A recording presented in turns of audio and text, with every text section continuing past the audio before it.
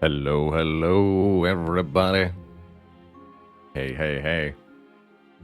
Boy, is it good to be here. After another lovely weekend.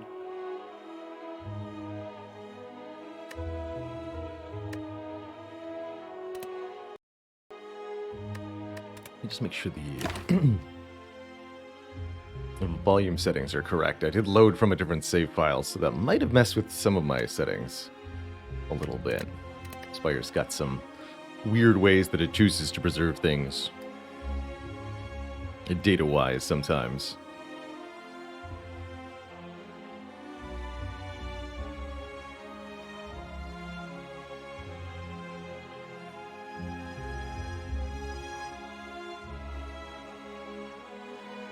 Haley remembers when they pitched the new emote to me, the very first comment they received was laser eyes. Yeah, because I had just laid my eyes on them. We're jamming to some Risk of Rain sound, Risk of Rain 2 music during the pre-roll there. What's the difference between that music and my propensity for warped tongues? One's Risk of Rain, the other's Risk of Pain. What's the difference between the music that we're listening to and rolling a random leader at the start of a game of Civilization? One's Risk of Pain, and the other is Risk of Spain. Jimble Zara, thank you so much for the 4 months of support.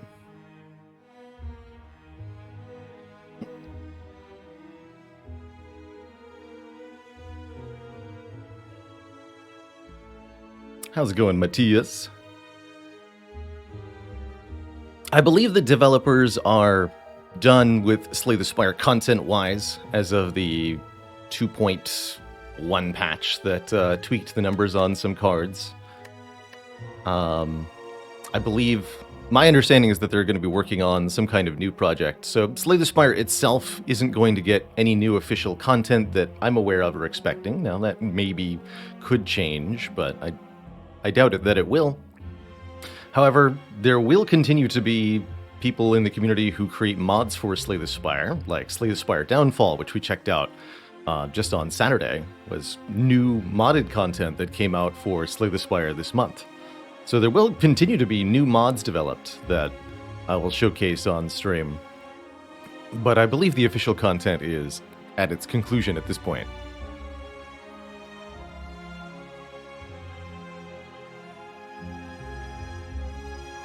Oh, that's so cool, Bailey.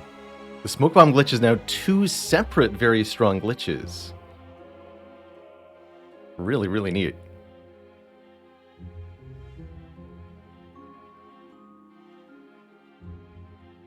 I've actually been happy to see that it almost seems like the Slay the Spire speedrunning community has started to grow over time as more glitches have been discovered that allow speedrunning the game to really be its own skill that is remarkably distinct from playing Spire regular style. And B-Box on silent is Risk of Bane. Oof.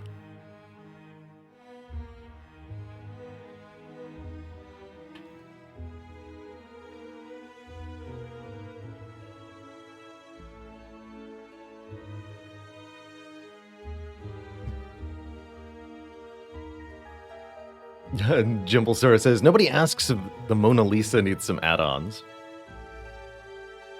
If the Eiffel Tower is so great, why hasn't there been an Eiffel Tower 2, huh?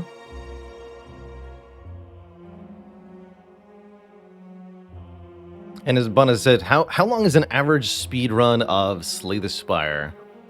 When it comes to a single run, any percent, as it's called, I think the standard now is 10 minutes or less to get from the very beginning of the game to defeating the Act 3 boss. With really, really fast runs being less than 5 minutes. And seated runs being 2 minutes. Highly recommend checking out some of the seated runs on YouTube. There really are something to behold. Just what, like 1 or 2 fights the whole run? Rivenak says, do you have to use glitches to get the speedrun achievement? No, actually. Here.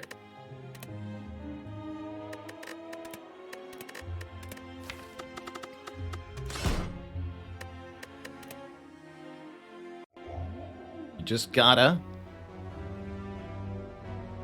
play fast. And know where you're going and what you're doing.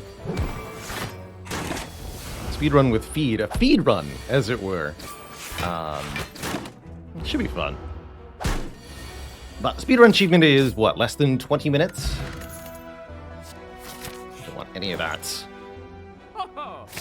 All offense, no defense. Pretty much. Transform and defend. Give me dual wield, that's maybe better. It's definitely an unusual start, let's say that.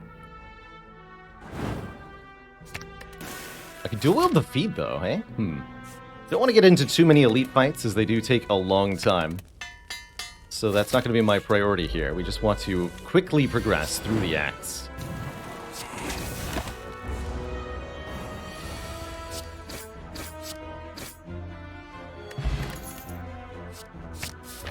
A pummel strike. If I make a pun about my only relic, would you all meet on the groan?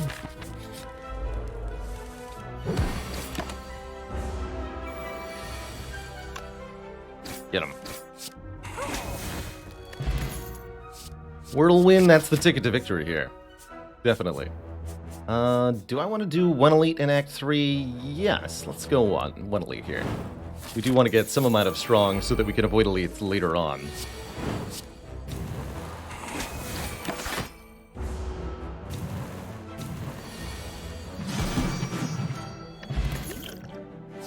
Definitely take a Thunderclap to pair with this Whirlwind here. Ouch. What is happening to my face? Ginger. That won't kill you, but I can do this.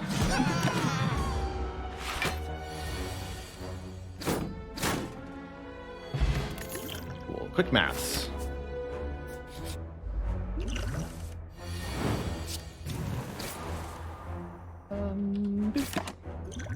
Probably use this next turn. Yeah, what do we got here? Sounds great.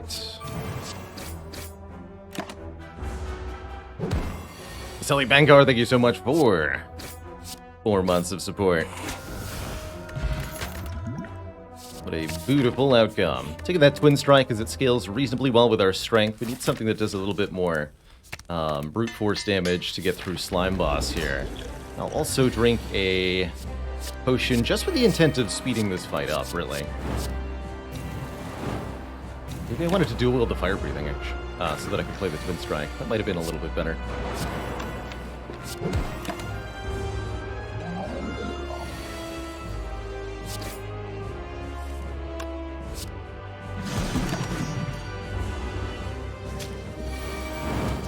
One of the big keys when it comes to getting your run of Slay the Spire done really, really quickly is not focusing too much on the decision making.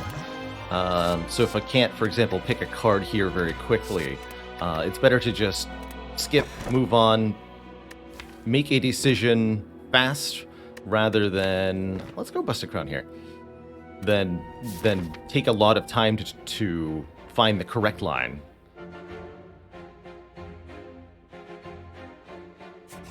So we're going to mostly avoid elites in this act. I don't want to get into too many time-consuming fights.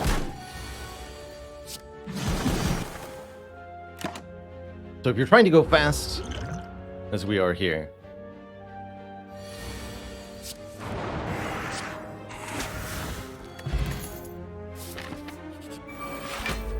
yeah, 10-wise. 4 minutes currently. Telling you that this feels rather slow to me at the moment. But we're actually exceedingly fast currently.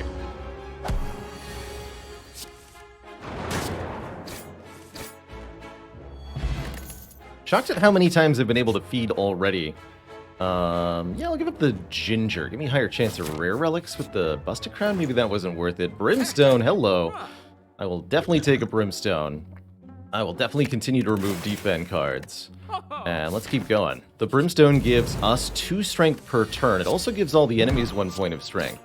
But the point is that we can use this to deal damage so quickly that the enemies will be dead before they have any chance to hurt us. And a pummel is the perfect card to go with it. Oodles and oodles of strength. Do I actually want to fight this elite? No, I'm going to go 2 upgrades. Upgrade pummel first.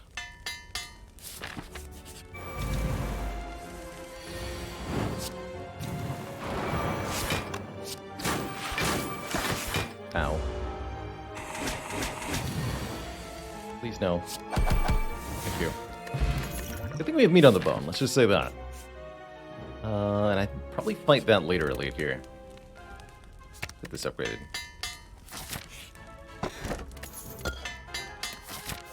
Oh, yeah, sorry, the timer... Hold on, here. Timer is going to be here on the screen. I'll just... Since I'm already in the middle of this, just disable the overlay so that it's not concealed like it usually is.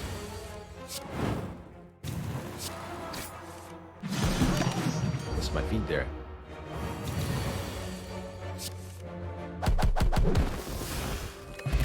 But how satisfying is that, man?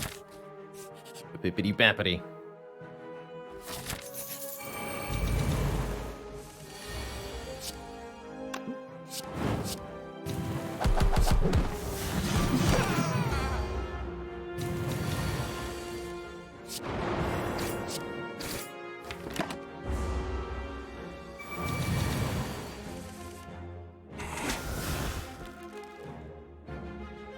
Okay, I probably don't need to focus on feeding very much from here. Yes, shop. But if it continues to line up organically, I will just continue to do it.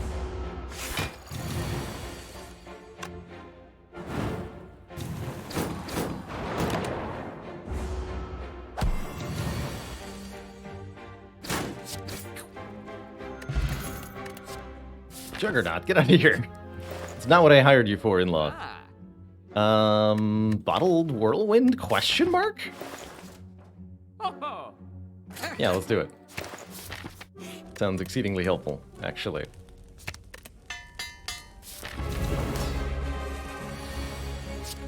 Actually, wait. Make a whole bunch of these.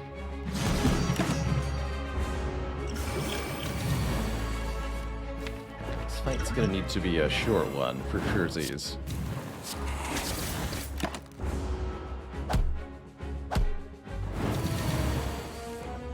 Because I have no block. And ow, and all that, you know?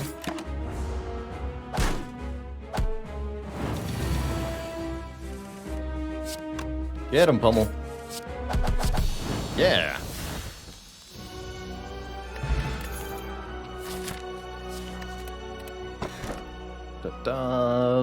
More energy? Question mark? We can just skip the chest. Yeah, just more energy here. I suppose Mark of Pain would have been... Runic Cube, excuse me, would have been decent card draw, too.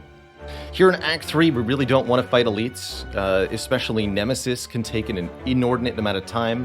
You just want to take as many events and non-combat nodes as possible to get through the act as quickly as you can. If you were able to beat the Act 2 boss, then the Act 3 boss shouldn't be much harder.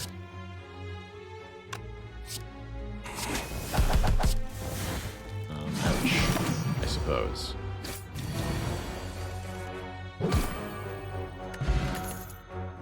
Dark Embrace. We'll try it. This potion, ancient potion, actually? Yes. Get those two together. Wait, I went the wrong way. No! My path. Clicked on the shop because I was very excited. Ooh. I think it'll be good, though. However, I have careened into an elite that I was not supposed to.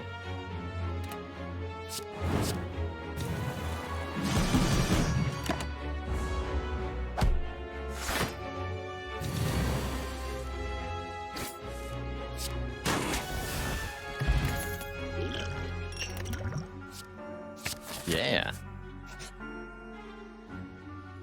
I definitely need to be able to heal, and I definitely don't want 2 normalities, so we're going to have to fight Hex Ghost. It's going to be terrifying here. Let's try not to lose all of our health to Hex Ghost instantly.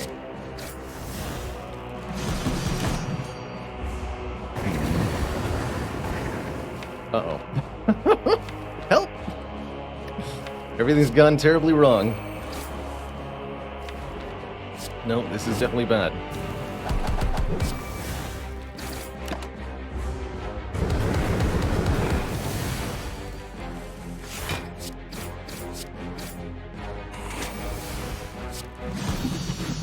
Thank goodness for meat on the bone, hey? Ooh, Charon's Ashes. Don't take the demon form. Guy head should be easy enough to kill at least.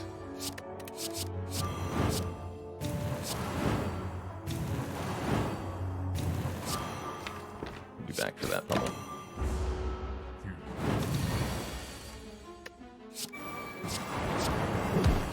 Oh, again, our ability to mitigate damage is basically 0, other than killing stuff.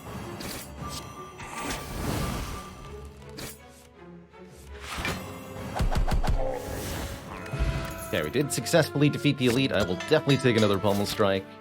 I'm definitely gonna sleep here. Not gonna take a second win though. Alright, it's very important that we not fight any other elites.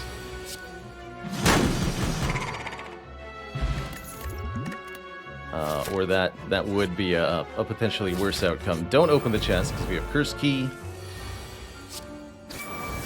This fight could be tough too.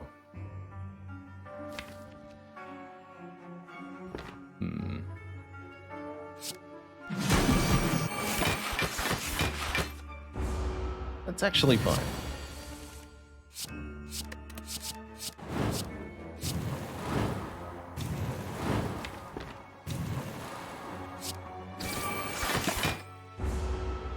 That's less fine.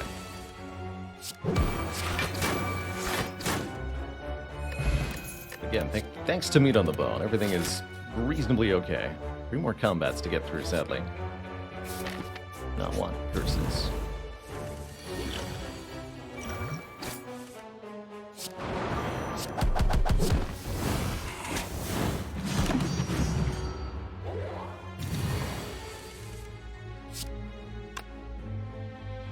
Get a big hit here.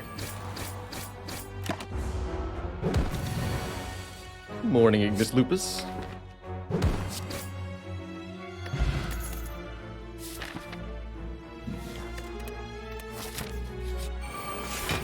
Spiker.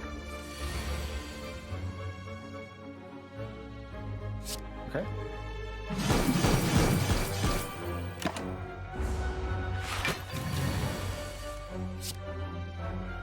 Price worth paying.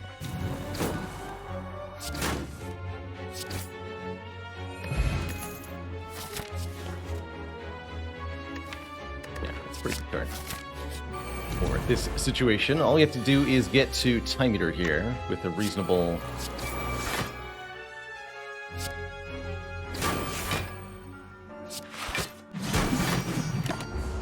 Get 2 parasites, that's the real question. With a reasonable amount of health, I'm trying to say.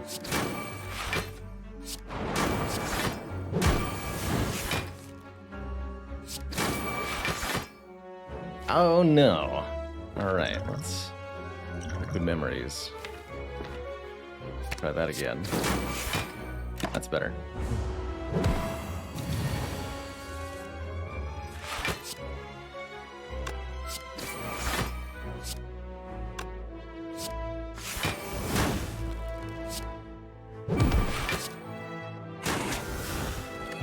There we go. Elixir's gonna help. Uppercut's gonna help. Sleeping's gonna help. Okay. So our current time is 14 minutes. We have plenty of time left to beat Time Eater here. And 99 health with which to do so. We only have 1 boss to fight, so we're slowing down a little bit just to ensure that we're actually going to win here at the end game. So, we use Elixir to draw cards with Dark Embrace later in the fight. We use Uppercut to mitigate damage this turn, and I guess I'll play the Whirlwind for some damage as well. Be a little careful here. I'm going to dual wield the Pummel Strike Plus. I'm going to draw a lot of cards. And then I'm going to exhaust a lot of cards.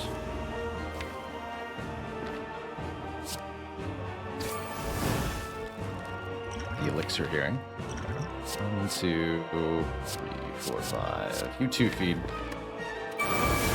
Abacus, save me!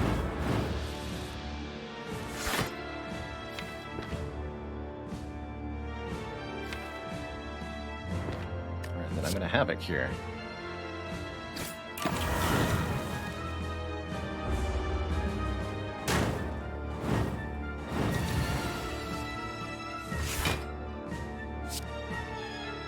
Next turn is going to be my Flex Potion. This turn we want to put Time Eater below half health so that we don't get killed next turn.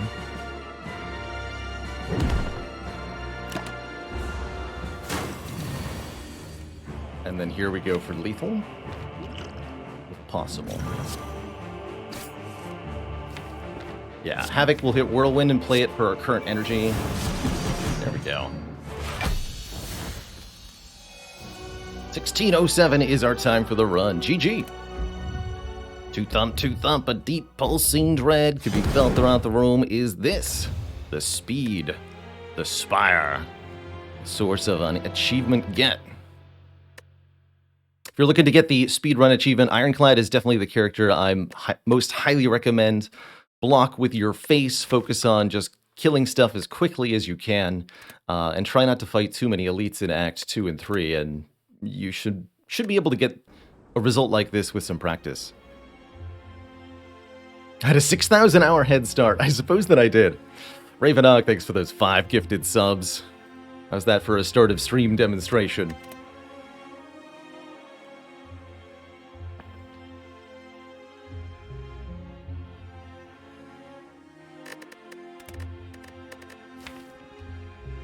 When it comes to Ascension 20 runs that take more than 15 minutes. Oh yeah, let's pop that overlay back on. There we are. Getting pretty close to that next Slay the Streamer Day. Exciting. Looks like Watcher's up in our rotation. I'm excited for a Watcher run at the start of the stream here today. I am in a creative mood, build-wise. So I think this run might end up being something a little odd. I could definitely see a random rare card. No, wait, that's a random rare relic. Random rare relic start. Letting us get off to a good beginning here. What does our act layout look like overall? Slime Boss Act is always something nice to see on Watcher.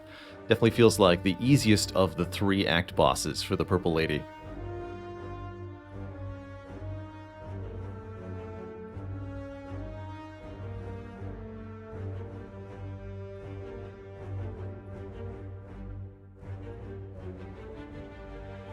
We've had 2 Blasphemy Battle Hymn runs back to back. That's pretty cool. Accumulate all the smites and then triple damage. How can you say no? Well, given these starting options, I think choose a card and 3 random potions are both relatively weak, but lose your starting relic for a random boss relic. That's a great one, of course, on average. But is it as good as a random rare relic? I don't know. Random Rare Relic is definitely one of the consistently most powerful starts I tend to find. And I also think that it gets a bit of a bonus if you are fighting Slime Boss, as you do benefit a little bit from the weak or frail immunity you could get from Ginger or Turnip.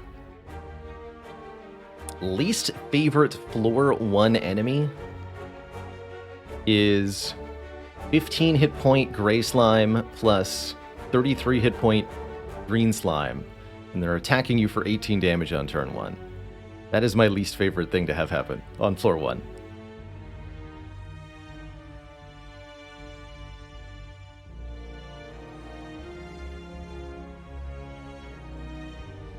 This Jawworm hits its all for 12 every now and then, but those two slimes can do actually quite a bit worse sometimes.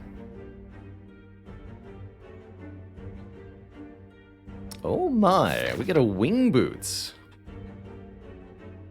in exchange for 6 max health. That lets us do some rather interesting things, and I think most notably is going to let us encounter the Burning Elite without having to sacrifice... Actually, we could use 2 charges on this wing boots to visit 2 additional elites this act, making this a 4 or even 5 elite act 1.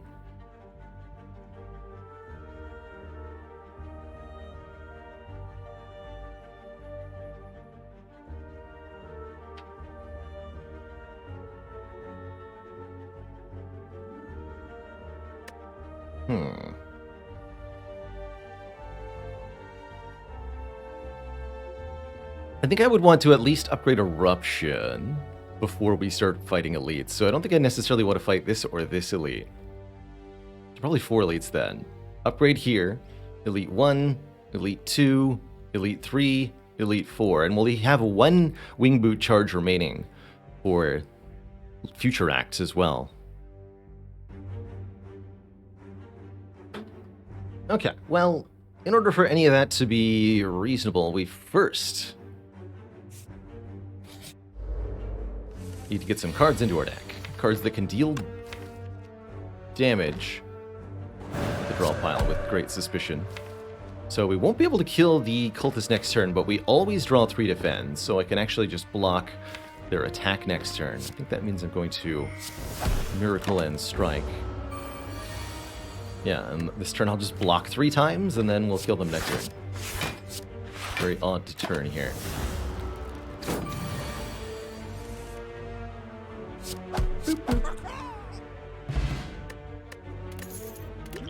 We get a, not the greatest potion, Essence of Steel. And only 1 attack card offered to us, Bowling Bash. There's also a Halt and Nirvana. Halt, I think, is a takeable card as a first card. If you're inclined to go block first, which I don't highly recommend, but is, again, sometimes acceptable. I don't think it would ever be reasonable to take Nirvana here. Nirvana can be usable.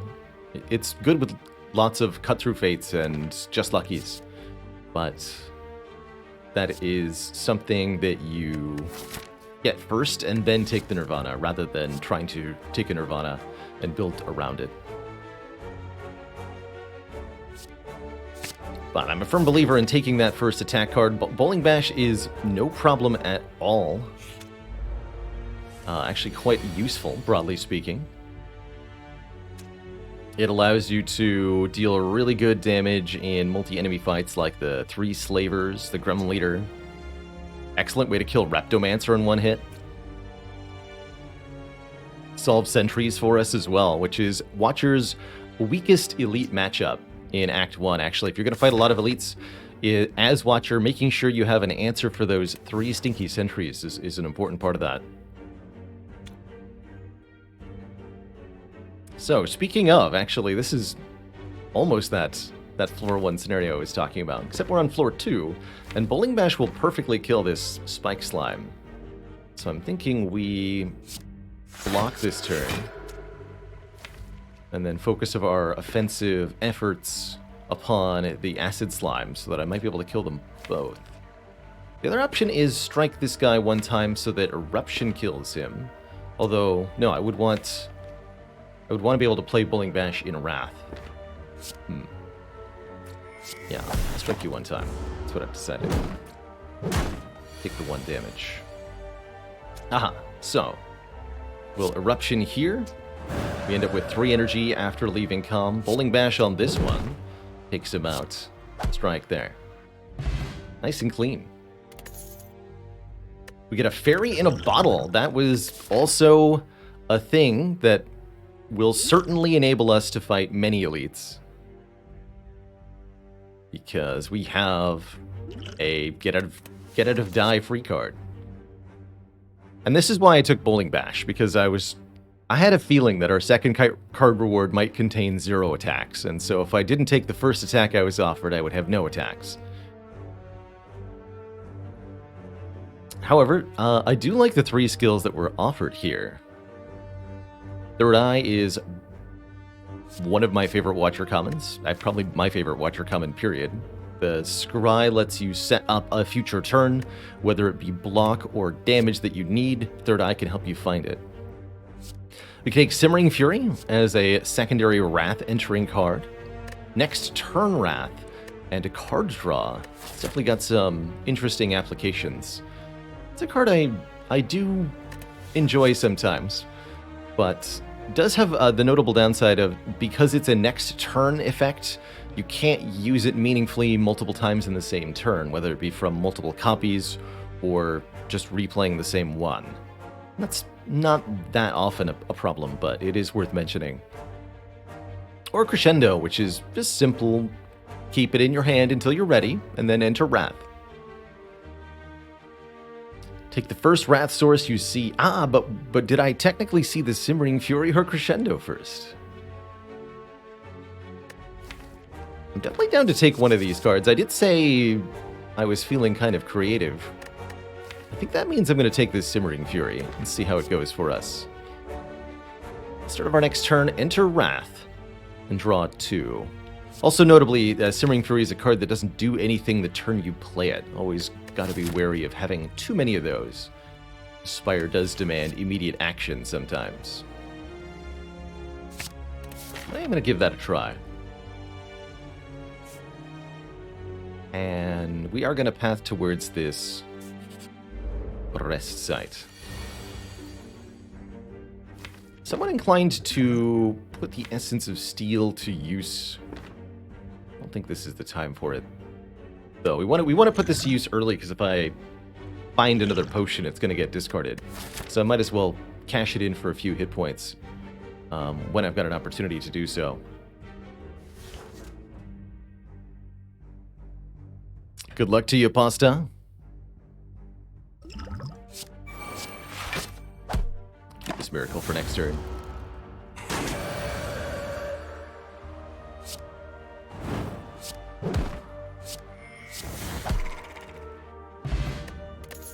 No potion drop yet. Second Bowling Bash. Again, the only attack card that we have seen this run. So far. Do I double Bowling Bash? I think I just skip this card reward and we look at one more card reward. Here, before our first elite. I would like one more attack card to fight elites with. I would prefer that it not be a second copy of Bowling Bash, but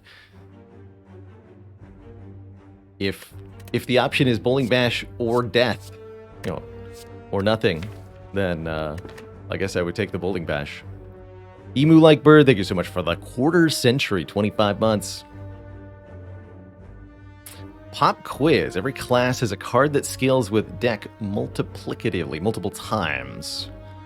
Asks Emu Like Bird, what are they?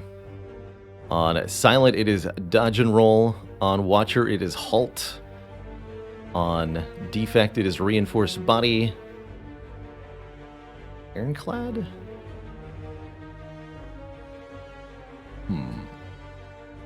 Ironclad.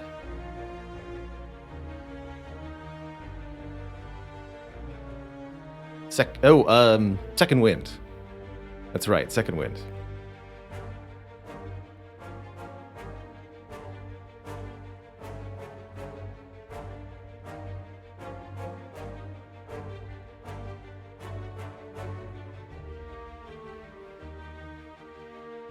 Baronfell, thank you for the 27 months, and Labana, thanks for 6. To both of you, by the way.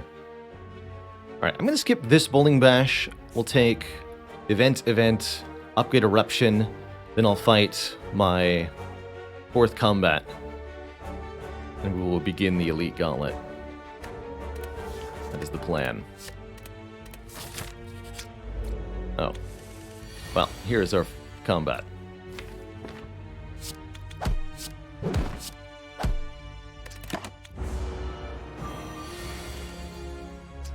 honestly, I'm okay with this.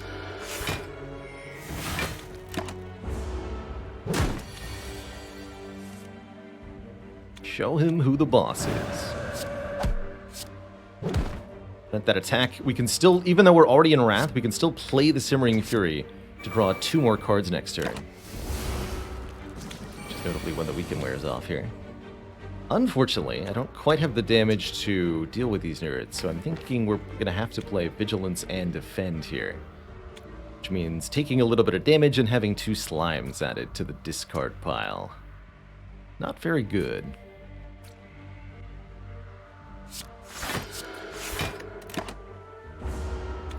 Only 3, though. Okay, you guys have to stop, though. This would be an exceedingly good turn to play the Simmering Fury. Do I take the 5 damage required to do so? I think it's worth it. Yeah, I think we need to get out of this fight quickly here.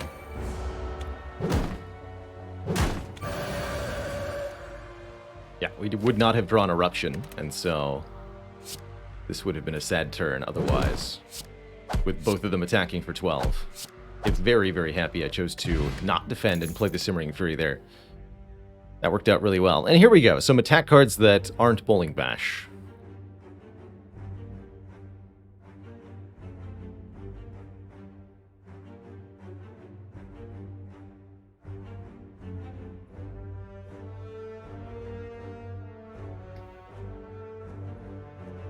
There's also a rare card offered. Judgment here lets us instantly kill any enemy with less than 30 health. A very good early game card, honestly. Excellent for picking off low health enemies, particularly in Watcher decks that need a bit of setup.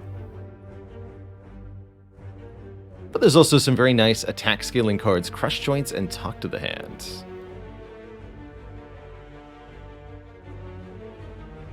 Adonis Incarnate, thank you so much for 3 years of support. You keep watching, I'll keep streaming. Don't forget to blink every now and then, though.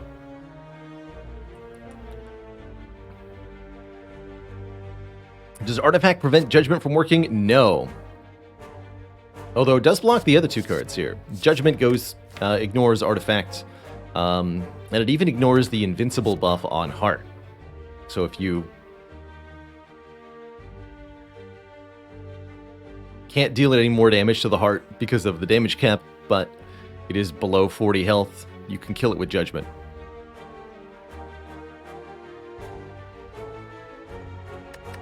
I actually very much like how Crush Joints combos with Simmering Fury. If you draw Crush Joints after playing Simmering Fury on the previous turn, then you'll be ready to apply Vulnerable with the remaining attacks. I think I would like a Crush Joints here, more than I'd like this Talk to the Hand at the moment, for how it's going to work with the elites, especially.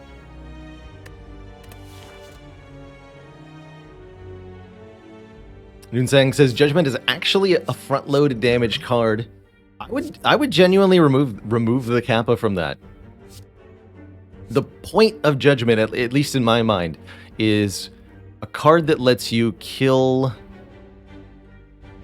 one of the 3 Slaver enemies, or kill a Reptomancer Dagger, or kill a Jawworm, or kill Gremlin, while you're trying to set up rushdowns and mental fortresses, or you're trying to get Alpha, Beta, Omega in play, or you're trying to work towards Divinity.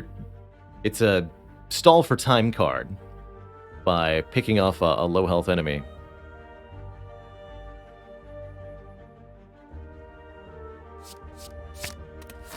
It's got a niche. I wouldn't say it's a particularly broad niche, but it's got a niche. I guess I'll lose more max health. That's a pretty low max health Watcher, but alright. 56. Now we're gaining a lot of bonus gold from each of the 4 elites I plan on fighting this act. And we're also upgrading Eruption.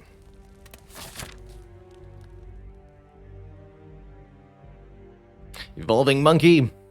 What is the Watcher's favorite flavor of tea? Judge Mint. Alright, since I actually got the combat that I wanted here, I'll take an event instead. See what we get from this node before we fight the elite. I'm ready to fight an elite. We will triumph. It's a relic. That relic is the ink bottle. Draw a card every time we play 10 cards, and I'm very, very happy with that.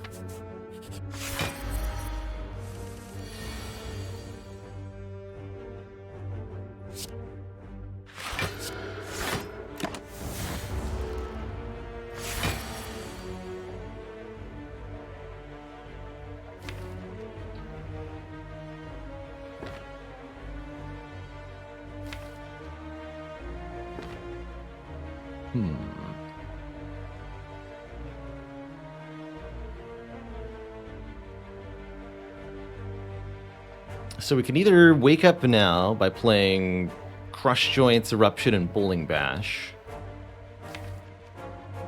But that would mean that this is our next turn when Legavillain is attacking us in Wrath. Or we can let the Legavillain sleep, play Strike, Strike, Simmering Fury next turn. That seems more reasonable.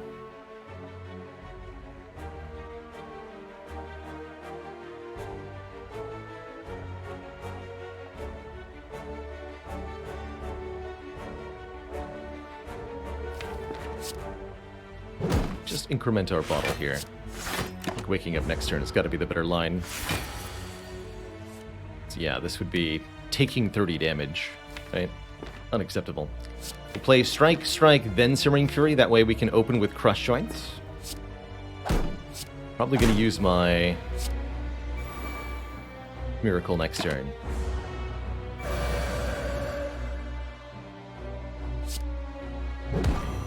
Did not draw... Oh, yeah, we're going to draw Vigilance thanks to Ink Bottle. Thank you, Ink Bottle.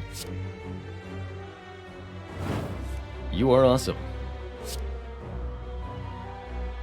Actually, wait, we can do 18, 18, 21. Not quite enough to kill. Pretty close, though.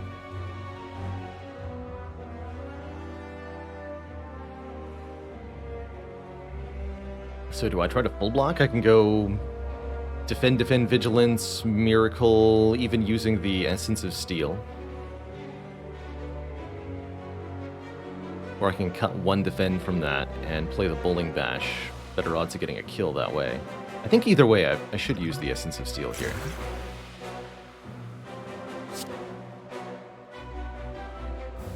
Let's do it this way.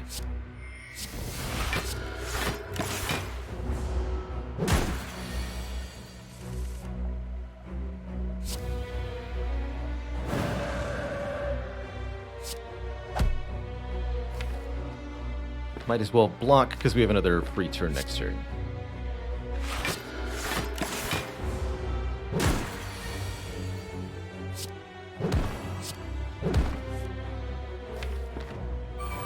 Okay, that went pretty well.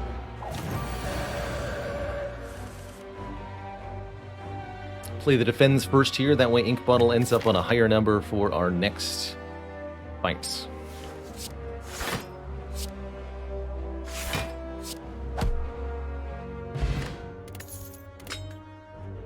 And it's like the Essence of Steel never left us at all. The Red Needle here gives us 4 plated armor every combat, so that we always block for a little bit. Giant House Key, thanks for 13 months. That delicious baker's dozen. Definitely a very good set of relics, although rather unusual set of relics so far. Some of these options, Meditate and Simmering Fury are a beautiful pair together.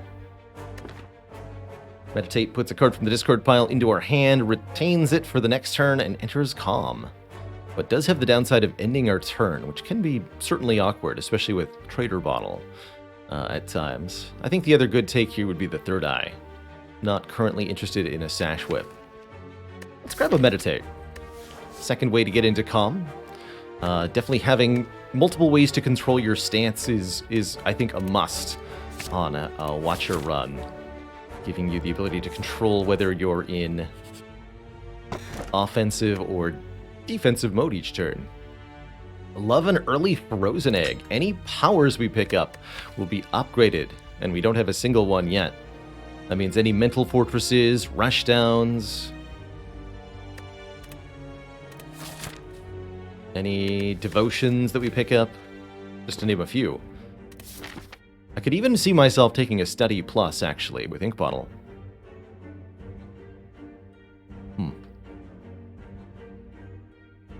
I do want to conserve a couple charges on the... Well, one charge on the wing boots, so we'll go... we'll just walk to this elite normally. We could go to this rest site, then jump here, then jump here, then jump here, but I'll end up with no boots charges left. Transform a card. Watcher typically likes to get rid of one defend, at least in the early game. All the more so true with the Thread Needle here, providing us a little bit of block.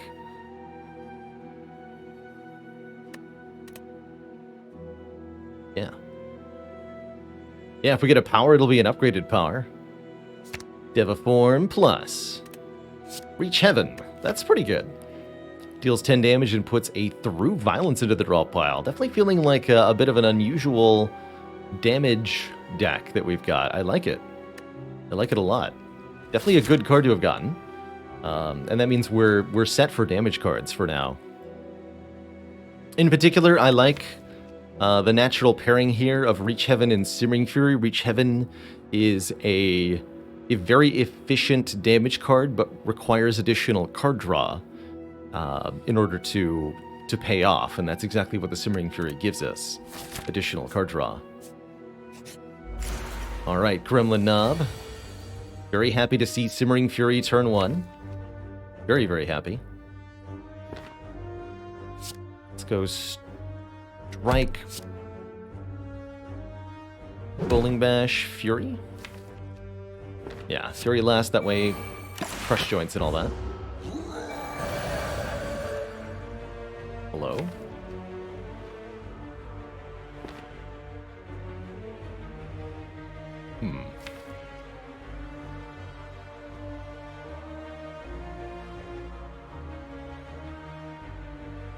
I think I play Reach Heaven, Miracle Vigilance. Ooh, although that would Trader Bottle draw a card. Maybe it's just Reach Heaven, Meditate. And that way I'm guaranteed killing the Gremlin Knob next turn.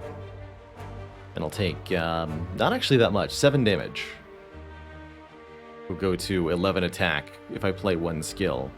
And we'll block 4 from the plated armor.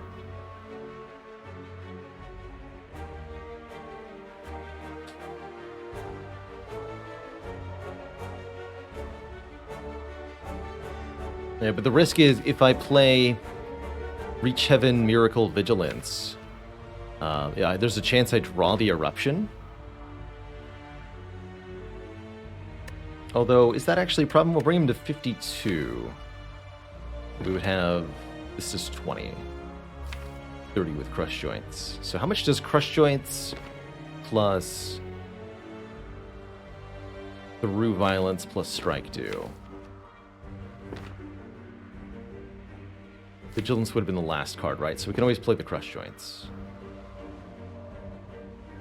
That would be 8 plus 9 plus 30. Which is not 52. So yeah, we would fail to kill in that situation. So I think for that reason, I'm probably going to just meditate instead.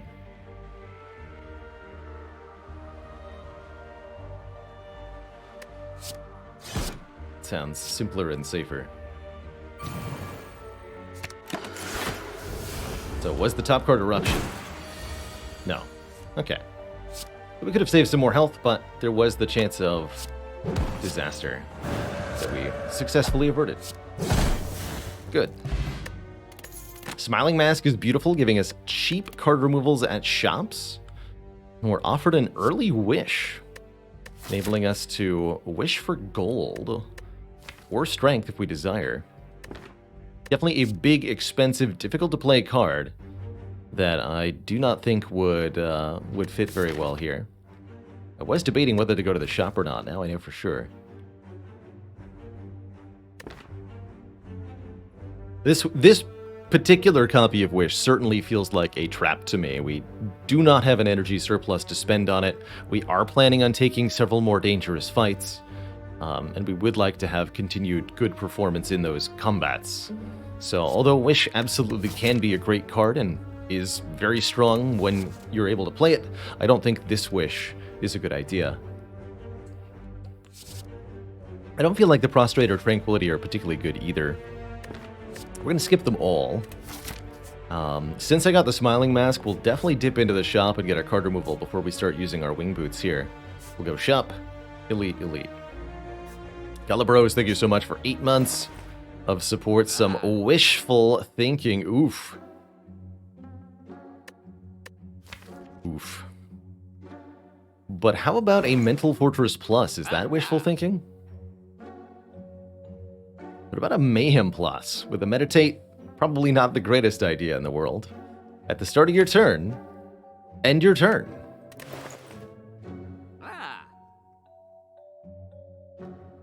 Could buy yet another Bowling Bash here.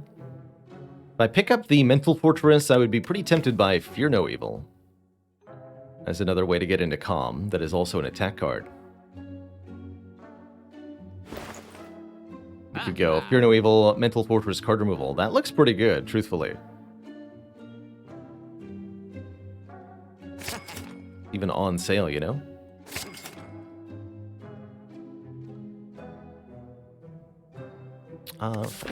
Two more elites and a slime boss, so I'll remove one more defense. Strikes are next on the chopping block, though.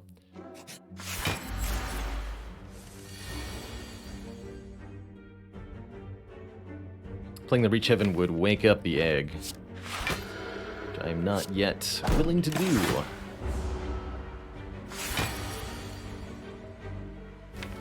Here we go. Simmering Fury. Meditate.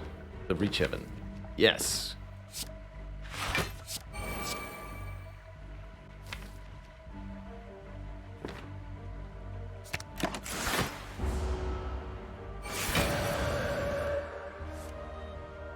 Beautiful.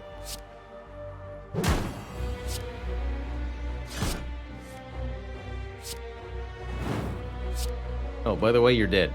Just like instantly.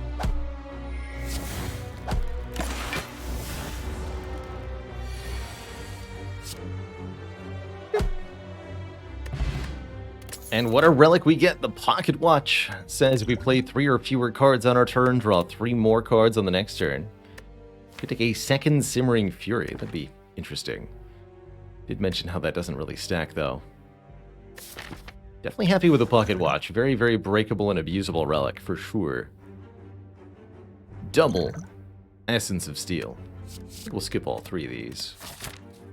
Definitely at the point where we don't really need more unupgraded cards.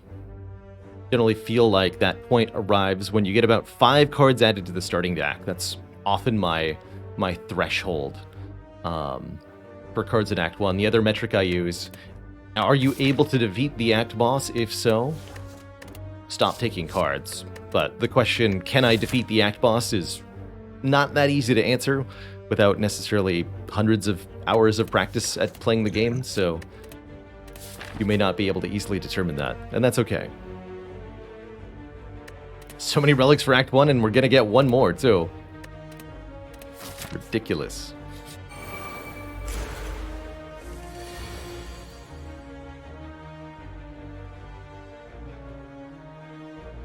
Rude. Let's play 3 cards here. I guess I'll use the Essence of... Yeah.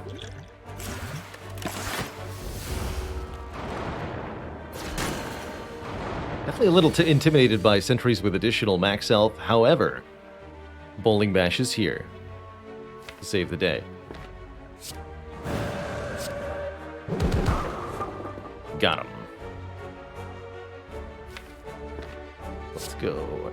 Simmering Fury, defend. Meditate the Bowling Bash.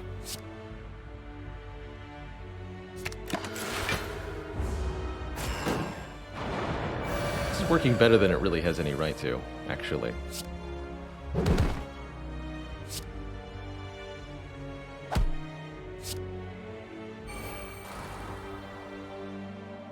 Simmering Fury, meditate the Simmering Fury.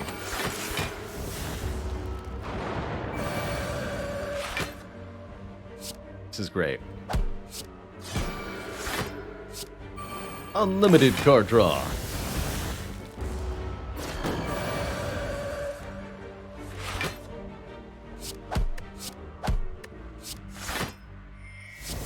Now that's what I call a good time. Our last relic of the act is the Ornamental Fan, rewarding us for playing 3 attacks in 1 turn. And here's a Tuck to the Hand to encourage us to play a lot of attacks. Or a Halt to be extremely good block in Wrath Stance, which we seem to be pretty good at getting into.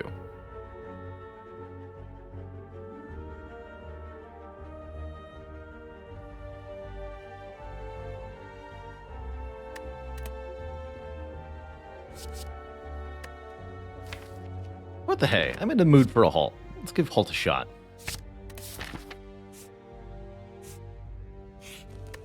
Alright, Slime Boss. I think reasonable upgrades at the moment are Crush Joints for the additional vulnerable turn, Meditate to get 1 more card into our hand of our choice, or Simmering Fury to draw 1 more card on the next turn. Probably Meditate for 2 cards returned is going to be my first pick here.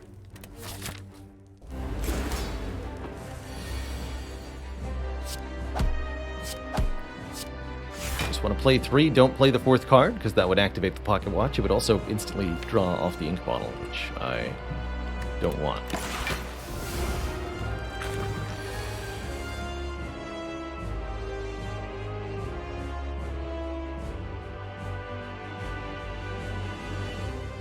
Crush Joints, Eruption, and then Meditate both of those cards.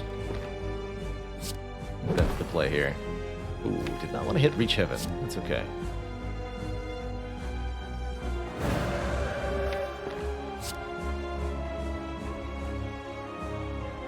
This was actually supposed to be Eruption Crush Joints, huh?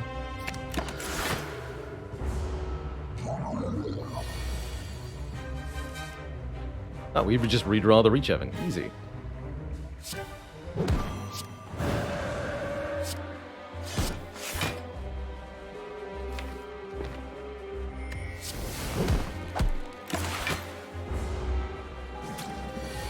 That. Oh, dear lord. What has happened? Ink bottle, save me.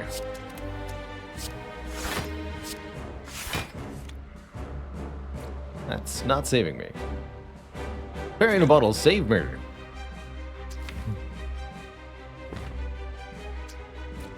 I knew this was a possible outcome, but I did not expect to see it on that prior turn there.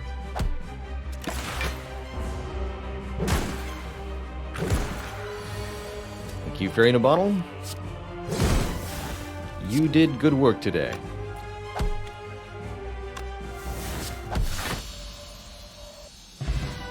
Totally Mike, thanks for that Prime sub, and Akmu, thank you as well for 4 months of Prime. Do we add Mantra to this? This is definitely a deck that I would really enjoy Mantra in, but what about Scrawl?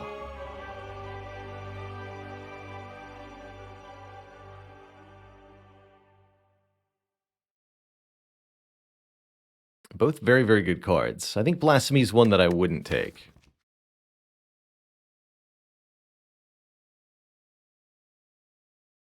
Stance Dancing definitely works better with lots of cards in your hand. Scrawl massively enables that. Also lets us get the Through Violence into our hand almost instantly, which I certainly value here. Yeah, I think I'm going to take this Scrawl. Although I do like Devotion in principle. I'm going to take this Scrawl. Oh my. Oh, what a set of relics here. Take the Calling Bell, giving us a unique curse and 3 relics. 1 common, 1 uncommon, 1 rare. We have enough card draw to mitigate the downside of the curse. I don't think that would be too bad. Violet Lotus says when we exit Calm, gain an additional energy. We have 3 cards that put us into Calm stance, so anytime we use those, getting 1 extra energy is very, very powerful. Or Tiny House, giving us the old bunch of stuff. 63 gold with Golden Idol. Bit of max health, which is much appreciated at the moment. Card and an upgrade. Feels like a very, very good Violet Lotus. Again, with 3 commentary cards. Definitely would take an empty fist or an empty body or an empty mind if we saw one here. I like it. I think we're in a very commanding position now going into Act 2. We got 1, 2, 3, 4, 5, 6, 7, 8 relics in Act 1 plus our boss relic. That's a lot of relics. That's a lot of elites looking at us at the beginning of Act 2 here. Very odd layout for them. I'm not sure I want to tangle with them, necessarily. Guess we'll be doing a bunch of combats. Not much choice or variation given there, but I think in most of the fights we'll be pretty well off. Although Shelled Parasite could hurt us on turn 1 quite a bit.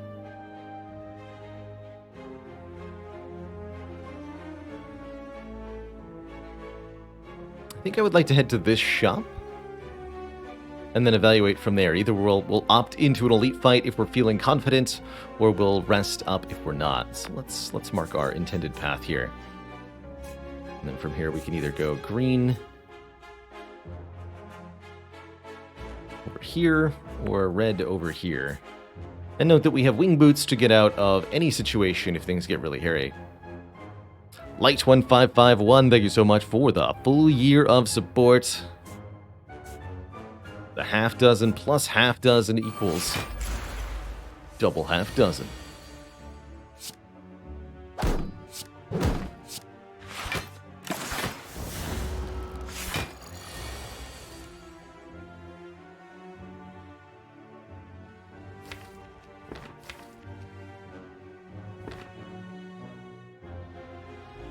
I think we want to Fear No Evil and then meditate the Fear No Evil so that I can use it again next turn. After playing Eruption, that feels right. Or I can play the Eruption right now, and then we can meditate the Eruption and the Fear No Evil. OP.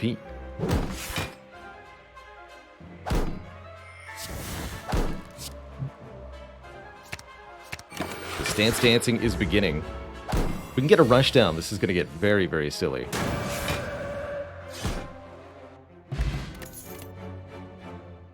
Oh my. There's also Empty Fist Plus and Cut Through Fate Plus. Both of these are exceptional. I did specifically ask for an empty card, and here comes one upgraded, so I think that's going to be my take. Empty Fist Plus enables us to either leave Wrath if we are in Wrath, or we can leave Calm in order to gain 3 energy. Ike Fizz, thank you so much for that Prime sub. Welcome to the Cozy Sub Club.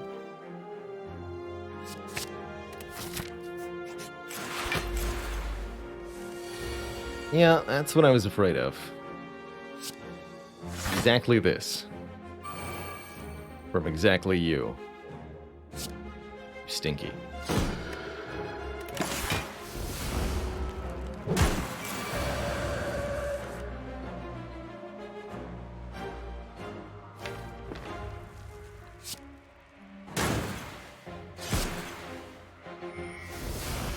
So 5 cards in the draw pile if we want the Through Violence. We can guarantee it by having 5 card slots available after the scrawl is played. Like so. And that's why Scrawl's good. Another one? What? You mean I could have taken both of those? Absurd.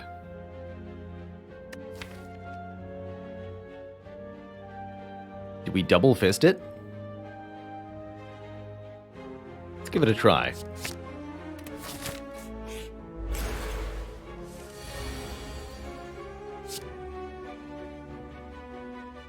both attacking on turn 1. Might make it worth it to try to kill her on turn 1, but I think we won't.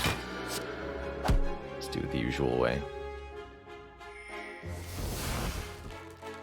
Hello, I would like to draw cards now, please.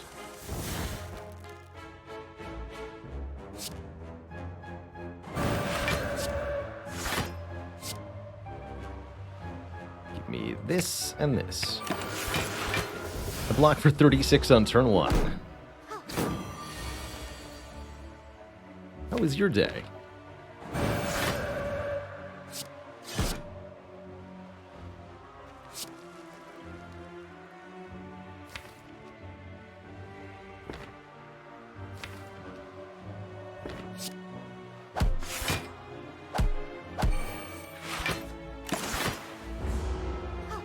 Fourier Transformer, thank you for 15 months. Support is real today.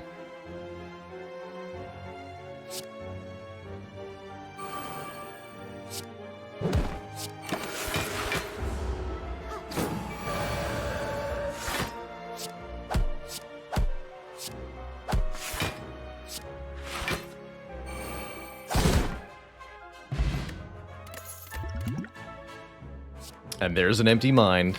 Exit your stance, draw 2. That'll also take. Beautiful. Okay. Now what we want is another source of calm or wrath and some card removals. If only there was a way to get card removals easily. Oh, hey. Anything else that we want here? I don't think that this deck necessarily wants a Deviform. Alcor LH, thank you so much for 27 months, the 3 cubed.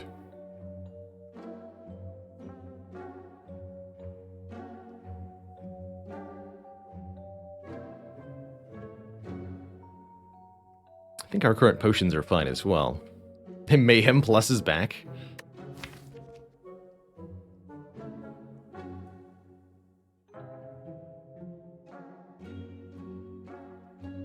From where for this one card, Mayhem would actually be kind of neat. I think it's just going to be a card removal here. If I could card removal and letter opener, I'd think about it maybe. But letter opener just wouldn't be quite enough damage.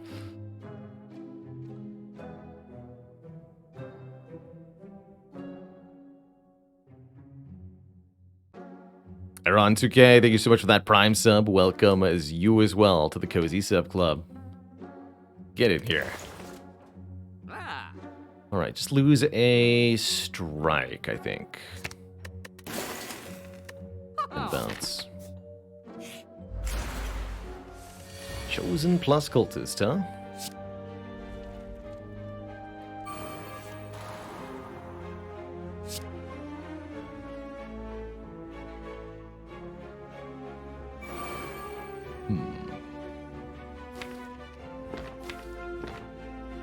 Oh yeah, if I'm Simmering Fury, this is already going to be too many cards in hand, right? Do I care necessarily about getting Empty Fist back into my hand? I don't think that I do. But another one after all. I draw 10. Seems okay. Although I didn't draw any of the good cards, necessarily. Sure, we can sort that out, too.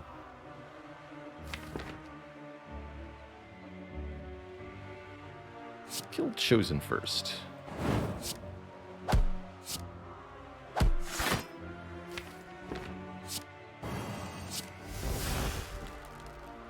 Crush Joints, Empty Fist will be sufficient here. Or, well, with the strike it will be. Doesn't have to become vulnerable or anything.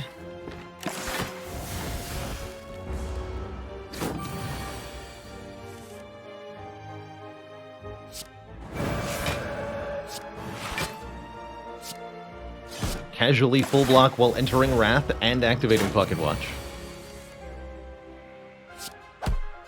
It's an ordinary Tuesday. Last Skin, thank you for the 5 gifted subs. Holy moly. Could incorporate a Flurry of Blows here. Flurry of Blows definitely combos with all of the stance changing we're doing, and with the Ornamental Fan to give us extra block, maybe then extra card draw from the ink bottle.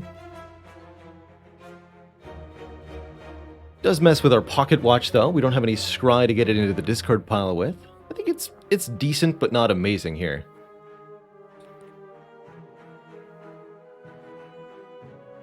And right now I'm inclined to skip more cards rather than take more cards.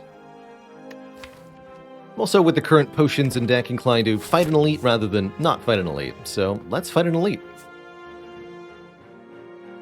Onwards to the red path. Malarkey, thank you for the 100 bits. Uh-oh.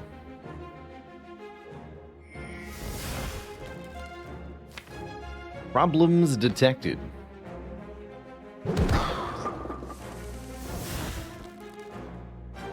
So close.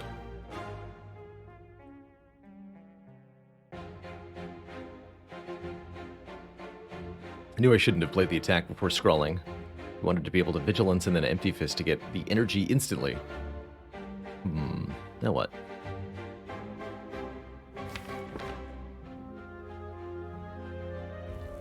Now I'm not quite sure what to do.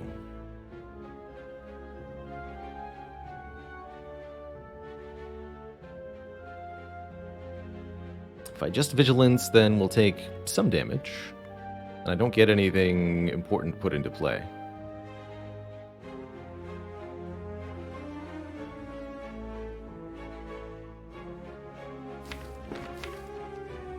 It's a bit awkward. I could Crush Joints and Empty Fist the Gremlin, killing it with 2 attacks here. Blocking for 4. So we block for 8, take 10 from the Gremlin leader. I could Mental Fortress Meditate. Again, block 10, but that would take 13 that way. And we wouldn't kill the Gremlin. But I would get into Calm Stance. Tough choices here. Plasma Snake, thank you for 5 months. And Gendy, thank you for 5 months as well. 5-tacular. So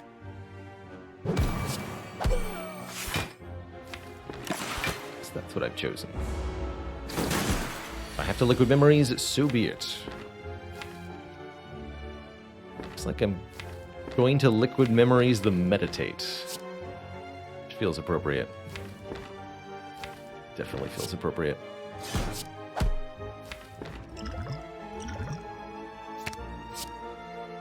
Meditate to get back. Mental Fortress. Eruption.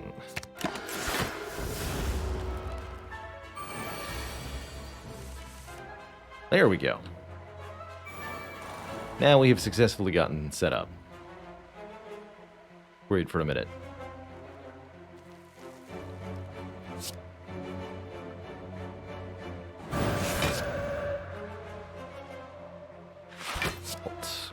Joints Bowling Bash the leader. Get some big damage done. Not quite enough to KO though. Not quite. So I'll kill the minions here.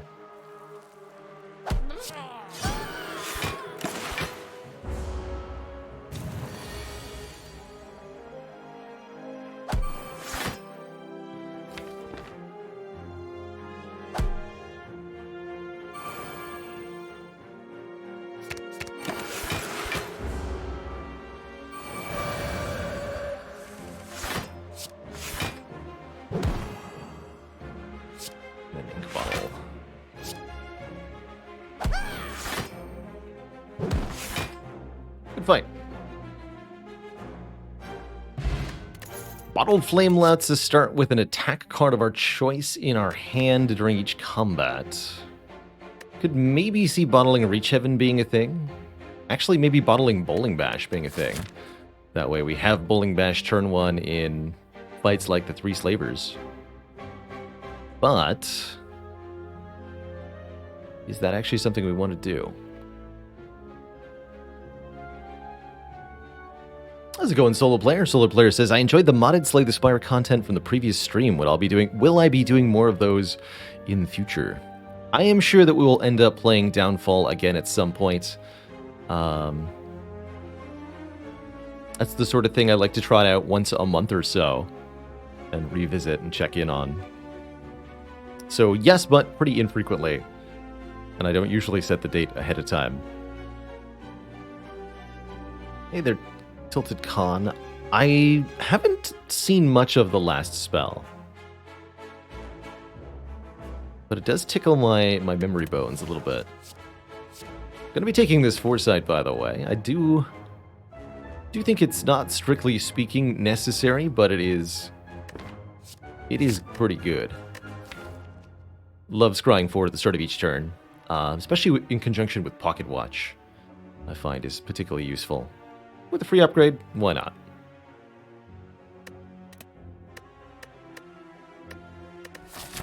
I think I'm just going to leave the bottle of flame on the ground.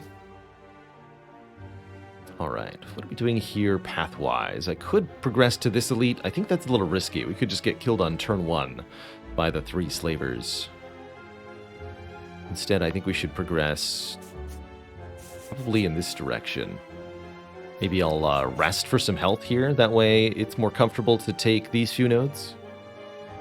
And then we can upgrade here and here. Potentially teleport over to this shop if we feel the need using our last Wing Boots charge, but I may not feel the need.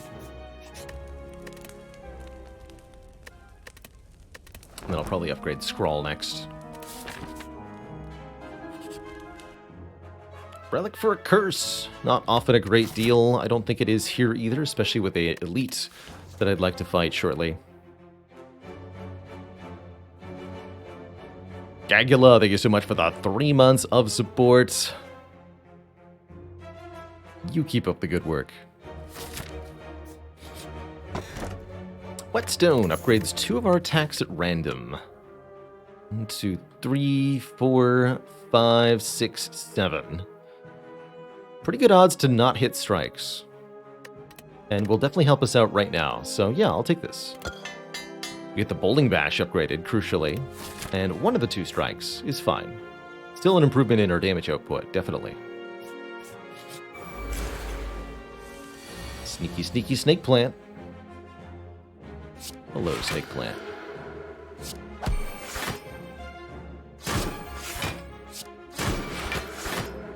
Not too bad, though. We end up taking comparatively little. Only 8 on turn 1 here. And then I'm thinking this looks like 0 on turn 2. Purely hoping this looks like 0 on turn 2. Oh, yeah. Bonk.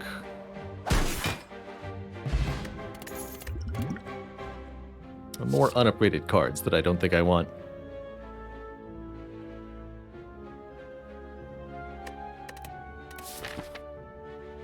To the elite. Next up is the Book of Stabbing, not the 3 slavers, which I'm extremely grateful for in this moment. Let's just play 1, 2, 3 cards. Ooh. Uh-oh.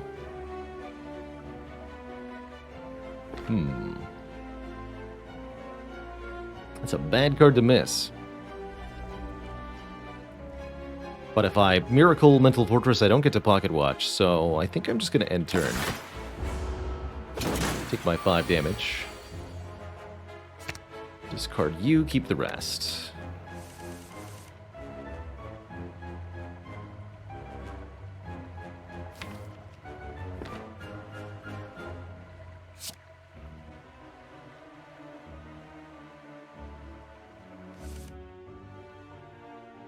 Stinky Traitor.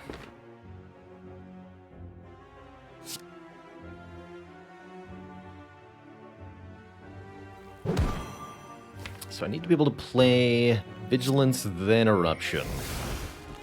I need to draw 4 with Scrawl to get that. Should Empty Fist once first. Empty Fist, Scrawl, Vigilance, Eruption.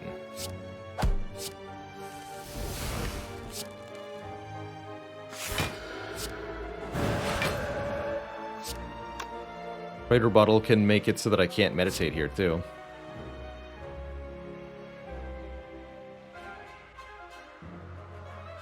If I'm not careful with my card plays.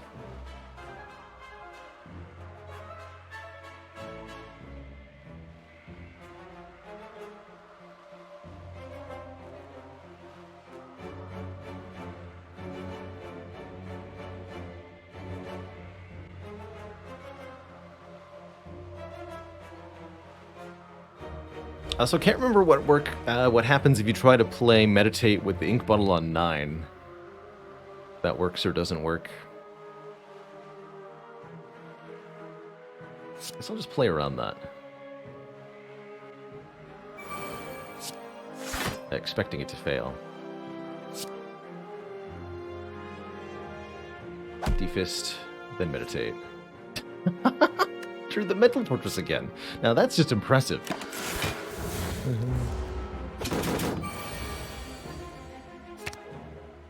How does he do it?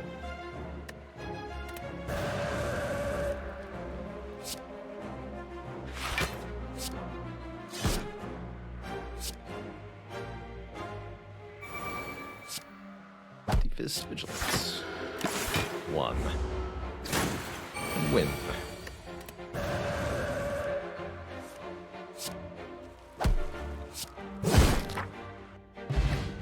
Oh man, an excellent block relic to pair with our Thread Needle. The Cloak Clasp gives us 1 block for each card in hand at the end of turn. More unupgraded commons here. And an Ambrosia Potion, instantly putting us into Divinity stance for triple damage. Pretty good.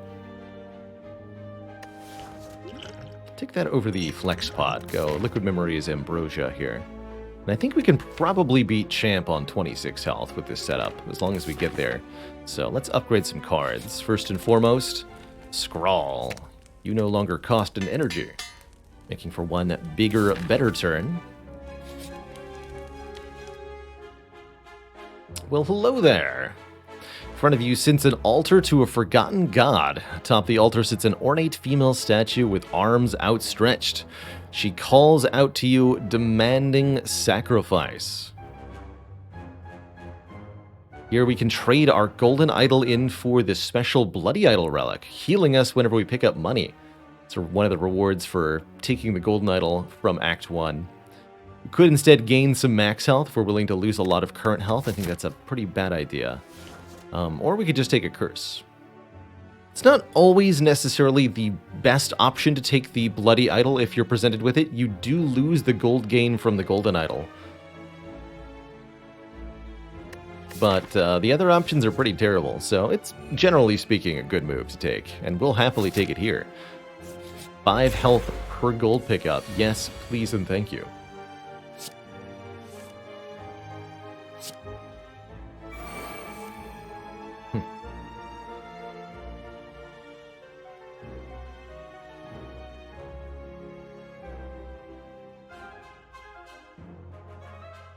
I'm just going to play the Empty Fist. And we're going to let Cloak Clasp do the blocking here. Does Ectoplasm prevent the healing? Yes, because you can't get the gold, and therefore you can't get the healing.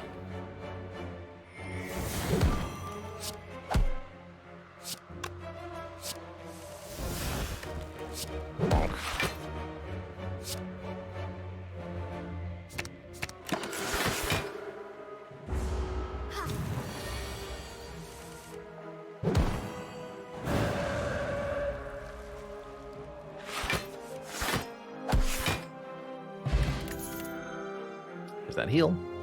Tantrum's another Wrath card.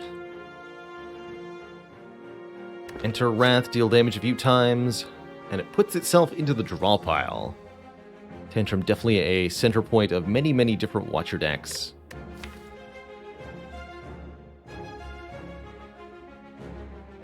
I think I'm going to turn down this Tantrum just for the sake of variety. It's definitely an adequate entry of Wrath here. But we're not massively benefiting from it. We don't have strength scaling or anything going on. And I would like to try to win in a different way on this run. Starting with an upgraded Crush Joints.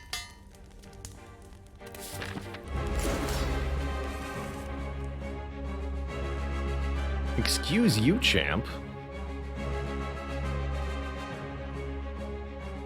Well, I guess this is what the cloak clasp is for. I want to get one of these. I think I'm just going to let the rest of my cards block for me here. Blocking 9, taking 9, and drawing a lot next turn.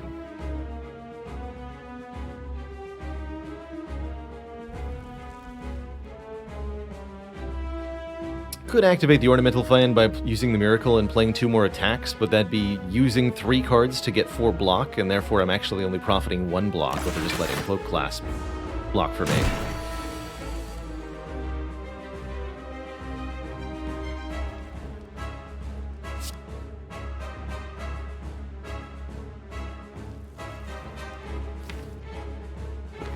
So our goal in this fight is to get our powers set up, and then wallop champ with big stacked damage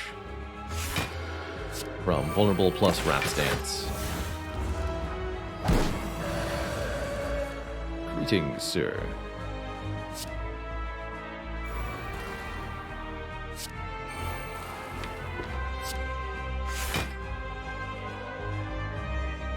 So we go Furno Evil, Empty Fist, Meditate for the most block this turn. I'll strike. Furno Evil. Empty Fist. Rolling Bash. Defend. Meditate. Giving me back the Reach Heaven, and Champ won't be attacking me next turn, so let's get back Eruption. On every 4th turn, this is turn 4, Champ declines attacking the player, and instead goes for a taunt. That's a guaranteed thing, part of his pattern. We can take advantage of it here.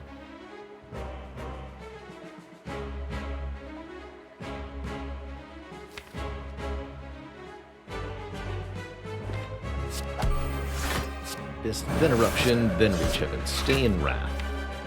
We're guaranteed to draw into Calm here.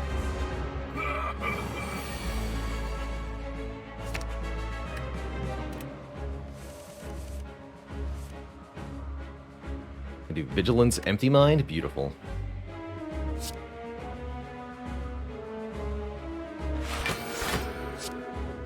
Just able to make so much energy from the Violet Lotus.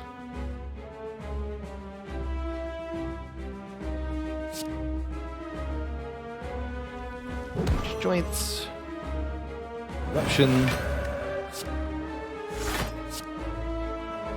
Meditate back, the Crush Joints, and the Eruption, actually. Seems to be working.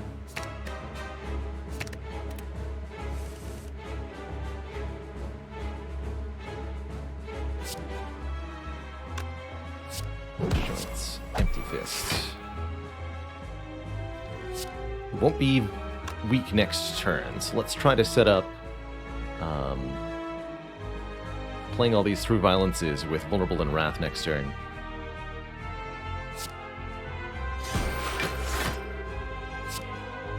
Although I won't be able to end my turn in Wrath, looks like.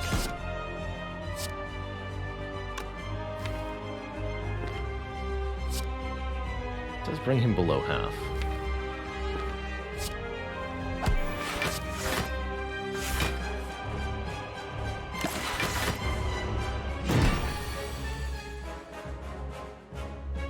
No, it doesn't. Excuse me, he's at half. What a stinker. Well, he's at dead, actually. GG.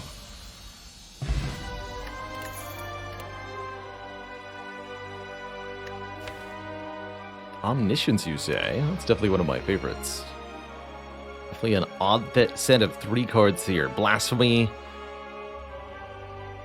It's like an Ambrosia Potion in a card, except it kills you.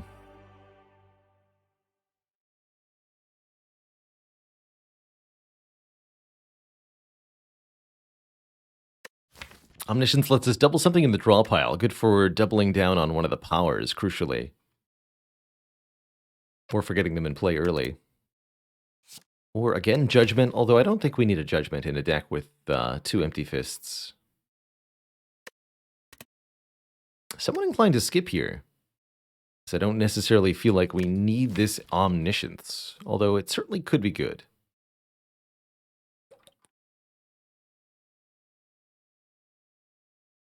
I do worry a little bit about heart if I can't get set up adequately quickly.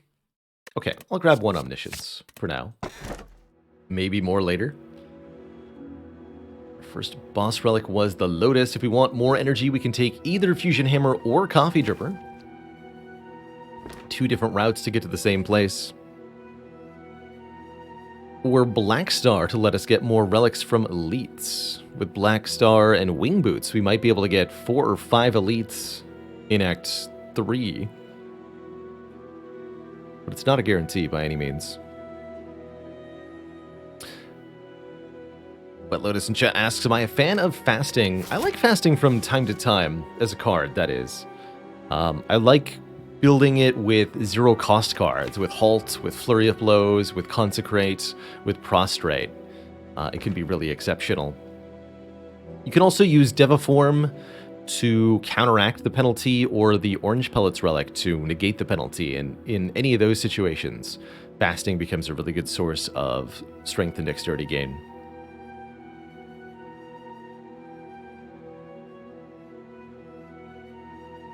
I think I'm going to end up taking more energy here. Definitely, especially with the Omniscience, we would like more energy. And with such low... I have the Bloody Idol for healing, so we can take the Coffee Dripper here. Cool. Feels nice and comfy, and this would not have been a very satisfying Black Star. Even with the Wing Boots, we can only fight 3 elites, I think, at most. Pretty weak. Instead, I'll use the Wing Boots to visit more shops this act. We can go to this shop, Wing Boots over to this shop, then visit this shop. And that will allow us to remove 3 cards with the Smiling Mask. Dunk, dunk, dunk. And really bring this down to a beautifully condensed cream of Watcher soup.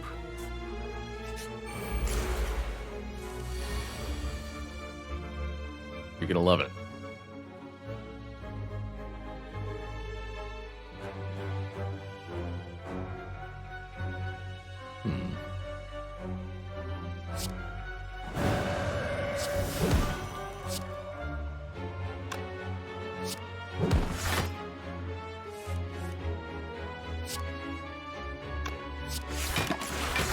Block that way. Figured that might be the consequence, though.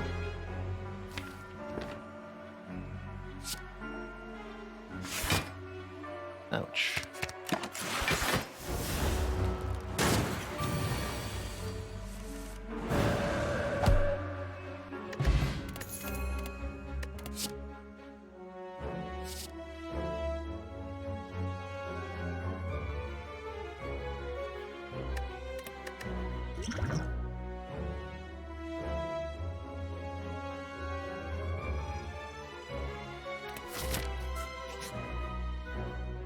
Winding Hall is going to be no thanks. We could take Madnesses or Curse here.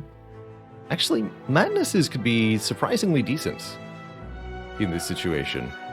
Freudian Hit, thank you so much for that 26 months of support. Keep on keeping on. And Do the Do, thank you so much for 450 bits.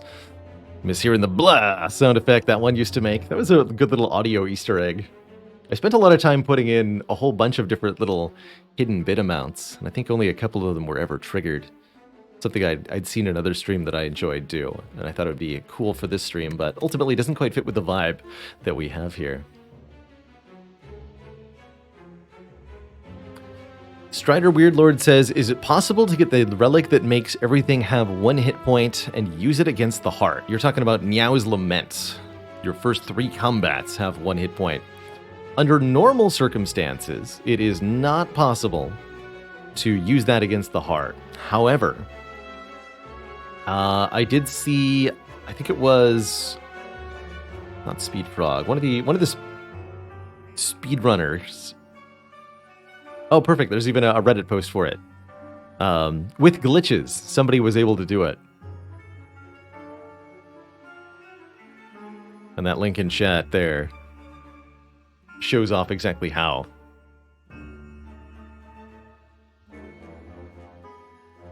Alright, we'll go down to 53 max health. This is a fragile watcher, that's for sure.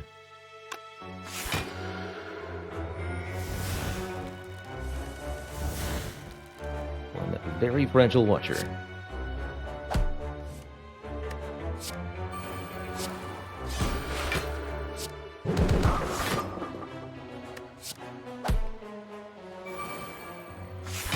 Alright, good turn 1. Oh, that was Ubla, of course. Well done, Ubla. What a maniac.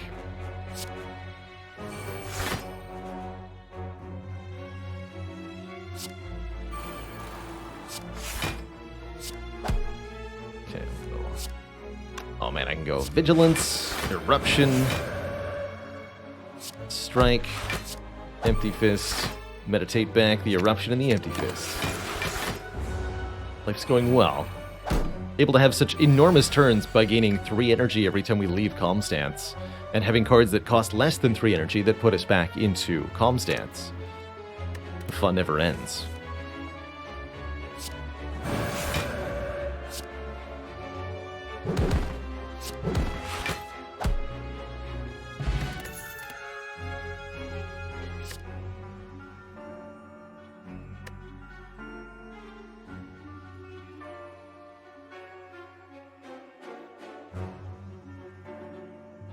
Purple Photon, why should you never trust the Watcher's outfit?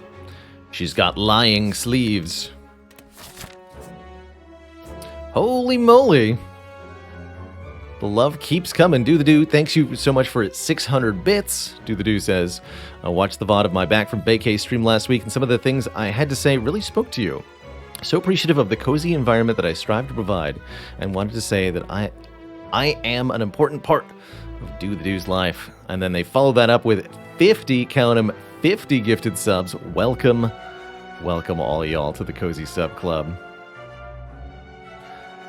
Here to be this little corner of coziness, of warmth, of positivity here in a dark, scary world. Life is hard every day, but I like to focus on the enjoyable and cozy part here and remind us all that it doesn't have to be difficult all the time.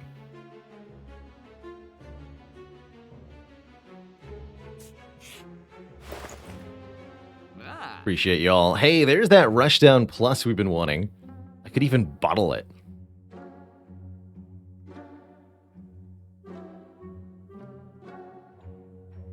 It's a full-on waffle raid.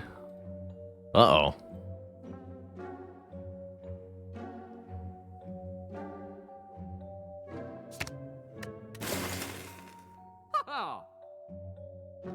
Yes to Rushdown for sure, Z's. Possibly yes to another Fear No Evil.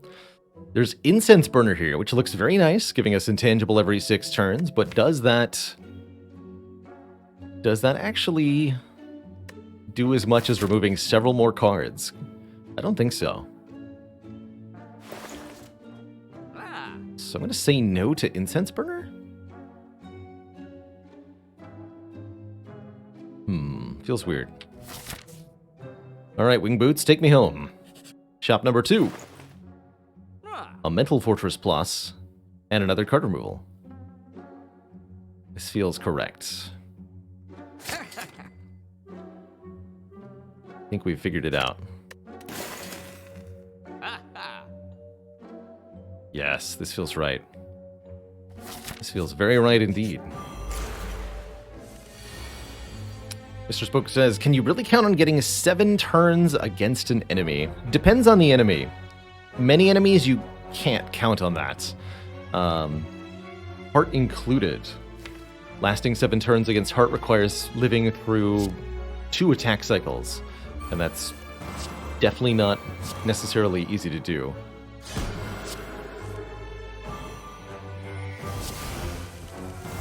But if you have a good defensive engine, then 7 turns is not too bad in a lot of different situations. Very doable. Well, this is getting ridiculous now.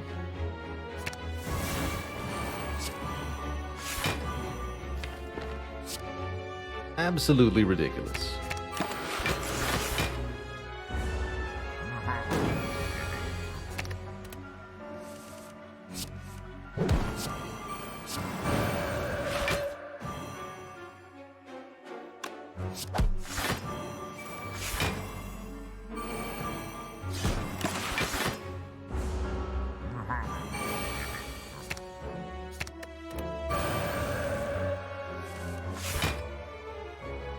Problem is, if I'm not being attacked, I can't enter calm as easily. The funny thing I hadn't thought about.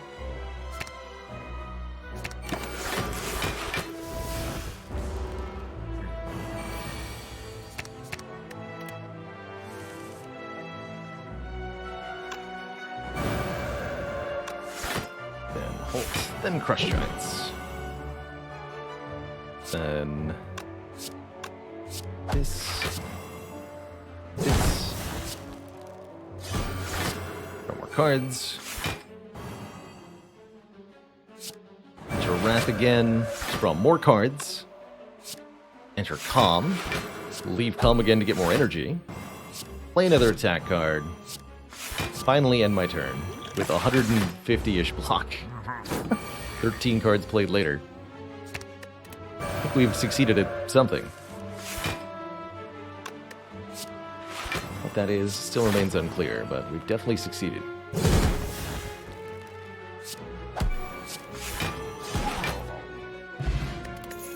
Pednib's here to double the damage of every 10th attack. We could take another Mental Fortress. I think we have enough, honestly. Sash Whip's actually pretty good as a way to apply Weaken. That's going to scale down our enemy's damage very dramatically. Okay, let's just take a simple no-nonsense Sash Whip. That's going to fit in really well here. Being able to weaken Heart is exceedingly important for your Watcher late game, I tend to find.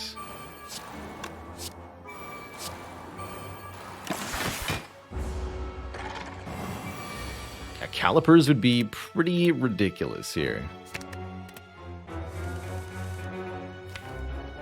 But I like to Omniscience. Anything? I don't think so.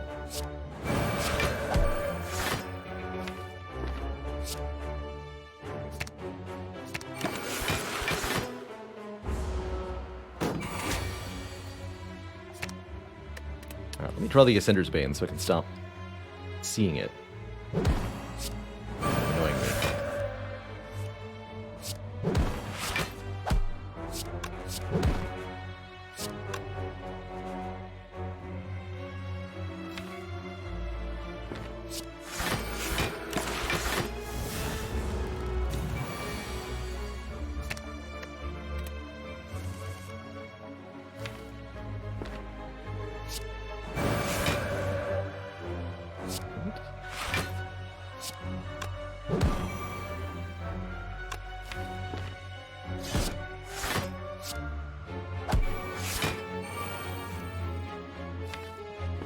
Empty Mind, Miracle, Meditate. Yeah.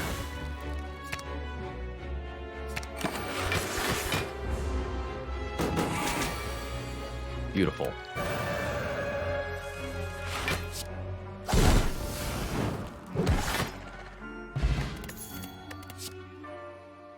Another Tantrum that I don't feel the need for. Another Flurry that I don't feel the need for.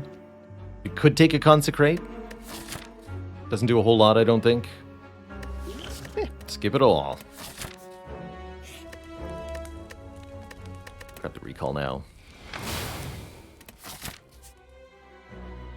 That way we can upgrade a card we get later from this Elite or from the shop. Have to take the Sapphire Key over the Nunchaku, although the additional energy would be definitely appreciated. Gotta go to Act 4. Tantrum is absolutely good enough in this deck. I simply think it's slightly redundant. And I've won enough decks with a Tantrum in them. I'll take a Crescendo or an Indignation if I see either of those, though.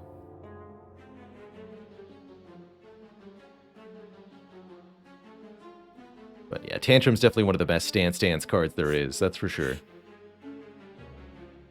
Not losing my money right before the shop, you madman. How dare you? Toolbox. Interesting. Start of each combat, we would get to choose one of 3 random colorless cards. I think it's too late for the Toxic Egg to be particularly good. Magnetism's rather unusual, too. Thanks for stopping by. Do the do. Enjoy the lurk. Appreciate you. Alright, let's donk 1 defense. Do I take the box? That's the question.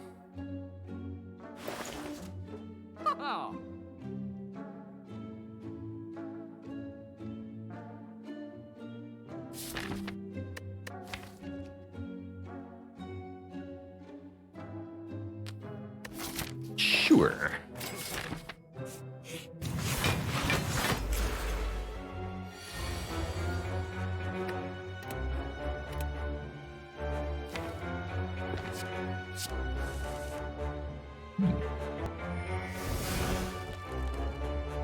What do you got? Free Judgment, actually very good in this fight.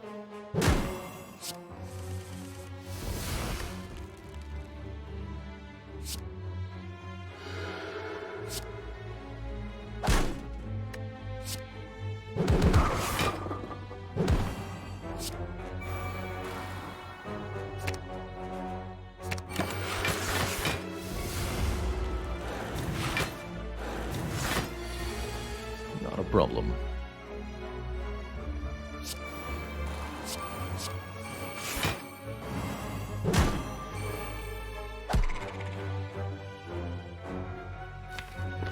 Not a problem at all.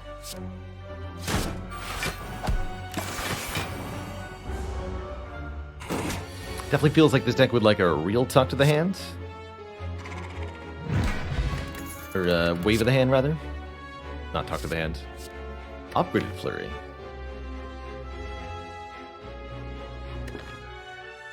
Still only decent.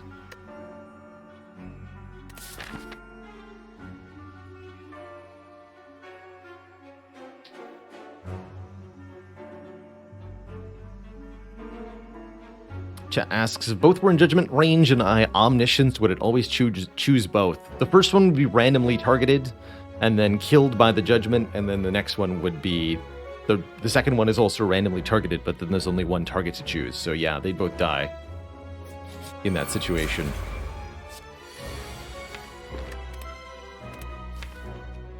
Let's try Impatience here.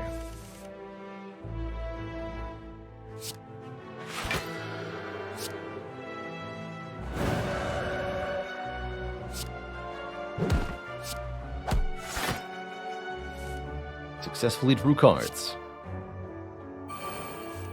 Huzzah. So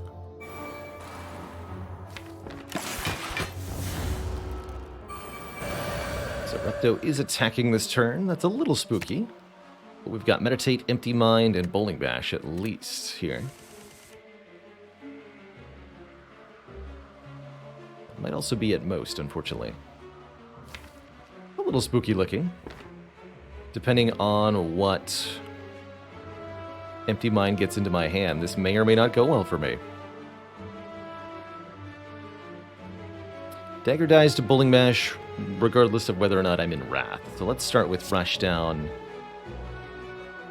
Mental Fortress, Empty Mind. Okay, we got Scrawl, which means we can keep this train going, so to speak.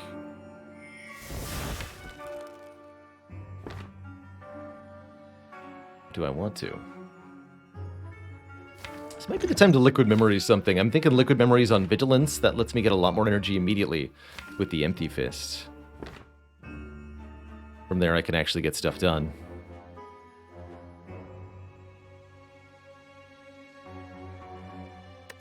Let's do that.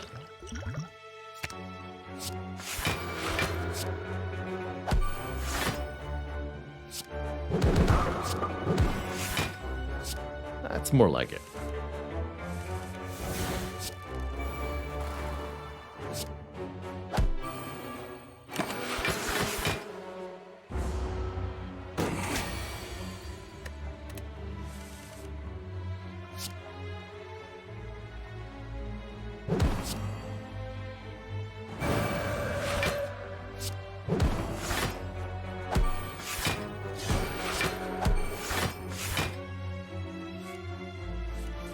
Card draw.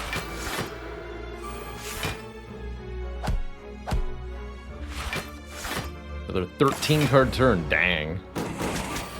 Seems like the deck is functioning. Finn Gray, thank you so much for 23 months. So close to the 2 full years. If only we'd bought the Toxic Egg, we'd now have the full omelet. As it stands, we can pick up a Signature Move Plus, a Spirit Shield, or a Just Lucky Plus. Both Spirit Shield and Just Lucky Plus are actually kind of appealing to me. Like the free scry this offers with how much draw we're doing. Yeah, I'm going to take this coin toss here. One last fight on the way to our act bosses, the Transients. Go figure.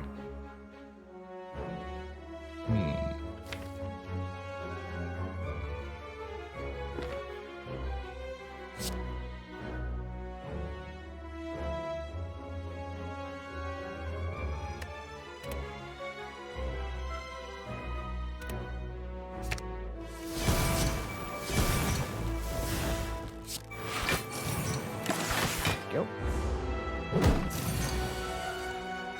Two of those reach Evans into the draw pile feels appropriate. Here we go.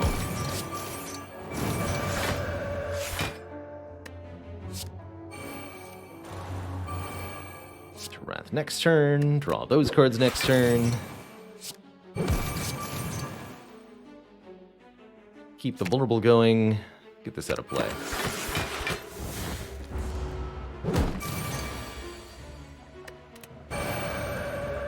And Seeply TV, 1 month to go until 3 years. Thank you so much for 35 months of support.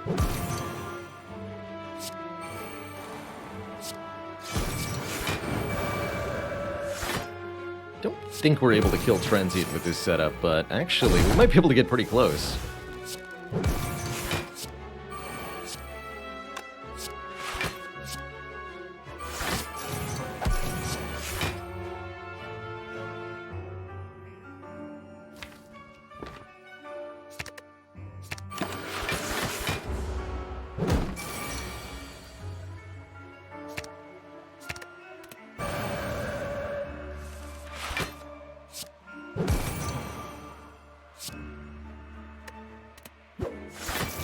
Perfectly good cards.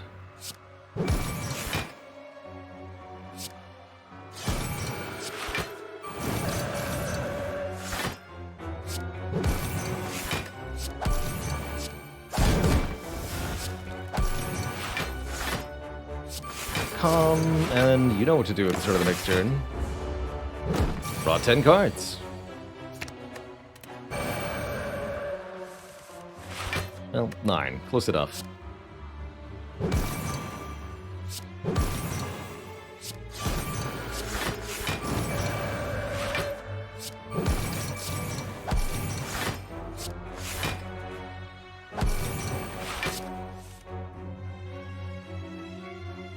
GG, nerd.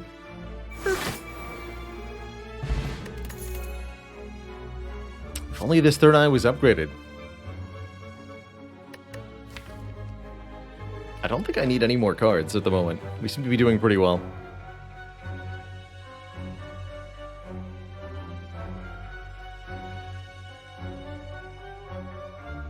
Hard to think of a better start colorless card-wise than Apotheosis. Although Secret Weapon can be pretty good, I think, as well. Apotheosis is one of my favorite starting cards for a run, personally. So good. Yeah, and I think I didn't think I could do it. Didn't think I had it in me. Well, guess what? I did. And now we're drawing one more card whenever I play Empty Mind, also. And I'm going to donk these 2 Shape Nerds, also. It's going to be great. Here, enter Com. Secret technique for something really nice, like Empty Mind, but I'm going to scroll for Mental Fortresses first.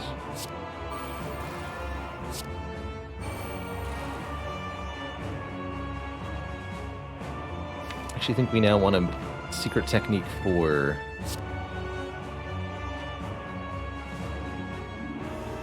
Deca first in this fight, by the way. Secret technique for vigilance here.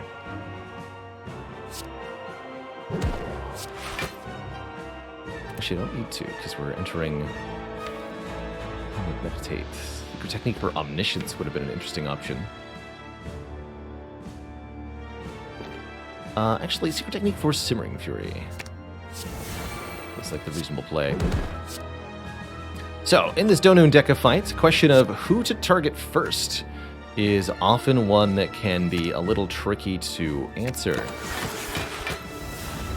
Each shape has something different they do. Deca adds dazed when attacking and blocks on off turns, whereas Donu does not apply any statuses, but buffs the strength of both of them on off turns. And so Donu is the kind of acceleration for the bosses of this fight, whereas Deca is all about slowing down the player.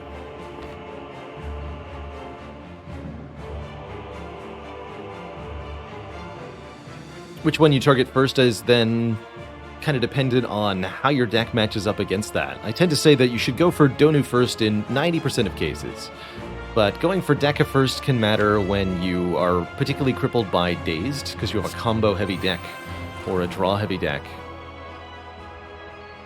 Or if you're very, very good at scaling your block and you don't care if deck is attacking for 60, because you can block for 120, which is currently where we're at. Nothing to scry, huh?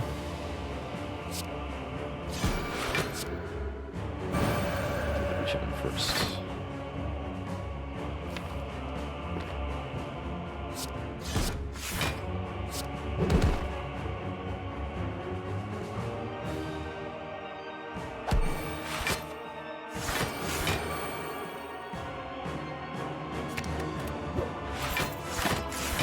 So, for example, we don't really care about Donu giving strength, since I can block for 90 in one turn. The damage is mostly irrelevant.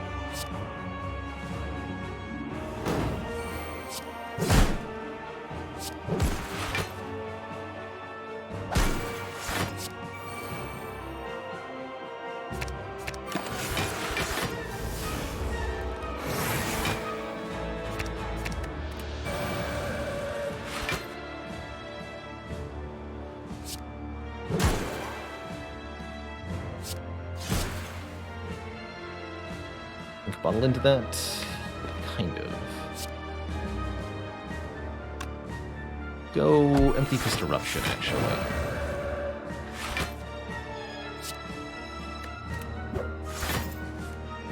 Perfect.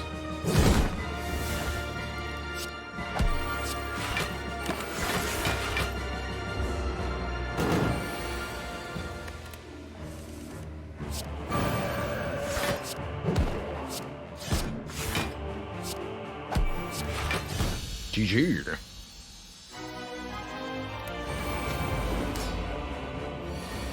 And now for the Awakened One, plus minions. This boss gets stronger every time we play a power, which does mean getting a fair bit stronger, as we do have quite a few powers. However, I don't think it's going to matter much on account of us generating so much block by virtue of those self-same powers.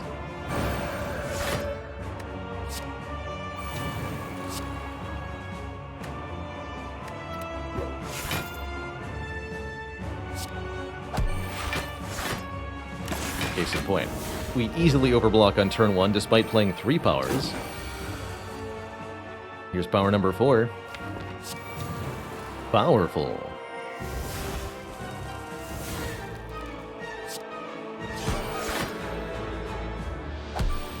And now we can make infinity block.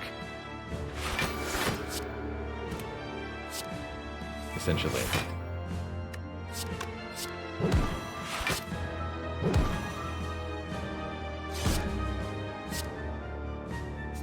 That. And end with meditate. Getting back.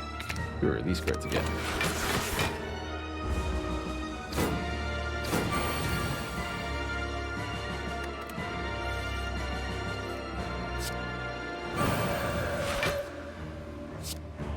As long as we keep the cultist alive, we can use them to fuel the bowling bash.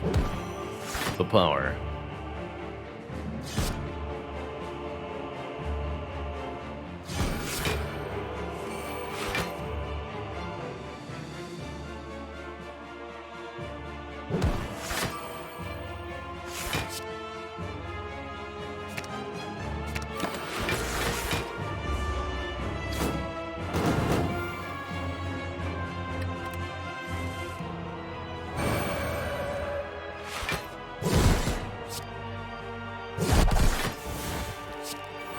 Rise and be free, my bird cultist friends.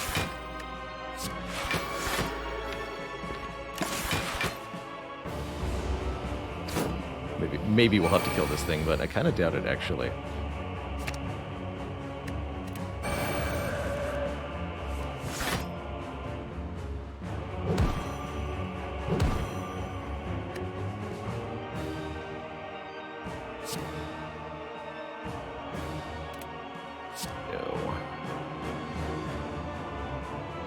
An empty fist. Can omniscience something if I want to? Tempting.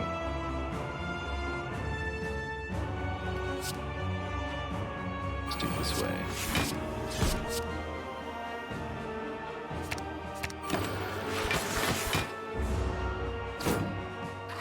Caw! Yellow Smoke, thank you so much for the full year, 12 months of support. The ridiculosity.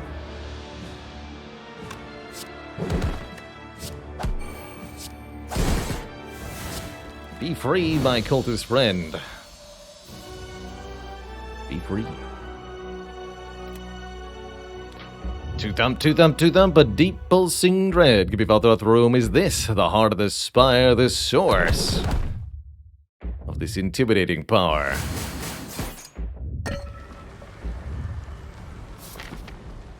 Yes.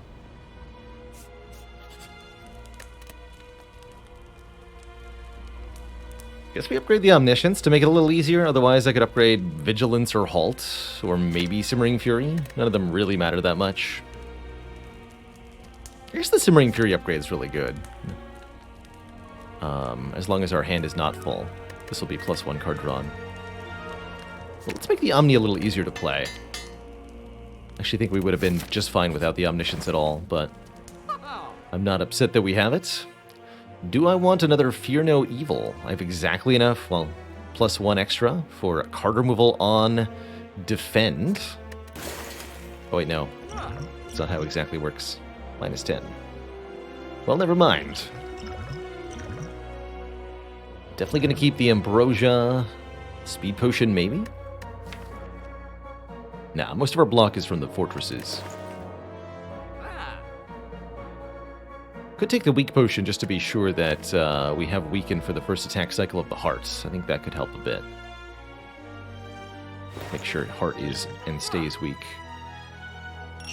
Let's do that. Oh hey, a Mayhem Plus. What are the odds?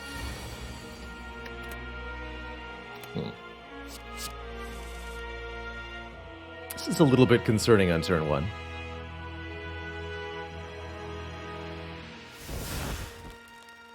But only a little bit.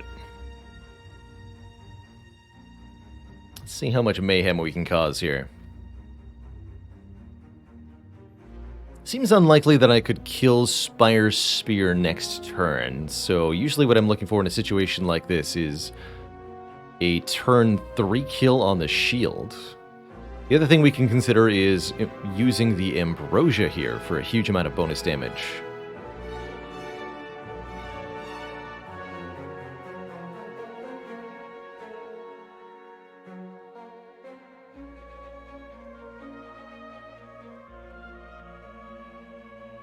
So that would let me triple. This would be 30, 60, 102. So I could probably kill Spire Shield on turn 1, or do catastrophic damage to Spire Spear this turn, if I use the Ambrosia.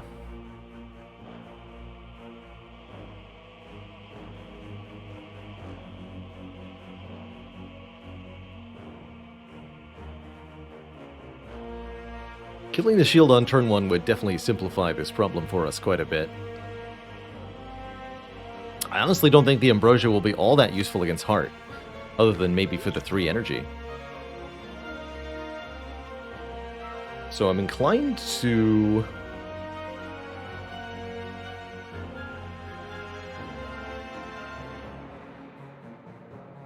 do this. We would do Vigilance, Eruption, Fear No Evil, Ambrosia.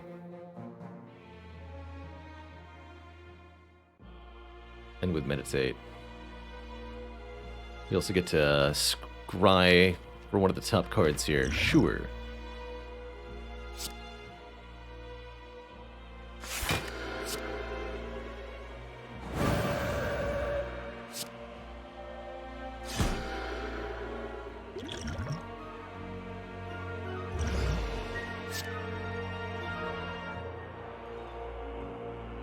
Perfect. So now I can Omniscience the Through Violence that the Reach Heaven adds to the draw pile here.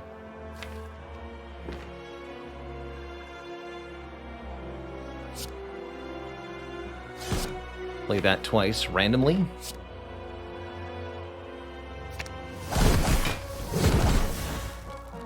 Bonk. Okay, that feels acceptable.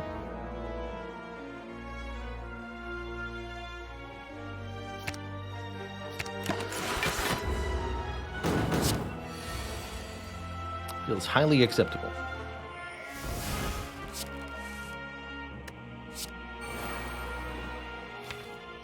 I would like my mental fortresses now. Please and thank you.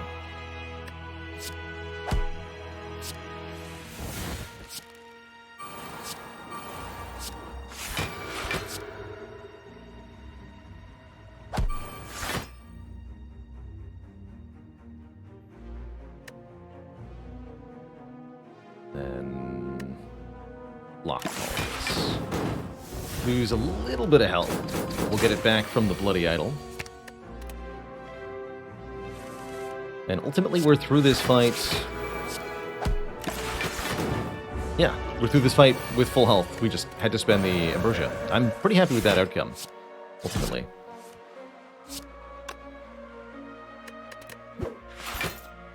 Let's try to increment my relics a little bit more here.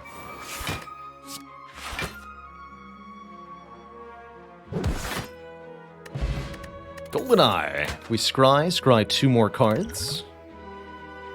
And we're offered a second rushdown, which I think is perfectly timed. Yes, I'll take a second rushdown.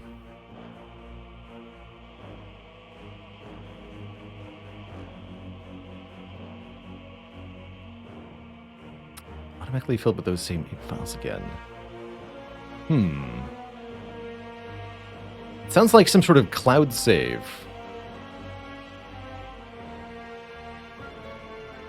You're using the GOG version, though, so it's not Steam Cloud Save that's interfering. Odd.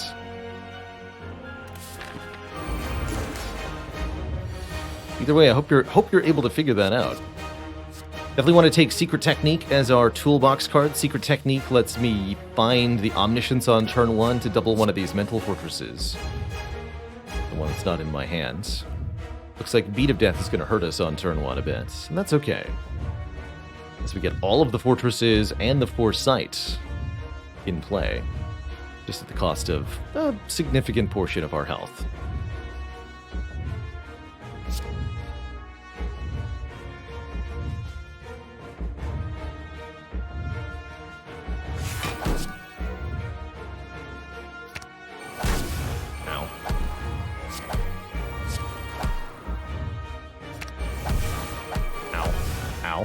Ow.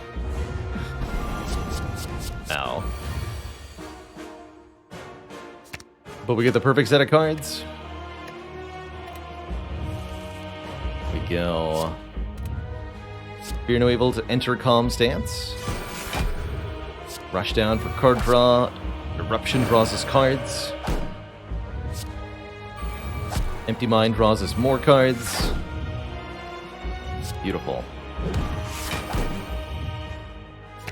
Simply beautiful.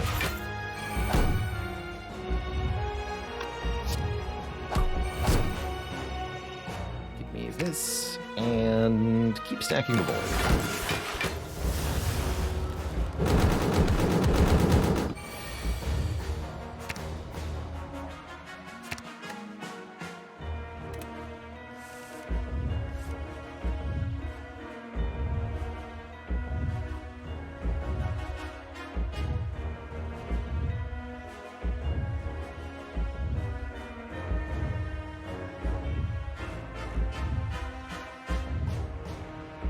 Valor the Desert Fox. Did you hear about the eyeless man who tried to become a teacher? Didn't work out. He didn't have any pupils.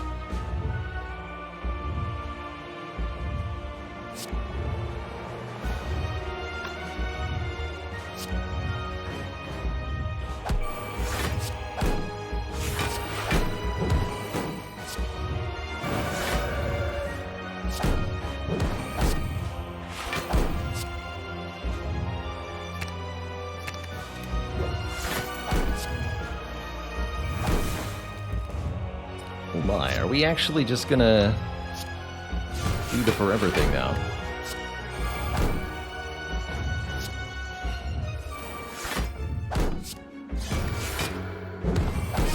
You're weak. I guess this weak potion's not gonna do anything.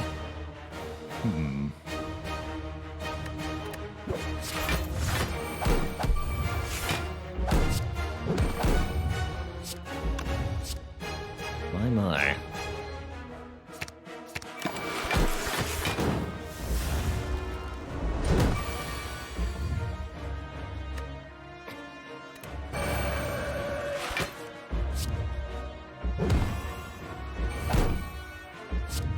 Get rid of that.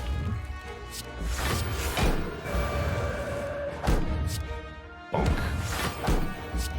Bonk. Let's see if I can get the meditate back. Yes. That is what would be ideal.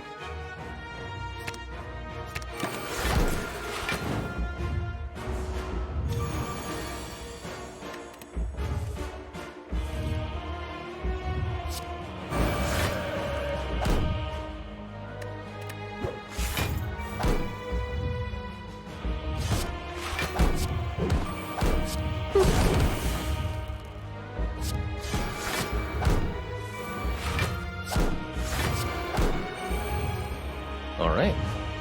Good turn.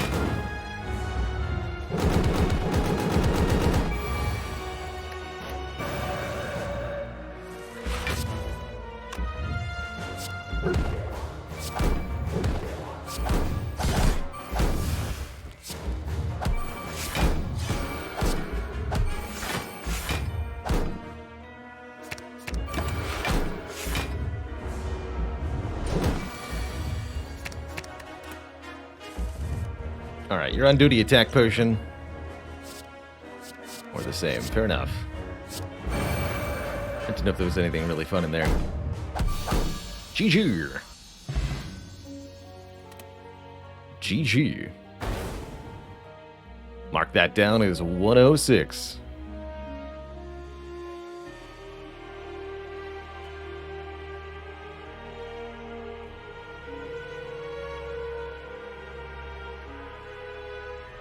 GG.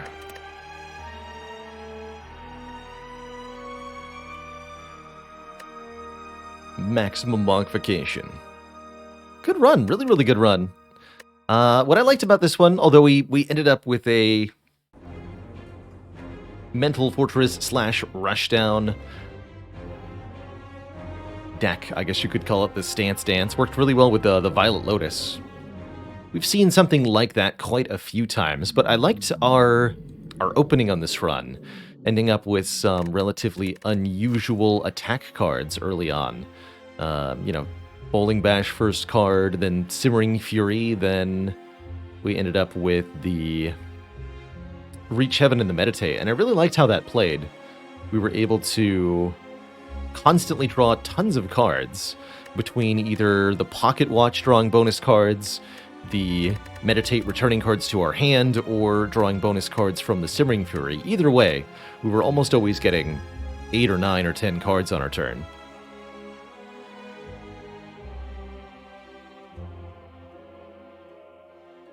Hey, Willie Vanilli, we did finish the how-to watcher / watcher over-explain. That is on the YouTube. I wonder if we have a command for that.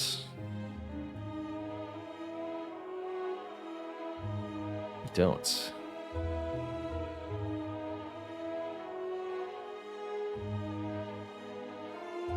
Have to update that too.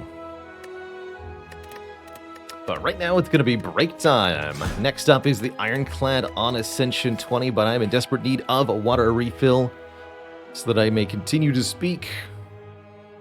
So I'll be back in 5 or so minutes when I return. Play some more Spire, bonk some more nerds, keep it going. Be right back, folks.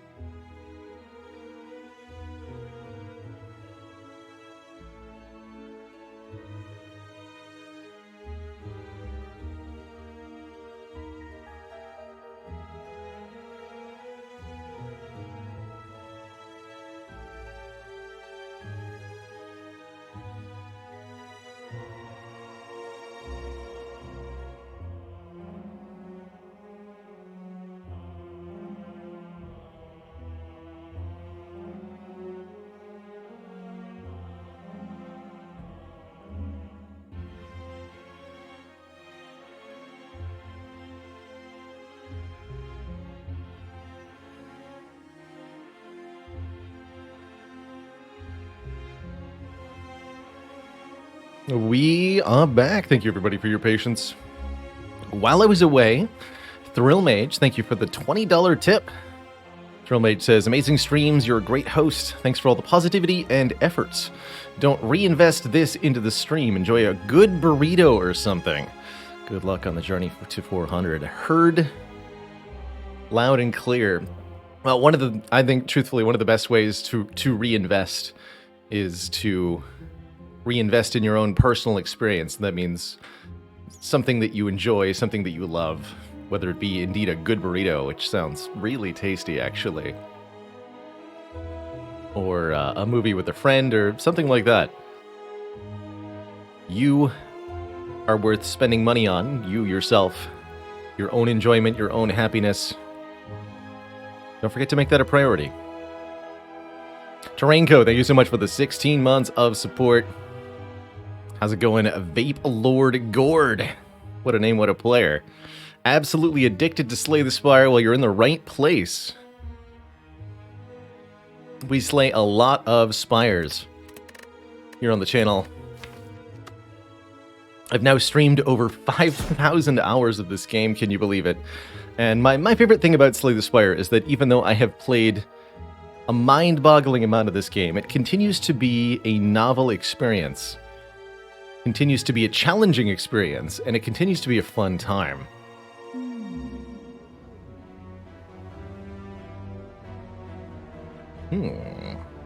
Choose a rare card. Choosing a rare can be a really powerful start here in Act 1. An early feed or bludgeon can make all the difference. Although there's a particularly favorable path here. Look at this. Juicy late elites.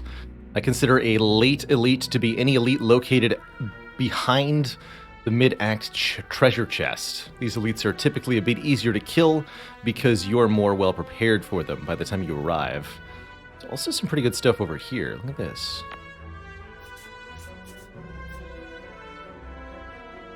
Although less preparation there, so I'm thinking left half of the act here. Could also go around this way. End up fighting just these two elites. Drone Kroll says, do I ever miss teaching? Sometimes. There were a lot of reasons that teaching was frustrating or difficult at times. And I have to say, I'm glad that I got out of teaching as a career when I did, because the pandemic has only amplified a lot of those challenges. But I definitely miss being able to interact with and teach in a more direct, one-on-one, hands-on sort of way. Old school marker and whiteboard. And questions. Hello, feed. Are you there? It's me, Baylor.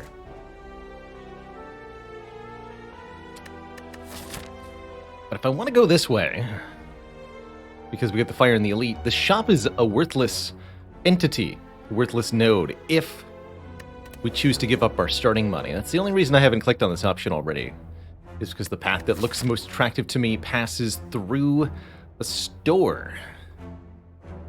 It's a really well-positioned store, too. So I'd actually be reasonably happy with just a little bit more max health here. Or even a random rare. We could gamble.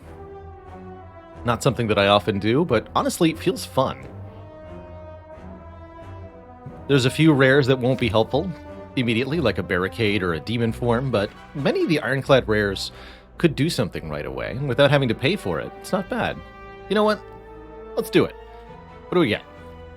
We get a random rare bludgeon, and I couldn't be happier. Welcome to the deck. Hammer of Doom. Legend says, spend our whole turn doing 32 damage. Normally you do 3 strikes with 3 energy. For 18, this is much, much better. And upgrades to be even bonkier. Good stuff.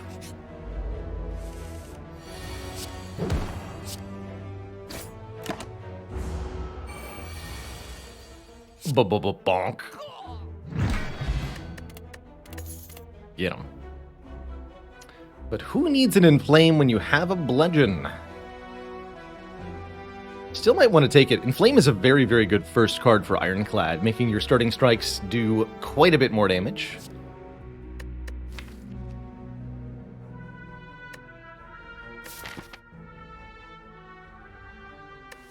We aren't necessarily going to be able to count on Bludgeon as our only damage card after all, and most of the other ones are going to scale well with Strength.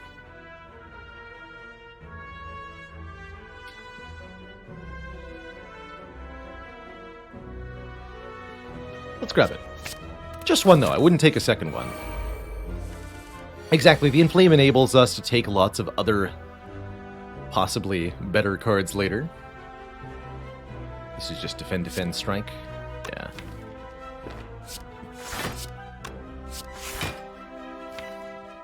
I guess we'll strike the one with... to leave it at 12. Doesn't seem like it matters much, though.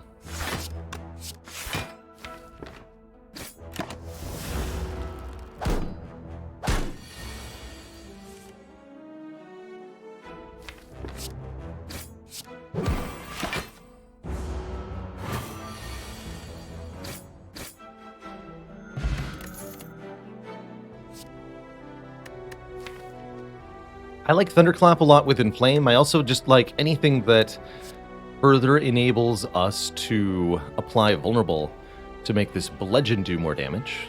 Although we currently cannot play Thunderclap alongside Bludgeon. If we were able to get a 4th point of energy in any way, shape, or form, we could. Certainly it's one of the cheaper Vuln cards. I suppose blocking with True Grit's also an option.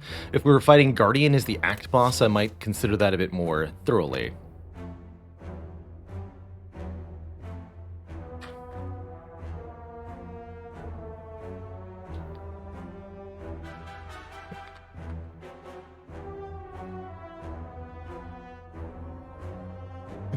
Hey there, Hawkeye. Hawkeye says, I've beaten the 820 hard on Watcher, but I'm struggling on Ascension 7 with Ironclad. Do I have any tips for rearranging your brain to get better outcomes? Couple quick tips for Ironclad. Ironclad very often needs to trade a little bit of damage.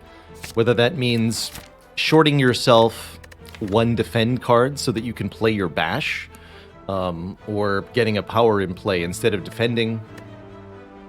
Ironclad sometimes just needs to take a little bit in order to make sure the fight ends quickly. That's often the Ironclad's best damage mitigation, ending the fight quickly. Not unlike Watcher, I suppose, in this regard.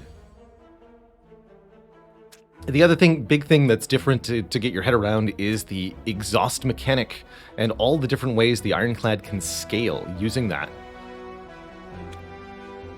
By exhausting the worst cards in your deck, for example, using a True Grit to get rid of strikes or defends, you can ensure that on future turns, you're only drawing your best cards, your upgraded cards, your non-basic cards on every single turn.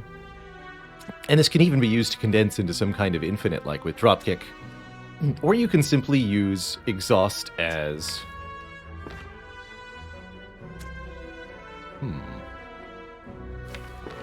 simply use Exhaust as a power interaction mechanism by gaining block with, say, Feel No Pain. I was worried about this situation. That's okay, we'll get most of this health back.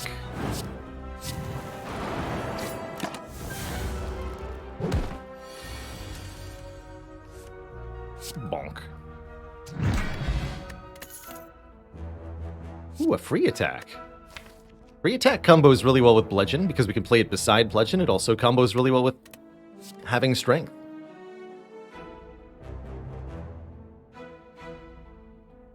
Other thing I'll say about Ironclad is that he tends to be fairly relic heavy. There's a lot of relics that can really change the game for Ironclad. Dead Branch is the easiest one to point to, but there's a whole bunch of other ones that can really enable different stuff to happen. Like Calipers can make a block in Trench deck suddenly become viable, or the Pocket Watch can give you the card draw to make it work.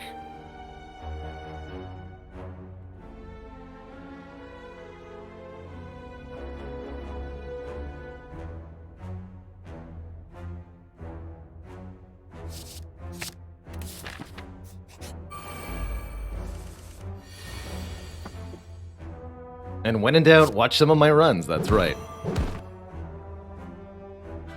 Could go for the kill here, but then we're taking 9. Let's just block.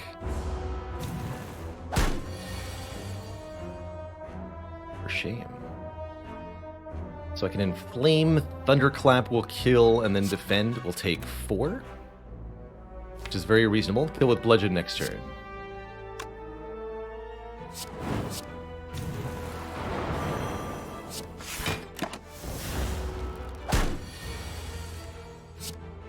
As you can see here, though, that even though we have just our starting defense and a bunch of added damage cards, we're at very, very high health because we're so far been able to kill everything before it can do much to us. And that'll continue to be true for a while. Do I add a Pummel Strike? I think so. Pummel Strike is immediate damage and card draw. Has a very good upgrade for additional card draw. Not something you get a whole lot of access to as Ironclad.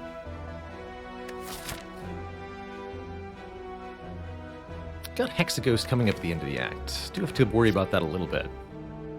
If we felt like we needed more area damage, we could take Combust here. Combust is just a flat amount of additional damage to every enemy every turn. Don't let the hit point loss of Combust scare you away from this card. It really is worthwhile if you need more damage. But I'm going to go with the basic Pummel Strike here and see what we get for saving money. Not a whole lot. Unable to afford Corruption here. Barely unable to afford the Red Skull, which I think would be fantastic too. But I suppose I can simply remove a card. Could maybe also take a Headbutt if I felt like I needed to pay for another common attack. I don't feel like I need to do that currently. Enlightenment can do some interesting things with Bludgeon. That's true. That's true. Feels like you really need some serious card draw or retain for that to consistently work. But the combo is there. It's true. If I could afford Enlightenment card removal, I'd be more inclined, but I can't quite. I think I'm just going to go with a card removal. Do I also buy a Shrug? No, just a card removal. Let's remove 1 strike. Since we've added a lot of attacks and no block cards, removing strike over removing a defend. We might also end up wanting defense later for Corruption. Ironclad's a little unusual. He feels like either removing defense or removing strikes can be correct, depending on your exact situation.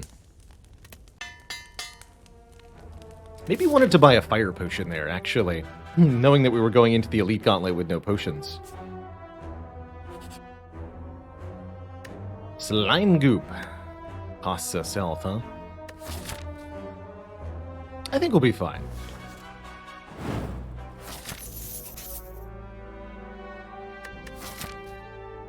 Definitely. I can rest. I'll happily take 2 random upgrades over 1 targeted one at this point.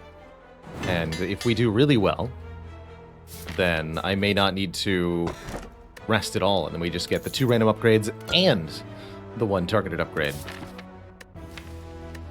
That Defend Plus is really going to shine with this Smooth Stone, now blocking for 9, and the other one's blocking for 6. Almost wish I'd purchased the Shrug It Off, but we'll see what other opportunities there might be.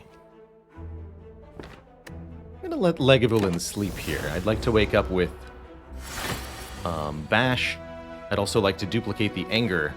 Next turn we can go Inflame Bash or Thunderclap Bash. Both pretty good.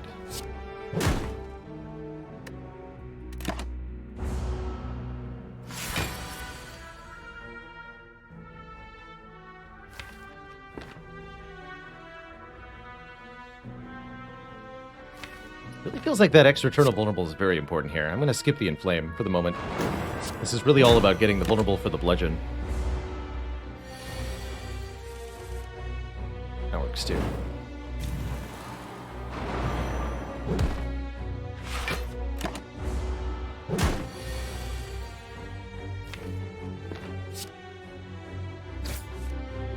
Beautiful. And then we bonk next turn. Definitely a scary elite fight. We've lost a pretty large chunk of health. But that'll come back slowly via the blood vial at a rate of 2 per turn. And we also picked up the biggest block card of them all, Impervious. Sounds good to me.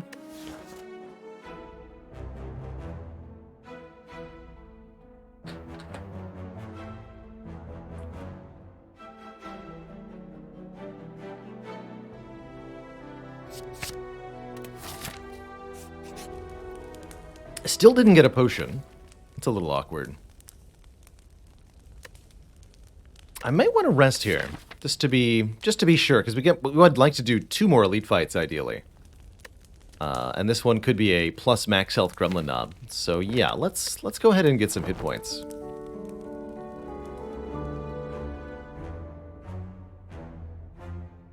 Gunter Parzival, thank you so much for the 25 months of support.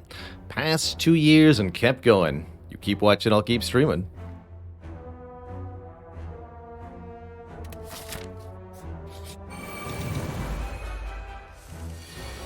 Oh, the bonkening. Instant middle bonk. Also just front bonk.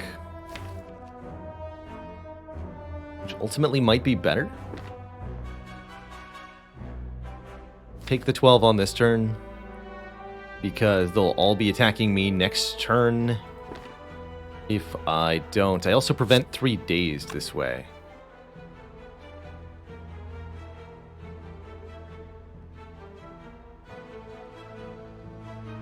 Yeah, I think we should hit the front one.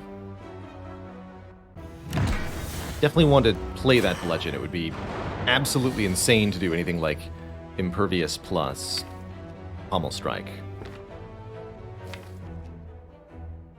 Okay, math for next turn. Can I kill the middle one next turn? That is the other important question here. 41 health. I can do 10 or 16 this turn. Next turn, let's see.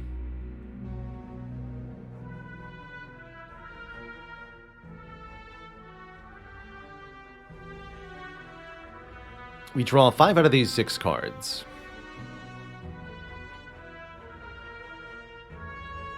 Which ones are we allowed to miss and get lethal? We only have 3 energy, don't forget. So I can do Bash, Strike, Anger. How much damage would that be? 8 plus 9 plus 12. That's 29. Okay. That's only if I play the Thunderclap. So that's a way to kill. What are some other possibilities? We could do Inflame, Strike, Strike, Anger. That would be 8, 8, 10. Which is 26. Again. What's another possibility? Inflame Bash Anger? That'd be pretty bad. Well, actually, hold on. That would do 10 plus 15, 25. Sounds to me like I should just take another 12 and go with 3 attacks here, though, because I'm almost guaranteed to kill. All these different combinations do about 25. Now, if we don't draw Anger, what's my best damage? If we don't draw Anger, we're not going to get there, period. That would be the worst case scenario, for sure. But then I play the Defend, and I take 6. But in order to get the kill, I have to do Thunderclap, Strike, Strike, not just 2 strikes, or not just Thunderclap, Strike. So we are going to go full offense here.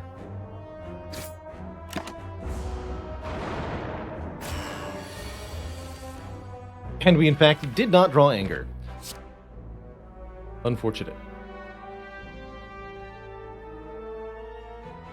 Guess we'll do Defend, Inflame. And keep focusing this one. Unfortunate. Ah!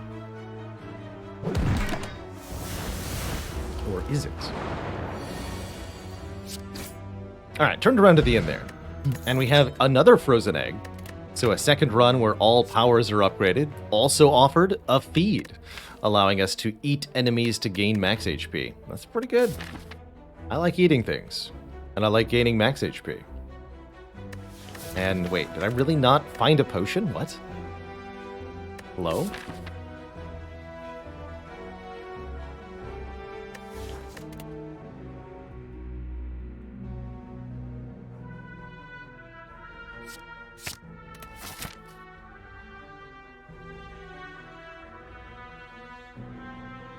The Gimp, 32 months down, 294 to go.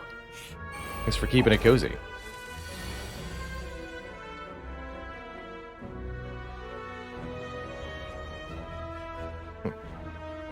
Could actually kill the worm with Bludgeon Anger here, but then I get hit for 6. The Impervious Thunderclap Anger will take nothing. Gotta be our best line here.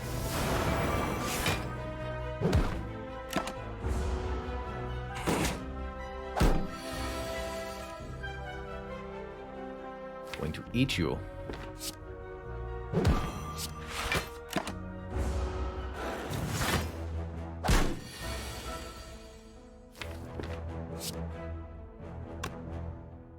This would be 11 times 1.5 plus 12 times 1.5.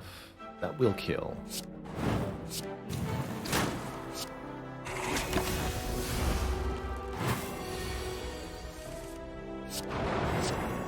Perfect. Okay, we gained 3 max health, healed 8 from our relics, and found a block potion. So we just gained a ton of effective health from that combat.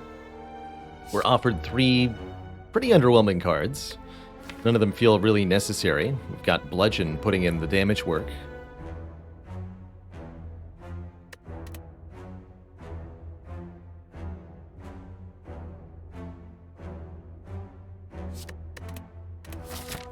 Let's do another elite. Another sleepy egg. Make more anger.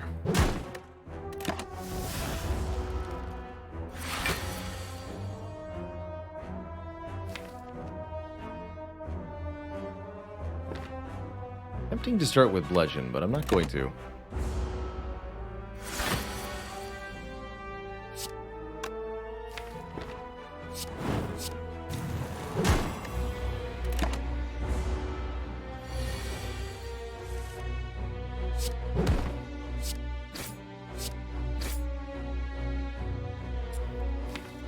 No need to use the block potion yet. We'll save that for the Hexaghost fight.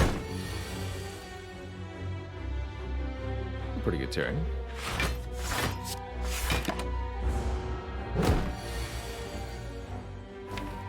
Begin the bunk.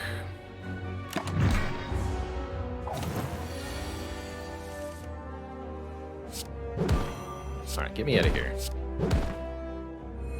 No feed, but that's okay. We get a Nunchaku, letting us get some additional energy and another block potion.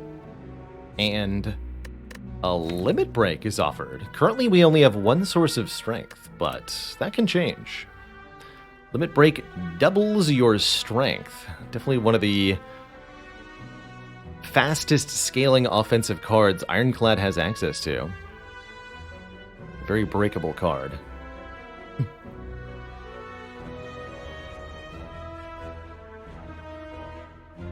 Omens of Sanctum asks, when removing strikes and defense for each character, how do you decide which to remove first?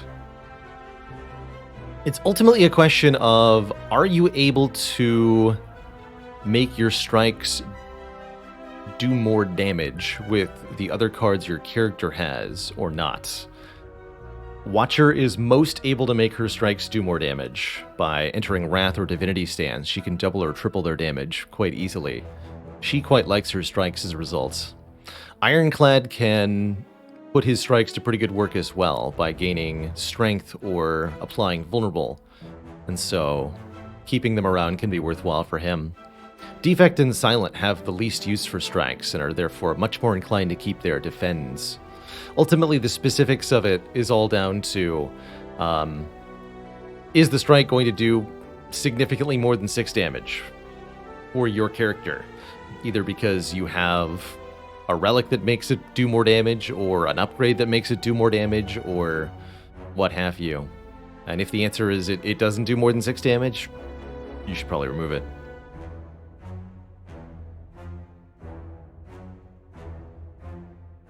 I'm taking this limit break.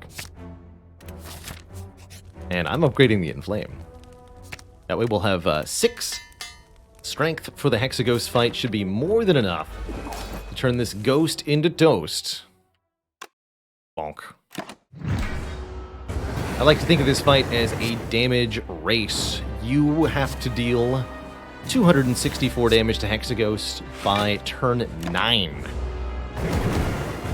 Fight starts out with this multi-times 6 attack, and then these 6 flames are extinguished.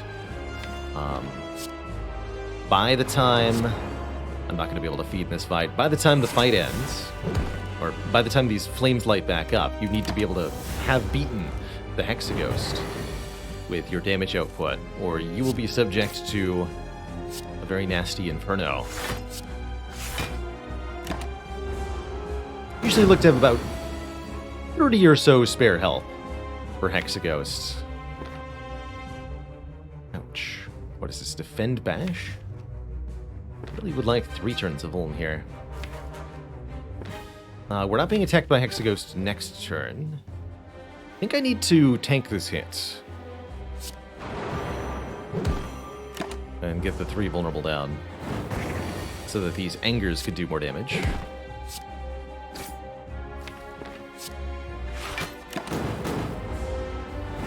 Might have to use a block potion here. Nope.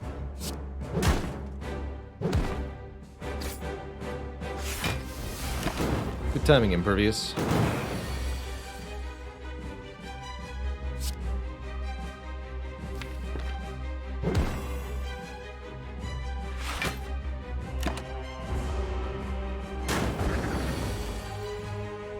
So here's that Inferno turn. This is turn 9, and this is the turn we need to have done 264 damage on. Otherwise, not even both block potions could save me.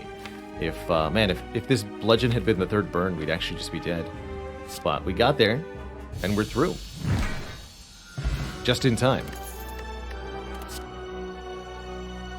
Ooh, double tap? Wait, Demon Form Plus with Limit Break is maybe a thing.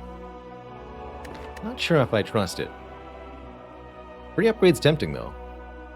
Don't have enough block for the Juggernaut to be particularly good. Double tap is always tempting with Bludgeon. Honestly, I think I'm going to give this Demon Form a try. Since we have a Limit Break, since it's being upgraded for free, would definitely be useful in any longer fights. Question is, how do you get it into play quickly? I don't know. See if we can find a way. If only Enlightenment was here. We still might find another Enlightenment later.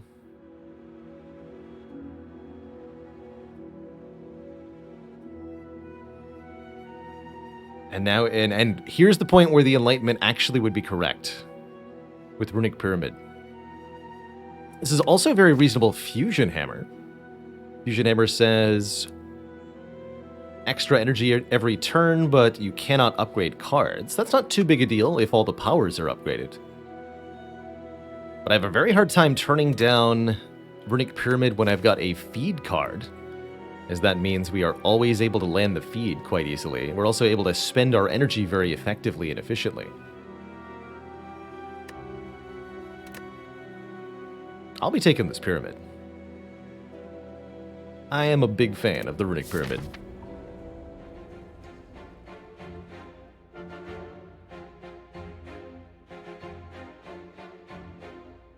So, I think we want to go to one of these 2 shops and this rest side, but where do we go from there? Looks like a lot of potential elites this act. I would not describe this as an elite fighting deck right now. Demon Form is much too slow for the elites of Act 2, whereas the boss is a different story.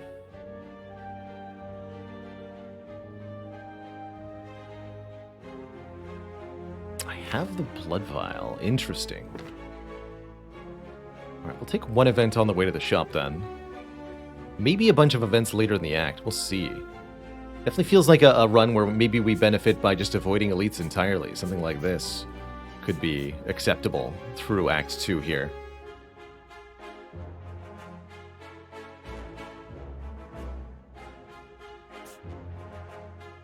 Since Pyramid is all about retaining cards, it's naturally better in any fight that is longer.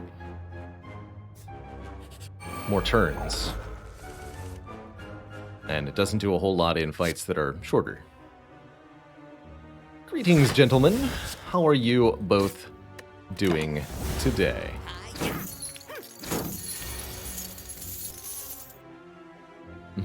Yes, I see. Looks like I'll be using, at the very minimum, 1 block potion here. And keep the anger in my hand for the moment to go with the Thunderclap. No reason to play it yet. And we should be able to kill 1, maybe both next turn. Perfect.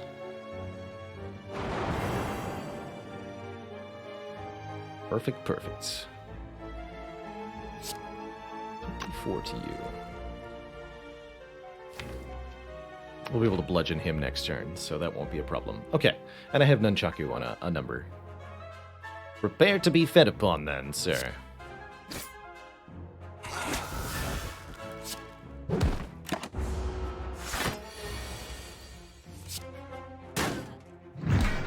Cool.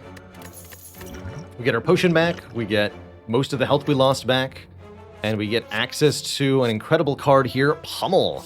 2 damage 4 times to a target of our choice. That's a ton of damage with all this strength.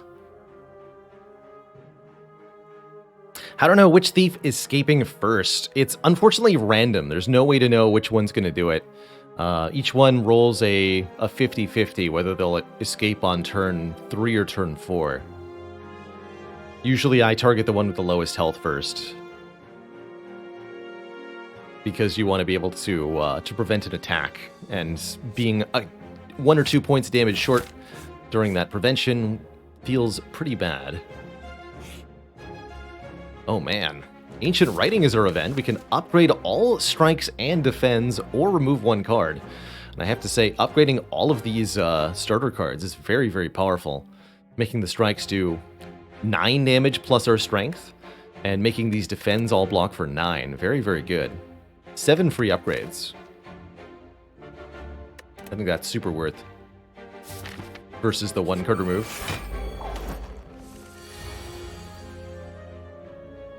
Not worth playing Pummel yet. Right?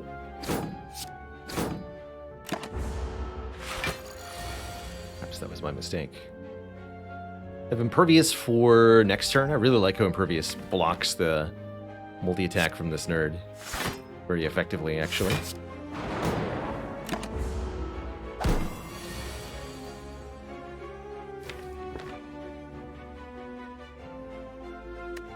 That's still not really progressing the fight.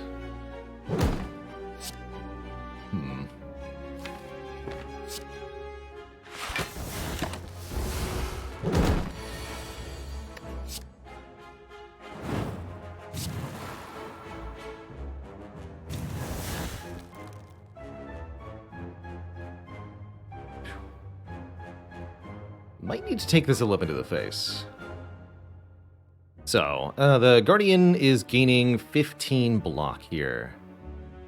So it's going to go to 51 plus 20. 71 is the amount of damage I need to do. I have 3 energy next turn. 15 plus 16 plus 32. It's only 63. So yes, I need to strike here. That would be a reasonable time to use the other block potion then. Save 11 health. Sounds good to me. And that way we get the kill on this turn. Strike. Pummel. Feed. Beautiful. There's another zero-cost attack, but it does add a status card to the draw pile, which is rather undesirable here.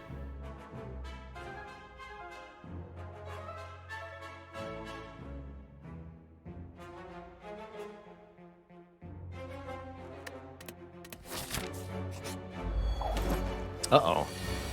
Snecko could be a problem for us. But could also be a blessing, since we have a Demon Form and a Bludgeon in the draw pile. I'm going to not play Thunderclap yet. I don't know if I want to use... Yeah, I don't want the Vulnerable this turn. I want that on a future turn. What do you got for me today, Snecko? Snecko plus Runic Pyramid can end up going really south really quickly, but if we're not unlucky, things will actually be completely fine.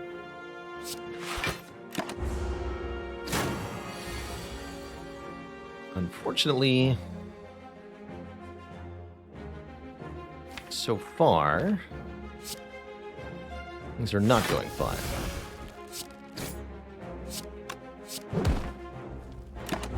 Eventually our hand is going to become full of things we cannot play, yeah. And that Thunderclap Bludgeon does not on this turn kill.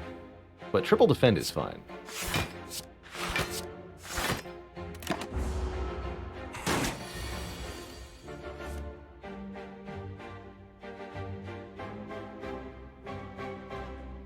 So is it Thunderclap Bludgeon this turn, try to feed next turn? That feels right. We'll take some damage here, but we'll get all the health back.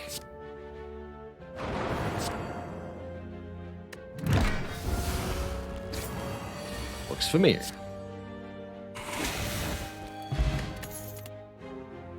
There's another strength gain card and a beautiful one with pyramids. Spot weakness gives us 3 strength if an enemy is currently intending to attack us. And if they're not, well, we'll just keep it until they are. Beautiful.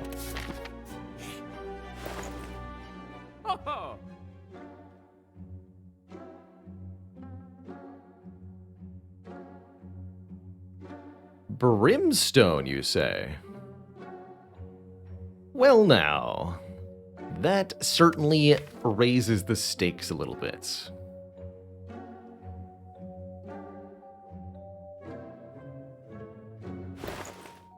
Brimstone says, at the start of our turn, we gain 2 strength and all enemies gain 1 strength. So us and everybody else are constantly getting powered up. The real secret to making Brimstone good is ensuring that you benefit more from the strength gain than your enemies do. I'm taking it. Especially since we're already able to gain max health with feed. I feel like I have a way to answer the late game. Definitely means I don't want to tangle with elites even more so in the short term, though, because I think a Brimstone Book of Stabbing would be a way to die very quickly on this run. Could take a pen nib here to double the damage of every 10th attack. That's very strong with the way this deck currently operates. I also do like another strike remove. Big time. Deck needs more strength scaling attacks now.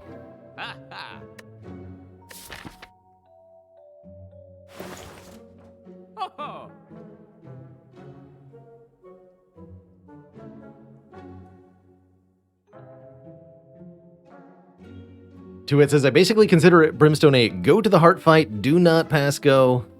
Actually, do pass go and collect $200 from all the elites you kill along the way, because Brimstone enables you to smash everything up to the heart, in the face, pretty reliably.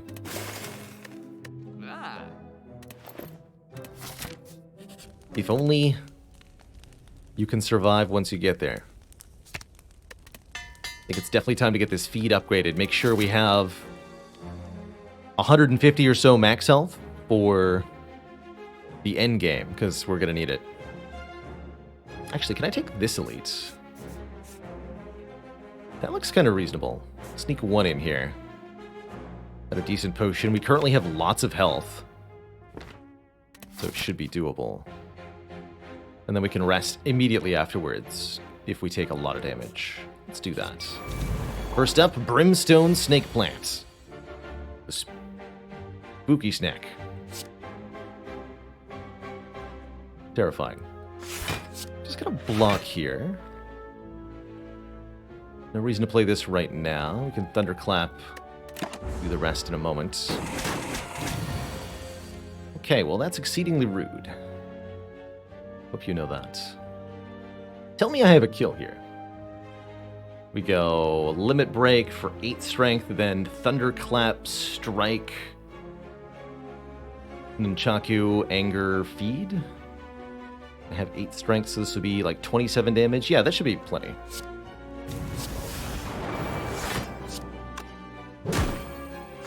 Right. This does 25. This is going to do 30. Wait. It's 55. Currently, the opponent has... No, too much.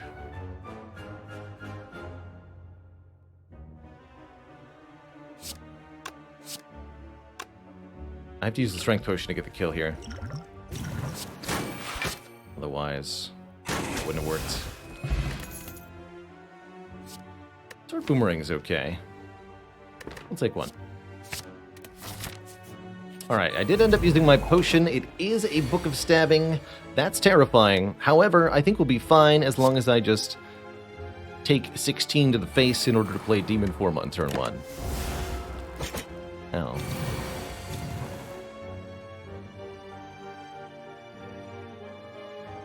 Yeah, we should have a kill next turn, right? I go Defend. Spot Weakness, Limit Break.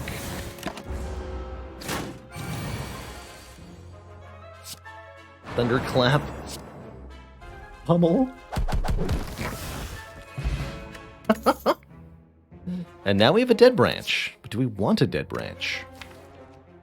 Dead Branch says, whenever a card is exhausted, add a randomly generated card to your hand. With Runic Pyramid, that can be a bad thing. But it doesn't have to be.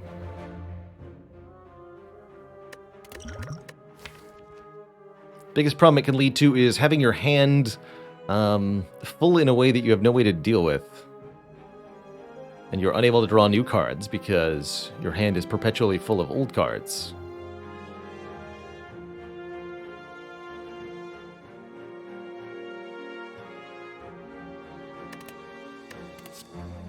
I actually don't know that I want that Dead Branch. It's really good on turn 1, though.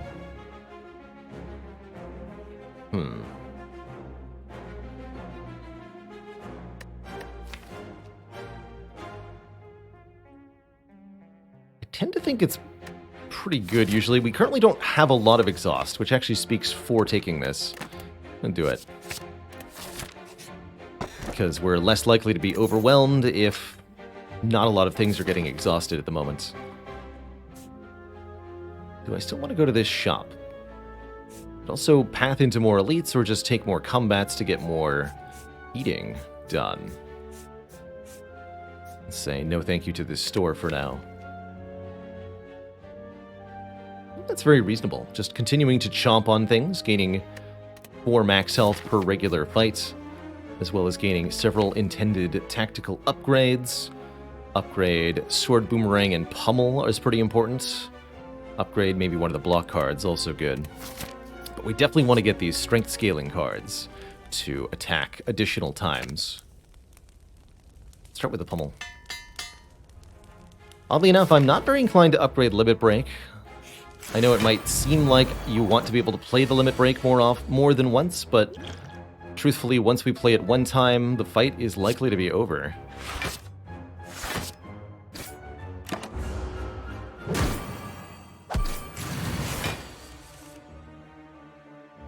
Terrifying. Can I kill the avocado this turn, I guess, is the question. No. Or, well... Actually, can I kill them both? It'd be Limit Break, Thunderclap, Pummel. Pummel would be 15 times 5. Yeah, I can just kill them both here and not feed. Or I can take a bunch of damage to try to feed. Tough call. I guess Limit Break gives me a random card. Let's see what that is. It's Exhume. Giving me back Limit Break. Brilliant. Wait a minute, I can use that to double feed? Hold on. Take the damage. Of course.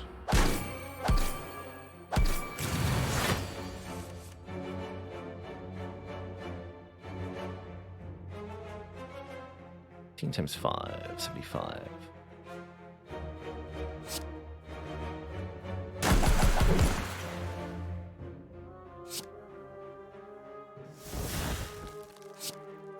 Crunch. Exhume. Crunch. Delicious. Okay, glad we stayed in the fight. And here is the ultimate problem solver. Bloodletting lets us trade 1 card in hand for and 3 health for 2, or better yet, upgraded 3 points of energy to spend on anything in my hand. Definitely want that. That sends us on our way to being a very, very, very silly deck of cards indeed. I think tangling with an elite right now would be foolish, possibly suicidal. We should just keep taking regular fights and prevailing as best we can here.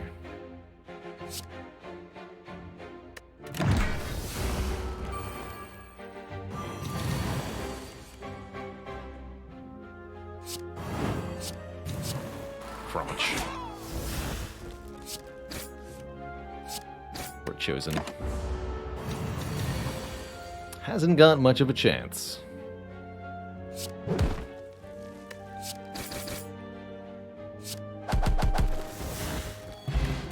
Well, that was a lot of free health. Do we want another feed or a Feel No Pain Plus? Pro tip, it's going to be a Feel No Pain Plus. Definitely. It's definitely going to be a Feel No Pain Plus. Do you know that we might find a Corruption Plus after the boss? How exciting. And I think I like the current potions more than I like a fire potion.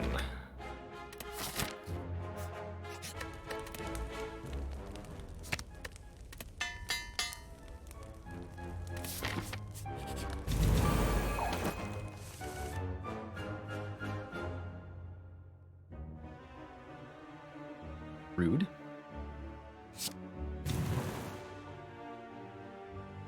If you want Mystic to not attack you on turn 2, you need to make sure you do at least 21 damage on turn 1. That's the magic number. Whether she heals or not is not random. It's entirely dependent on the missing health between the Mystic and the Centurion. Could kill here, but want to feed.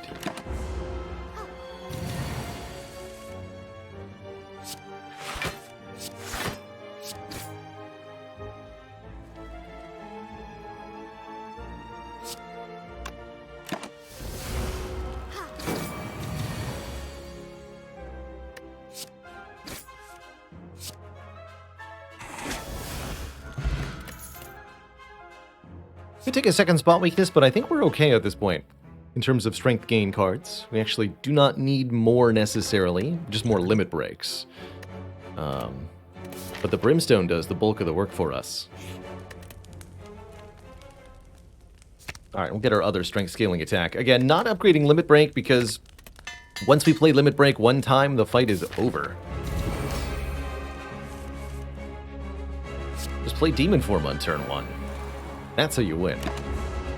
5 strength per turn.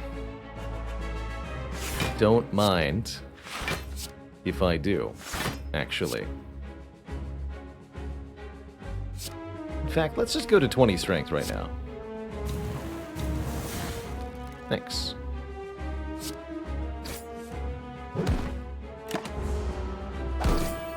Look at me. I'm the cultist now.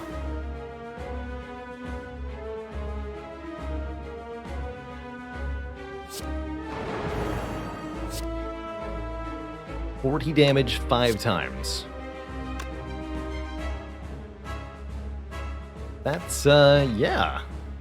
It's a big number.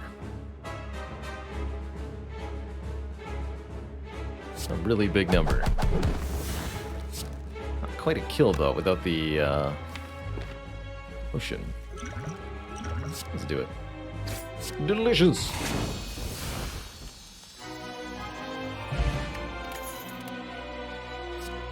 There's the second limit break. There's also an offering for energy and card draw, but I think I would just rather have the second limit break. That's also why not upgrade limit break, because 2 unupgraded limit breaks is better than 1 upgraded limit break. Also arguably better than 2 upgraded limit breaks. This looks a little awkward though. Our options for energy are pretty limited. The only one that gives us energy being Mark of Pain, and that puts wounds into the draw pile, which are a little undesirable. Could take Black Star to give us extra relics off elites, or could take the Calling Mel to give us extra relics right now. Honestly, I'm most inclined to go Mark of Pain here, just because I think 1 more energy per turn is so valuable to us that we're okay with the wounds, even with Runic Pyramid. And we may be able to get rid of those wounds some way as well. But I think we're really going to struggle in Act 3 if we only have 3 energy per turn. So I'm going to go with the Mark of Pain.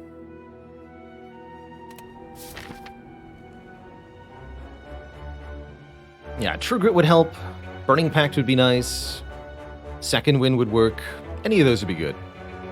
Now is definitely the time for us to fight elites.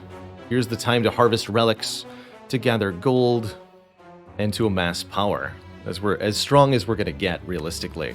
And we have a large hit point buffer to work with, too. I think Nemesis is the scariest elite just because of how turn 2 could go. We'd like 3 elites and a shop. I'm thinking this path. It's a bunch of events too, so we have a good chance of getting rare relics from something like Mind Bloom. There's also only 2 elites this way. 2 elites this way. Yeah, this is the 3 elite and shop path. Spikers.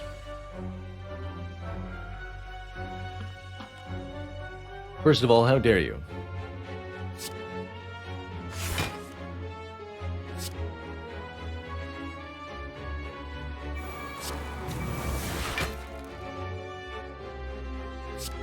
Well, heck.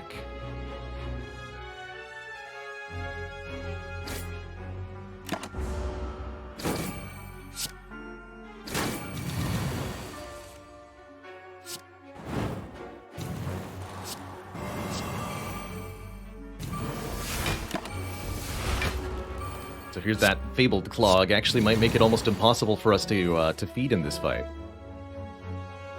Gotta be very careful here. An inability to gain block could be a serious problem.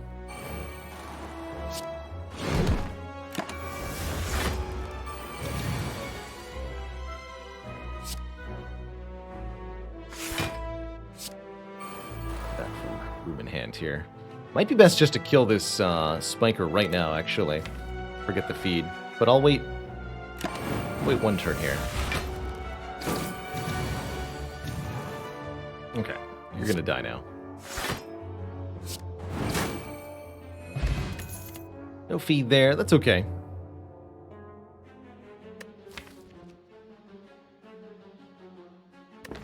Armaments is passable. I think getting some access to Weaken would be a very good idea. Talking about ways to shut down the heart, Clothesline's a very good one. Much rather see a Shockwave, but if Clothesline's what we're given, it maybe should be what I'm taking. I'll wait a little bit more.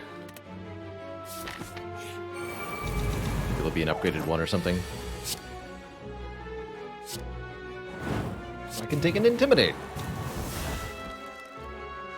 Alright. There's block cards.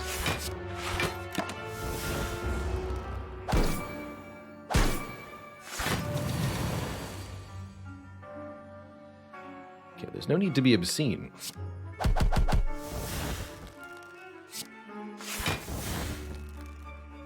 Fortunately, Exhume can't get me an extra feed in this fight. His feed only works on the 3rd and final Darkling. But we could Exhume the Limit Break. Casual 40 damage feed.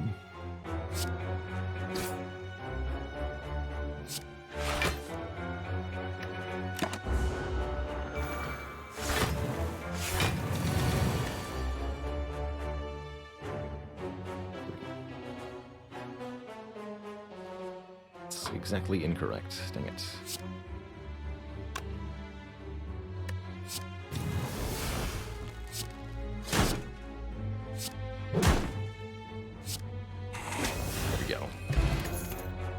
Second copy of Feel No Pain Plus. Second one happily taken. Will not pay out all of my money for the Red Mask. We're looking to spend that at the shop later. So far, not the greatest event. Falling could be good, though, if we lose a decent card. Lose Thunderclap is not my favorite loss, actually. I think I'd rather lose a Defend than a Thunderclap at the moment. Thunderclap is very good area damage and vulnerable with all this strength gain.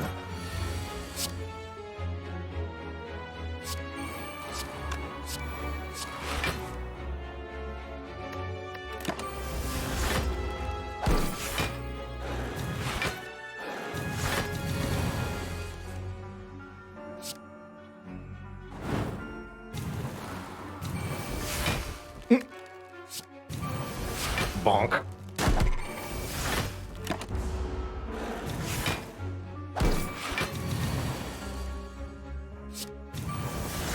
Tasty.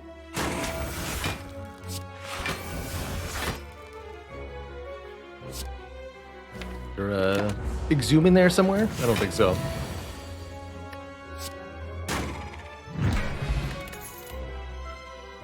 There's a Burning Pact, letting us exhaust a card in hand. I think that's pretty good. Hey, there's the Snowman. I really enjoyed the Downfall mod. I think we'll be doing a few revisits sometime in the future. Maybe a once-a-month-ish sort of deal. Glad you had a good time with it. Not my first time playing Downfall, of course. We played Downfall maybe a dozen or so different times over the past couple of years. But it's good to see that it's got a sort of consolidated full release, and I'm really pleased in particular with the Hermit character, who I thought was really well done.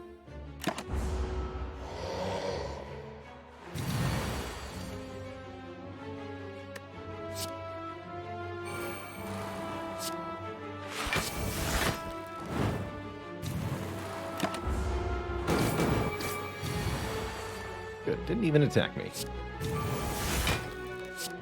Very polite. Good job. Just gotta survive one more turn here.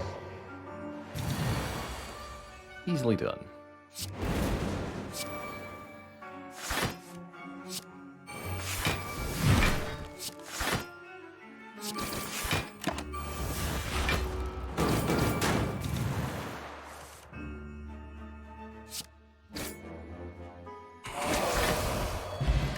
Guria allows us to gain strength permanently at rest sites by lifting, which I will immediately do.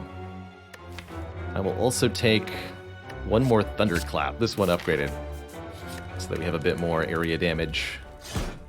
Yes! Get the strongkening. The Omega Chad Ironclad. Strongest man in the galaxy.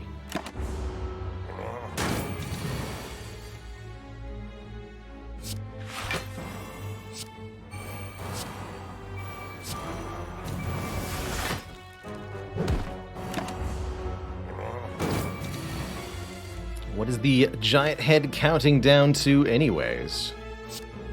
That's my question.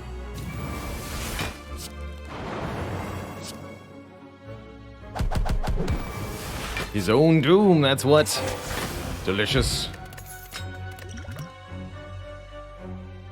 Upgraded Telesize. Almost a good card.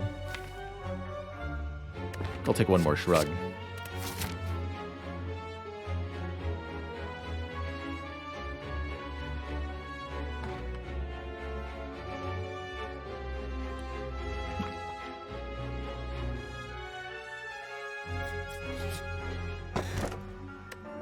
Courier would be very good at this time, giving us extra money output at the shop, but I must take the Sapphire Key.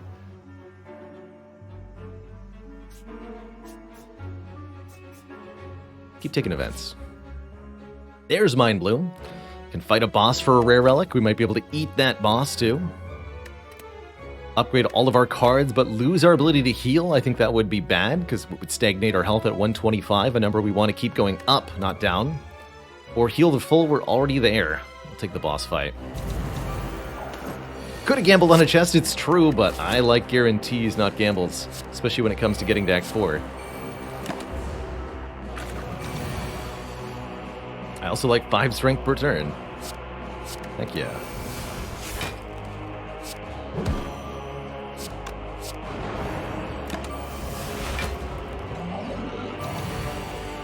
Gotta be careful not to kill Slime Boss too hard, though.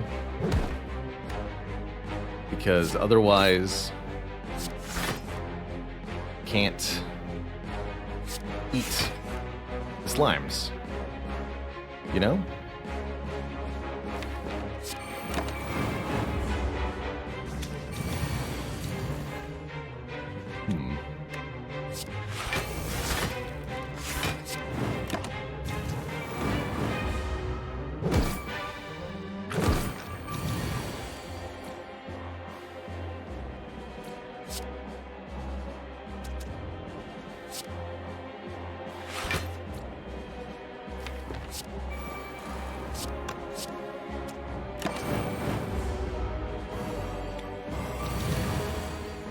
Yes! Dual wield the feed. Eat 1 slime. Eat 2 slime. Delicious. Fistfuls of cheese. Thank you so much for 8 months of support. Enjoy your luck.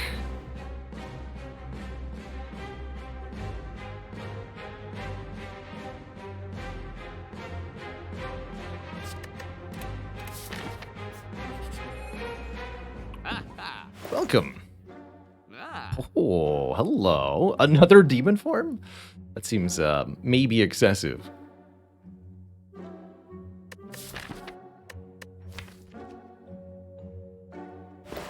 Which slime was tastier? Definitely the green slime. Tastes like lime.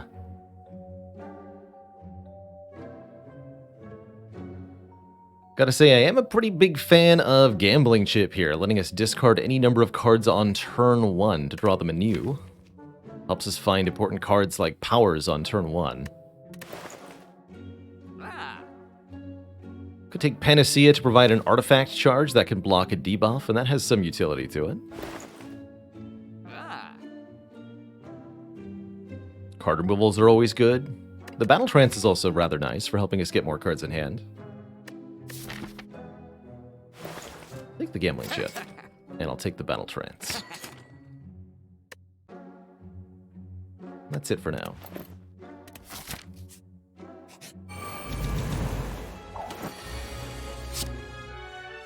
So, for example, I can discard Ascender's Bane and Bludgeon. Bludgeon not so useful against Reptomancer, huh? Neither is Sword Boomerang, because it's randomly targeted.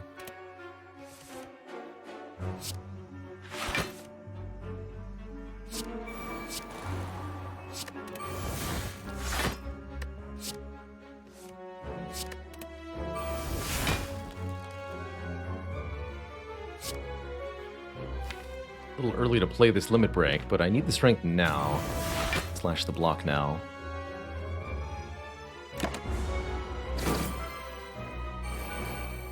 Let's draw a Thunderclap. Thank you. It's only 12 damage, though. We'll have to kill all the daggers individually. That's not great.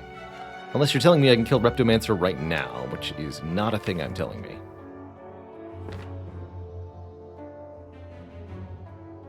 Understand.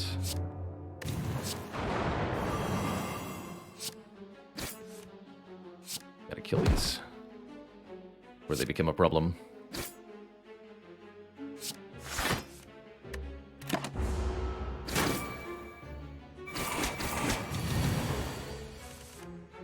Definitely painful.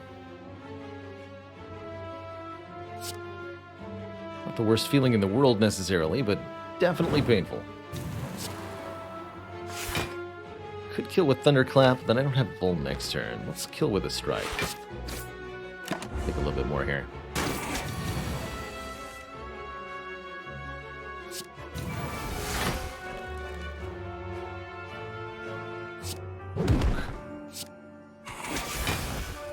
Tasty. Tori, that can help dramatically against Heart. If we would receive 5 or less unblocked attack damage, reduce it to 1. Although we are crucially missing Weaken.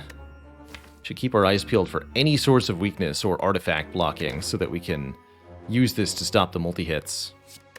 Double Tap seems pretty potent with Runic Pyramid and yeah. So I'm going to take it here. I guess we could also think about Reckless Charge because we have 2 Feel No Pains. It's a 0-cost attack that adds a Dazed. Not that bad. GPS, thank you so much for 18 months of support. Keep it cozy, friend.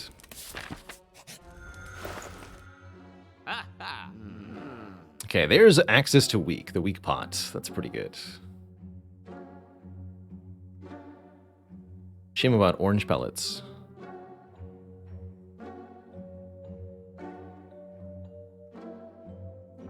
I'm just going to take this weakness potion. That's exceedingly important with the Tori now.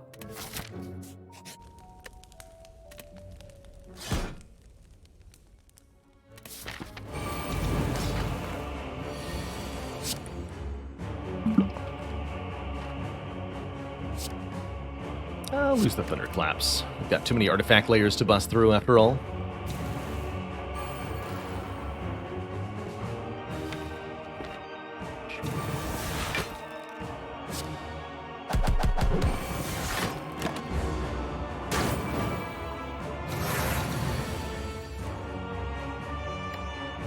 Defend, entrench?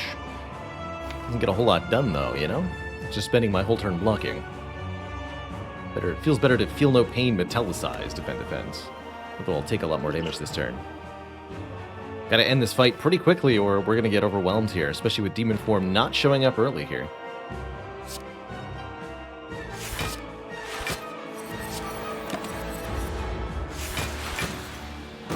Thankfully, we have an enormous amount of health to spend on not dying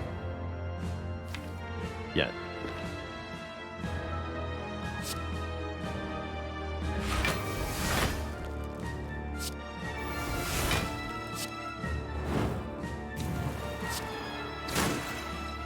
There's feed. Good. The Bloodletting and Double Tap Bash or Carnage? Rather do that with Boomerang or Thunderclap, though.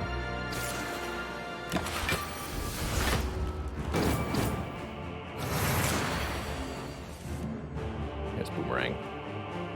Double tap Boomerang. What happens? Big damage, that's what.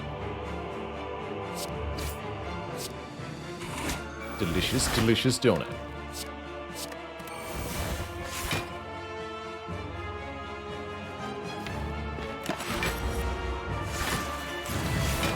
Block this turn using the Bloodletting. I don't think I can kill Deka here. But I can.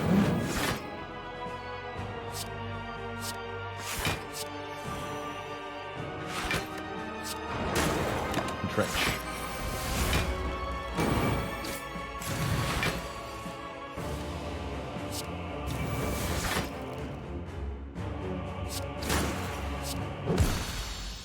Deka more like dead. GG. Next up, the Awakened One. These cultists are nommable, just like their boss, who is going to gain way too much strength way too quickly for my comfort here. So I'm a little terrified, actually.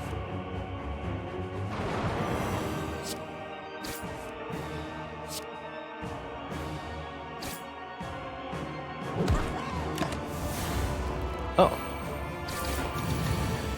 Well, actually,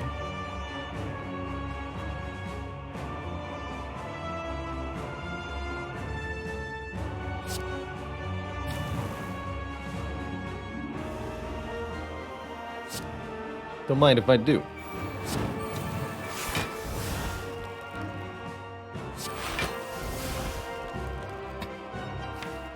Okay.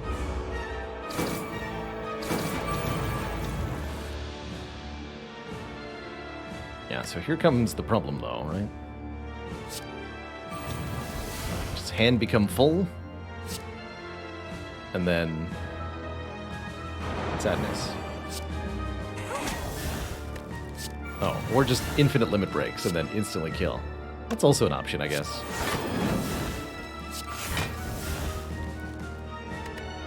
Different strokes for different folks.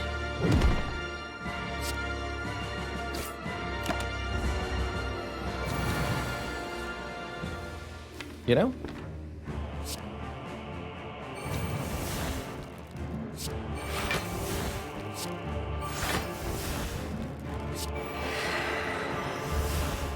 Hello? Attack cards? The one time I want an attack from Dead Branch. Don't get one.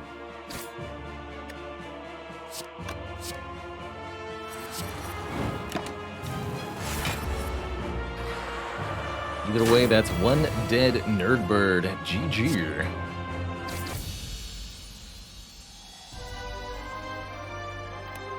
Two thump, two thump, two thump, a deep pulsing dread could be felt throughout the room. Is this the heart of the Spire, the source of these randomly generated limit breaks, giving you way more strength than necessary? Why, yes. Yes, it is.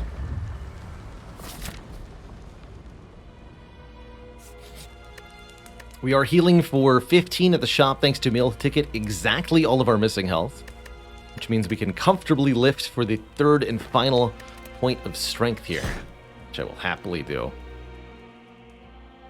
We've got lots of health to tank the heart with. We just need to survive long enough to win.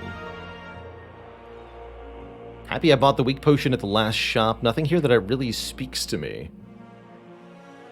I'm perfectly content buying nothing, although Blood for Blood is a reasonable acquisition also, as I can guarantee we're going to take lots of damage in the heart fight. I guess I can swap the Dex potion for the Energy potion. That feels pretty reasonable.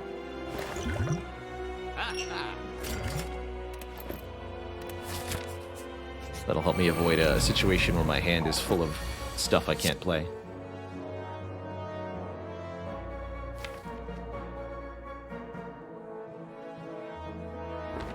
Do I want to keep or discard these thunderclaps? I have no idea, actually. This fight's pretty scary. We could take a lot of damage on turn 2 if the draws aren't favorable here.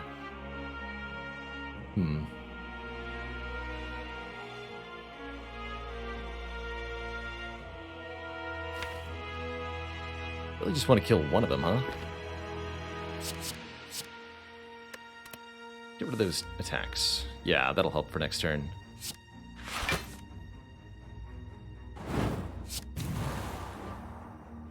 Probably have to kill the shield first. But I need to face the spear this turn. Okay, that's good.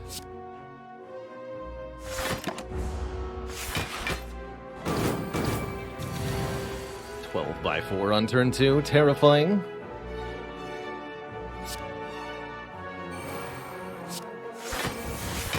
Another bloodletting. Fascinating.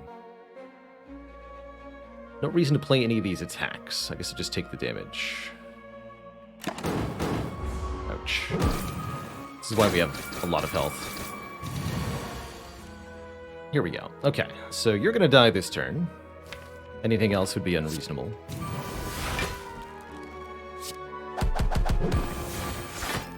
Goodbye. And you need to die very shortly also.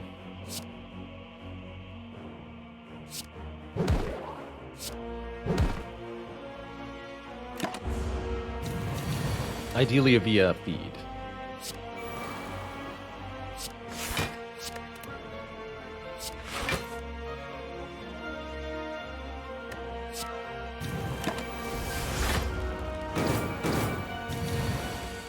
But if feed is not available,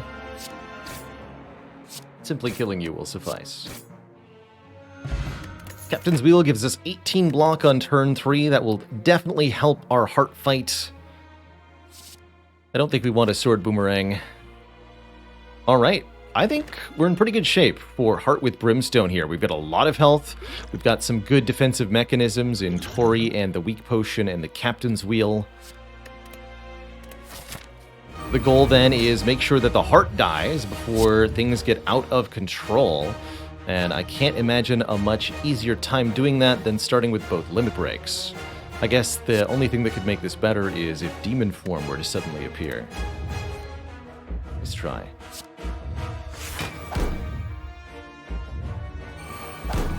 Don't want to play these quite yet. Sure, I can go to 20 strength on turn 1, but we could do a little bit better than that if I'm willing to wait 1 or 2 turns. I'll also get blocked for playing them later, so let's do that later. It's not a great turn 1, but I love the cards we have in hand. This is why the Weak Potion was such an important purchase. Note how the heart does already more damage than the Tori can stop, because this only works on 5 or less, and it's only with a Weak Potion applied that we can reduce the heart's damage output to the number that the Tori will block. Very, very, very important there. Now we go to 1,000,000 strength. 40 strength should be plenty for this fight. And then we want to start capping the damage as much as possible every turn, including this turn. Oh. Sorry, did I say 40 strength? I meant 80 strength.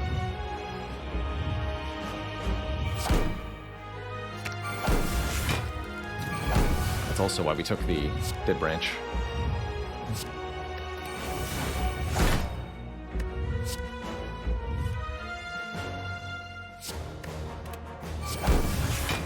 Yes, thank you to the Angers, we're actually able to cap the damage there.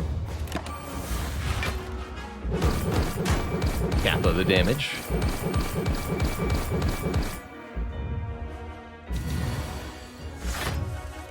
And again, our turn here is our focus here is primarily do damage to heart, secondarily block. Double tap bash sounds perfect for that. Beautiful. And then let's energy potion to impervious here.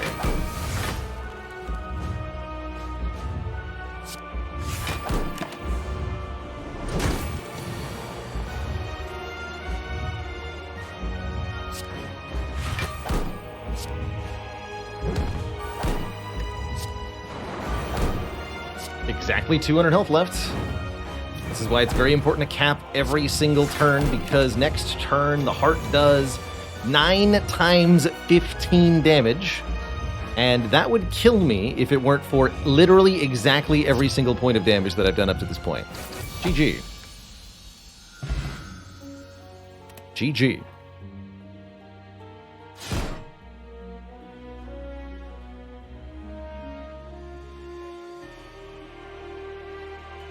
What a win.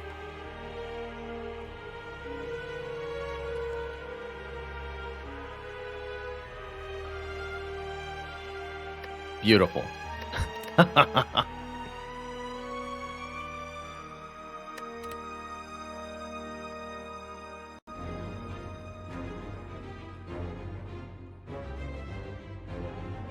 Definitely got a couple lucky exhumes during that run. Certainly feels to me like the dead branch was a positive more than a negative. Although we definitely ended up with hand clog a couple of times. It really wasn't that bad. The Spire sleeps. And so shall I. GG, a very satisfying, very enjoyable Brimstone win.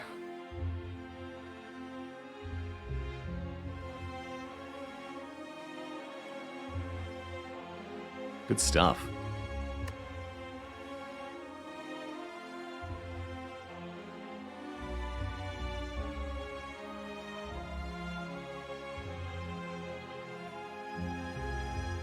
I'm definitely feeling silent. We'll do one more with the Lady in Green. But before I do that, I am going to take a quick break, refill the legs, stretch the water. Scrunkledunk says, why do we take Mark of Pain with Runic Pyramid? Short answer, it was the only energy offered to me, and I thought that energy with the wounds was going to be better than not energy. The other options were Calling Bell and Black Star. Calling Bell was the same problem. That also adds a curse that I can't discard. And Black Star was no immediate power in exchange for double relics. I didn't trust it. So, energy it was, and I'm pretty happy with my choice.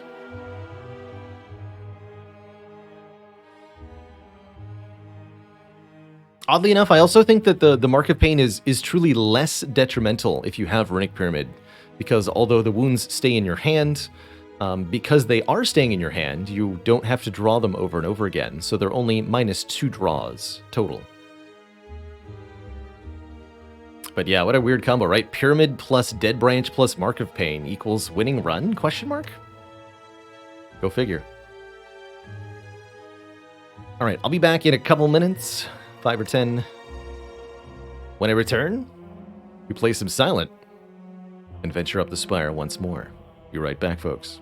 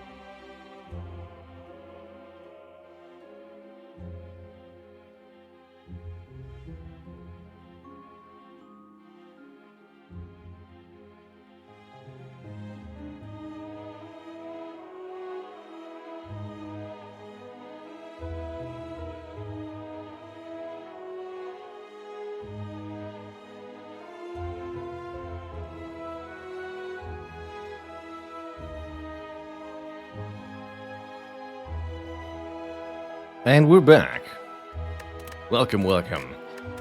One and all, whether you're just joining or you've been here through the break, you're just in time either way for the silent.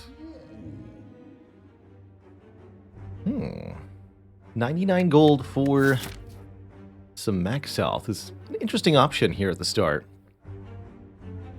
Got a Hexaghost as our act boss. Sort of intimidating wall of early elites here. Now, we must face one of these 4 creatures. And anytime you encounter a situation... Actually, no, there's a way through. Excuse me, look at this.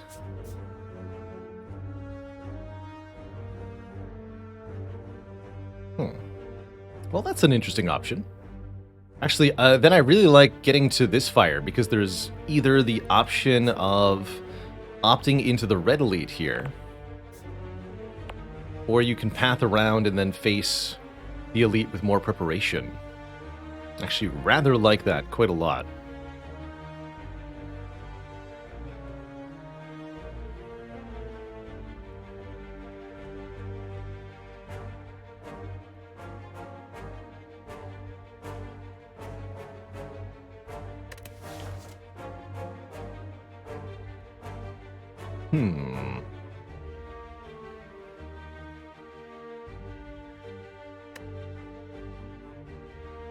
If I was inclined, this would also be an acceptable time to boss swap, I suppose.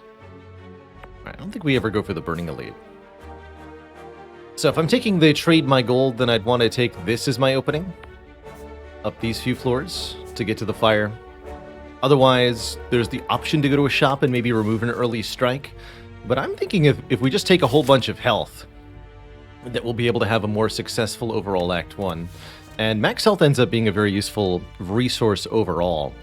You can think of max health as a healing resource, ultimately. You heal based on your max HP when you transition between acts. Either to full health if you're below Ascension 5, or 75% of the health that you're missing above Ascension 5. You also heal based on your max health from events, and anytime you rest, it's a 30% of your max health heal. So with more max health equals more healing.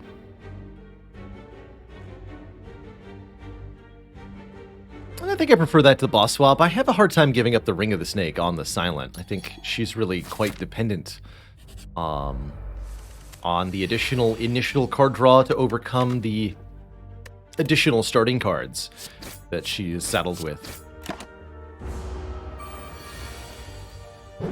And we did quite a few boss swaps on Silent last month,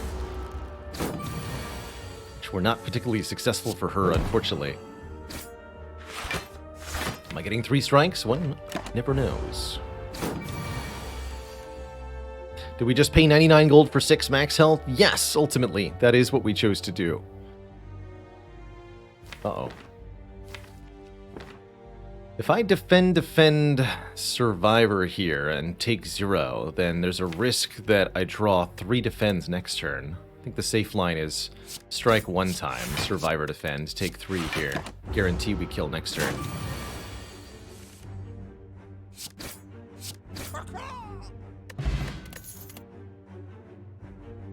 First floor Blade Dance versus first floor Catalyst. Well, Catalyst is not a card that does anything on its own, whereas Blade Dance is pretty good on floor 1.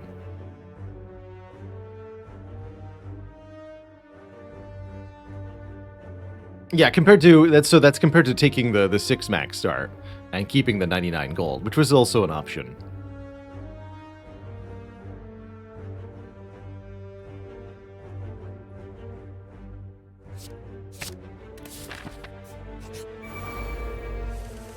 First floor outmaneuver. Can't say I've ever tried that. Probably never will. It's actually better to play 2 strikes than it was to play the Blade Dance. Oops. That's funny, actually.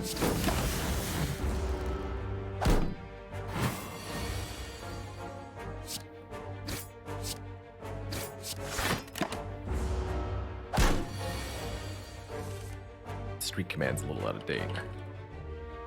Let's see, we just incremented Watcher. Or wait, no, that is correct, never mind.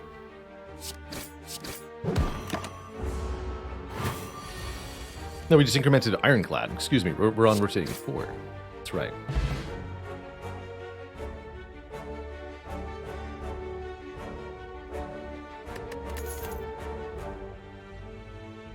Fly me, Poison Stab, Sneaky Strike. Fighting Hexaghost, I'm definitely inclined to take a poison card against Hexaghost. That way, if we see another one, we have a way to answer that fight. Absolutely need to make sure, as Silent in particular, that you are keeping your Act Boss in mind with your card picks. Flying Me is pretty broadly useful, too. The extra energy next turn can do all sorts of fun stuff. But yeah, let's grab that Poison Stab.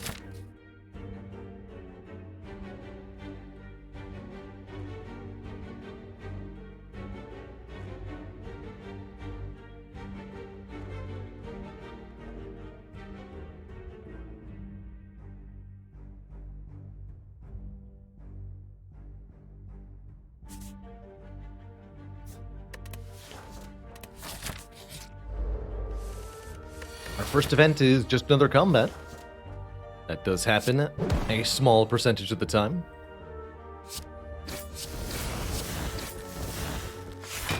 Able to fully block and do quite a lot of damage here. Beautiful fight.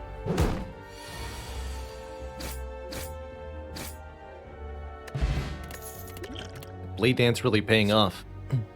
Second Poison Stab being offered. It's an interesting way to get there. That would definitely let me take the red additional elite if I picked up a second Poison Stab.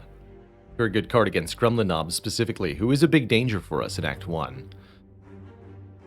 But 2 Poison Stabs is definitely something we'll regret having later in the run, so it's only going to be worth it if we are able to get some good relics immediately. Otherwise, I think I'd more broadly rather have that Piercing Wail. But the Piercing Wail doesn't prepare me for this floor. Alright, let's try it. Let's go Poison Stab, and I'll take the extra lead. I feel like that's got to be worth it, ultimately. Bought a mini Strawberry for a reason, right?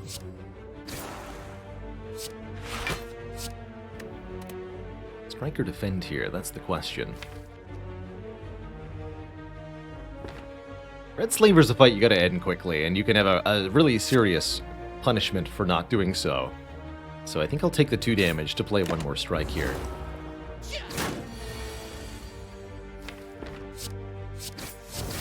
Because the Entangle is nasty, because the Vulnerable is nasty.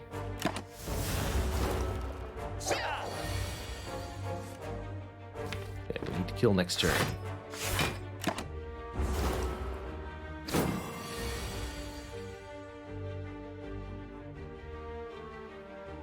And look at that. If I hadn't played that strike, we'd be taking this hit here. Because we'd be just a little bit short. We'd be actually 1 damage short without having that strike played earlier in the fight. Now there's a card to kill elites with Dash. 2 cost, 10 block, 10 damage. Perfect. Now we will easily traverse this path and easily defeat this elite.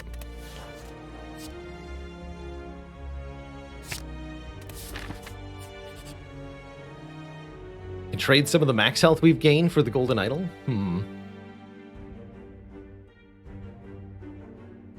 So at the start of the game, I traded money for max health. Now I'm going to trade max health for money?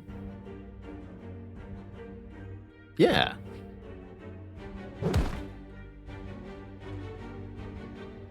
What a strange world.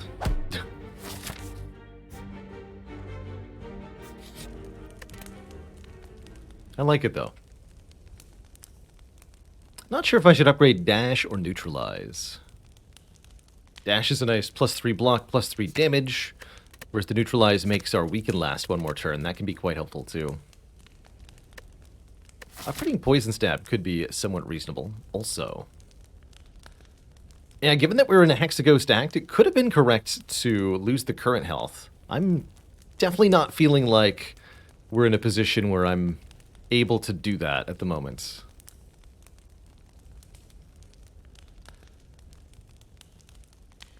Neutralize definitely does seem like the better upgrade in the long term, but I'm not looking at the better long-term upgrade right now. I'm looking at the better right now upgrade, which I think is ultimately dash. Although that doesn't help me against 3 sentries, but I could suppose the neutralize upgrade doesn't either. And it's a moot point, as the Lagavulin is our first opponent. With double poison stab on turn 1, I am definitely waking up on turn 1. Take advantage of that damage per turn. The major way we're going to win the fight. That's a bit of an oof, but next turn looks good.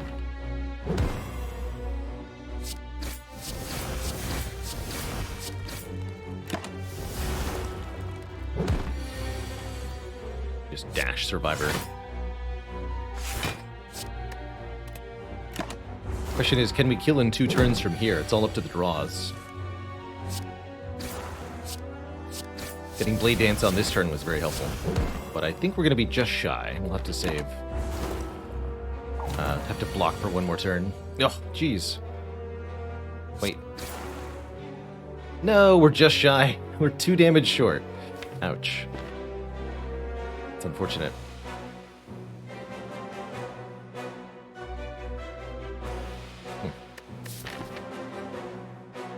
Well, that's alright.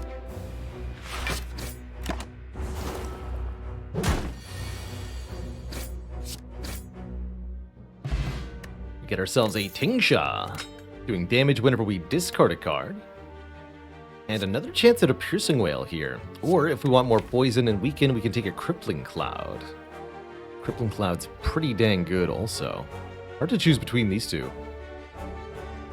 I suppose with Hexaghost looming, I do want the card that does poison more. Should not disregard accuracy either. Accuracy makes this Blade Dance do a lot more damage. Tough choice.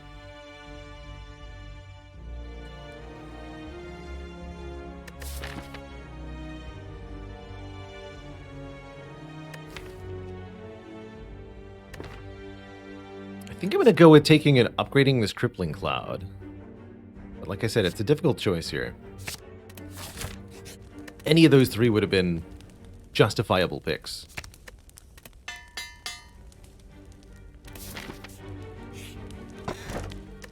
Question card is here to give us more options from future card rewards. That could lead to finding a lot of good stuff later on in the run.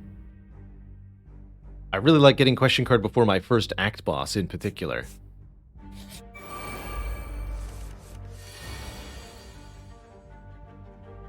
Sentries are here. Actually a rather difficult fight for us, with Crippling Cloud and Dash being drawn on the same hand. Notably, Crippling Cloud doesn't do any poison if the enemies have Artifact. So I think I'll actually draw back into that. Go Dash Poison Stab on this one. Might have to speed potion next turn. I would say that's almost exactly what I'm going to do. I could also just Poison Stab, Strike, Strike, and kill this Sentry, right? That's 6, 6, 9, 21 damage. Kills you.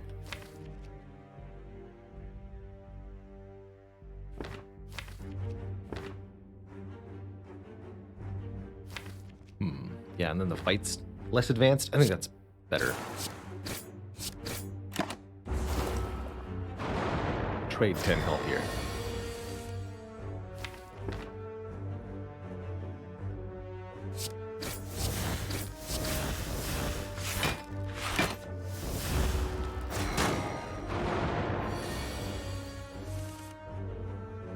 Okay, so far, so decent. Let's strip Artifact off the one with more health at this point. If I draw a Crippling Cloud, I want the poison to go on this one.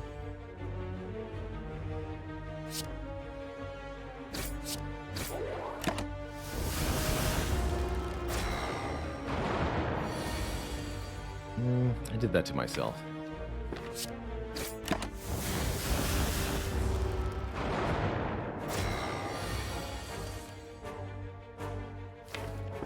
Might still be in it, though.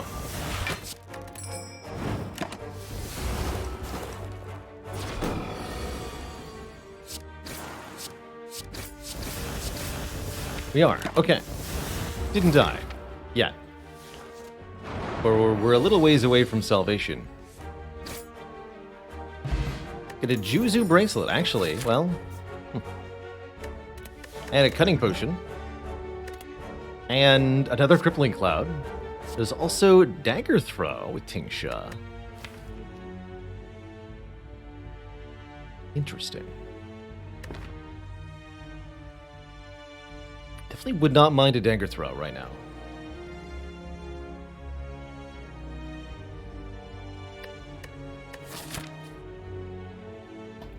I think our best odds are still going this way. We'll have to get through 2 fights on 3 health. But then we get to rest and upgrade before Hexaghost.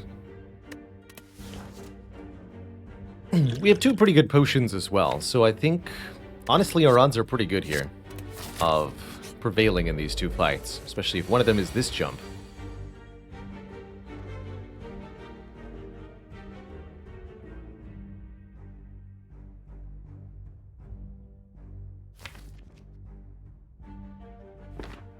Definitely going to play Dash to block, and I suppose Poison Stab over Blade Dance? They're pretty similar. May have to use one of the potions next turn, depending on the draw here. Although hopefully we just draw double defend and he's doing the weaken move.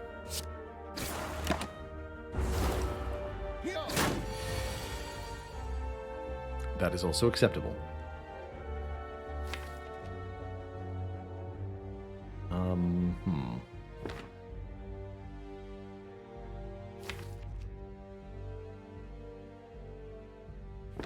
I'd use one of the potions here. I think I would like it to be the speed potion. That way I get to dagger throw for 12 damage here, bring him to 17. We kill next turn easily.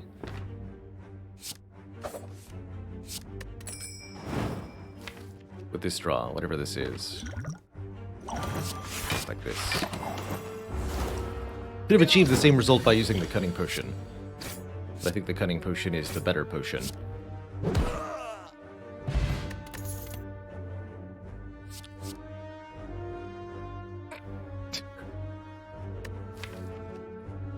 It's here. Discard your hand, add a shiv to your hand for each card discarded. Interesting. With Tingsha. Very interesting. 7 damage per card. That's currently equivalent to a Fiend Fire in damage. Let's give it a shot. Uh-oh.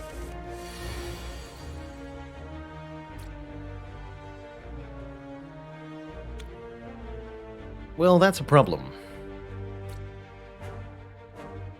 You know? Definitely describe that as a problem.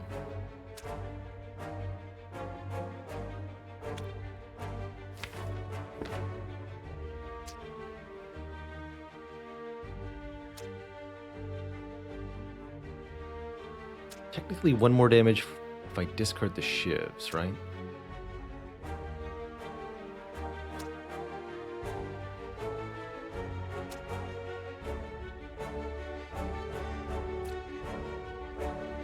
Don't think we have enough damage to kill them both.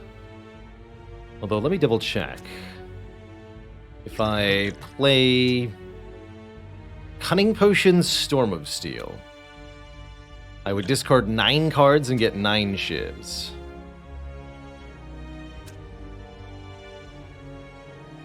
So 9 times 4 for the shivs, 36 damage from shivs, plus 27 damage from Tingsha, total 63, not enough to kill them both. Put Crippling Cloud first. That would be better, but not enough to kill them both. No. I think we have to go defend. Cunning Pot.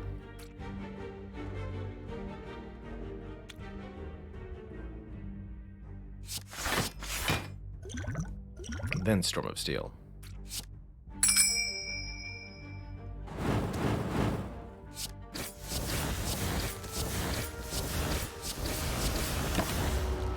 Then pray. Pray very hard. Praying successful. Okay, we lived. We are the silent who lived. We're alive. And I like that acrobatics quite a bit, actually. Backflip is also pretty good.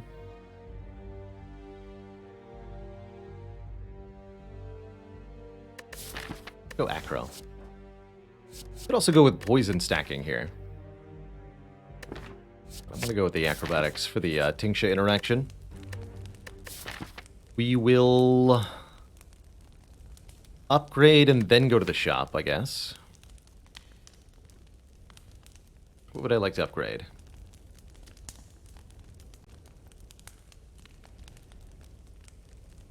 Acrobatics is a good upgrade. Oddly enough, Storm of Steel would be a decent upgrade.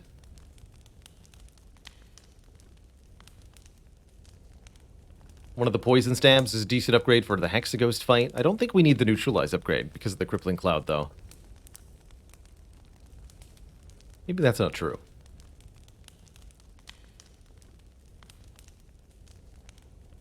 Wouldn't even mind upgrading Survivor. I think this can often be a really helpful card for making your silent runs feel better in Act 2, especially.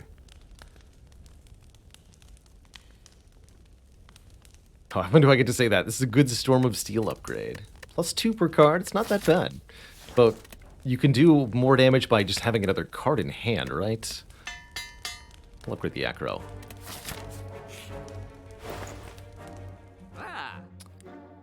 It begins.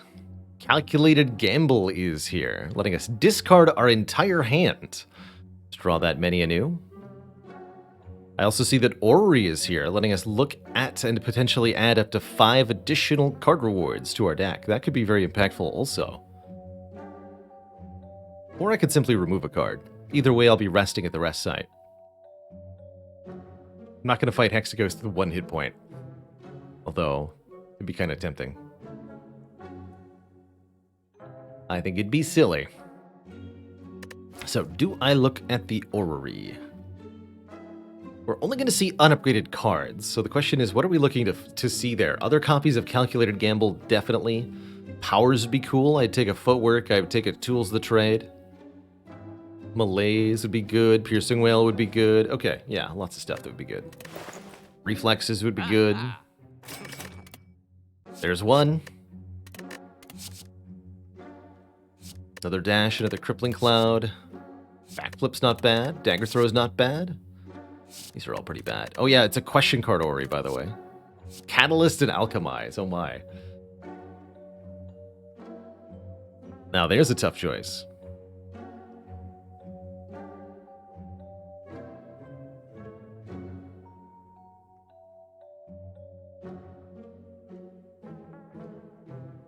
I suppose Finisher's not that bad, but the main problem with Finisher does not work with Storm of Steel, 1.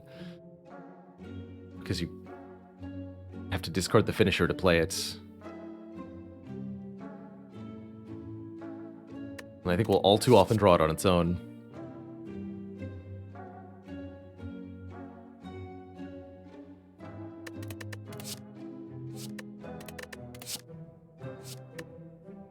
Do like the backflip, though.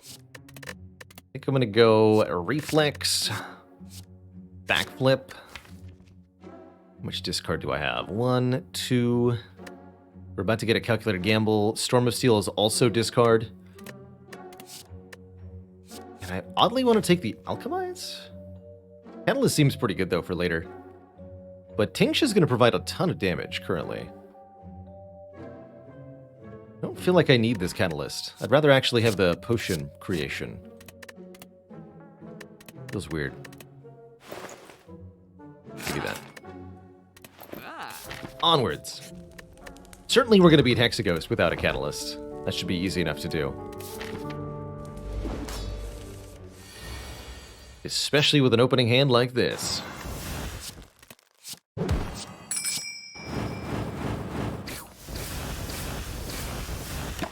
Shivved on nerd. Do I need the potion? Doesn't look like it. Not with 12 poison on turn 2.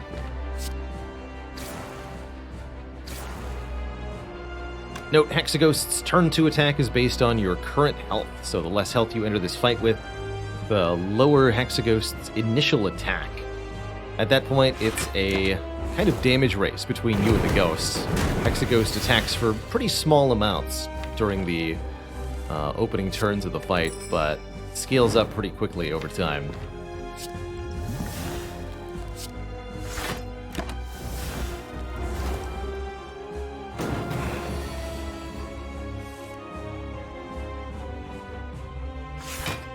Ding ding. It's poison o'clock. And you're invited.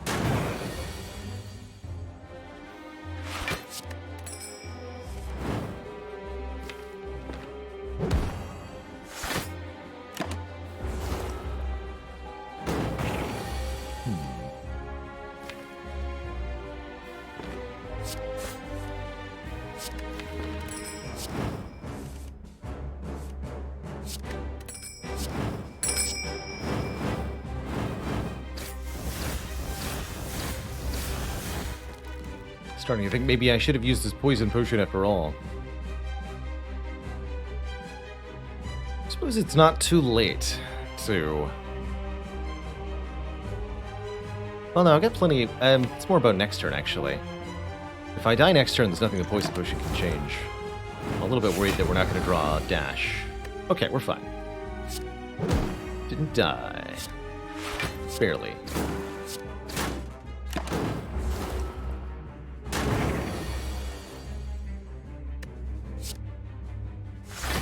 Good work, me.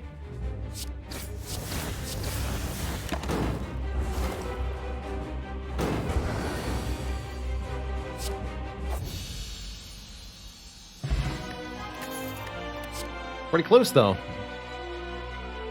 Get 4 rare cards offered to us, 3 attacks, Finale, Die, and Glass Knife.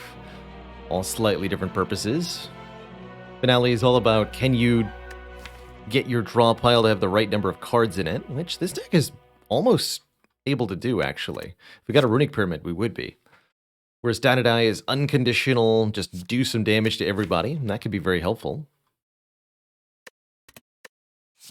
Glass Knife does a lot of damage to a target of your choice, but gets worse with each play, or after images block per card, and that's pretty good in a deck that's got, well, this sort of stuff going on. Dwarven Heart, thank you so much for 2 months of support. Appreciate you keeping it cozy. I think I am personally feeling this after image. Goes nicely with what we've got going on. Helps augment our block just a little bit, and will definitely encourage Tingsha nonsense to occur. Let's do it. I'll also take the skill potion over the poison potion. And now we're gaining energy. 3 different ways to get there. Sozu prevents us from getting potions. That's pretty disastrous with the Alchemize the deck. Dome prevents us from seeing what the enemies are doing. That definitely feels a bit awkward. Or Philosopher's Stone gives enemies additional strength. Could be a problem, but not that much of a problem. At least that's my hope. Certainly we're not worried about birds. And I think we've got the blocking game down. We've got lots of access to weaken. This feels like the best option for me personally, the Philosopher's Stone, over the Runic Dome. It's never Sozu, of course.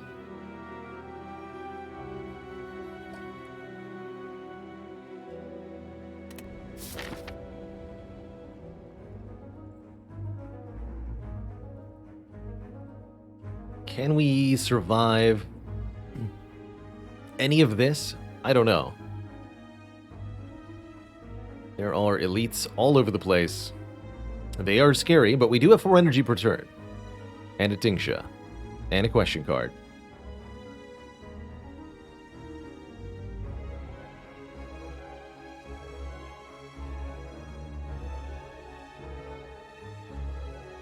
Going to a shop early would mostly be for the purpose of removing a strike, which is actually a very valuable thing to do. There are way too many strikes in this deck at the moment.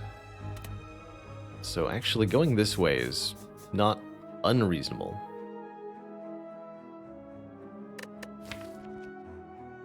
Okay, let's try that. I don't want to get in too many fights right away.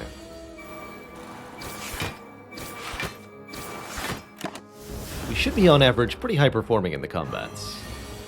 My hope, anyhow.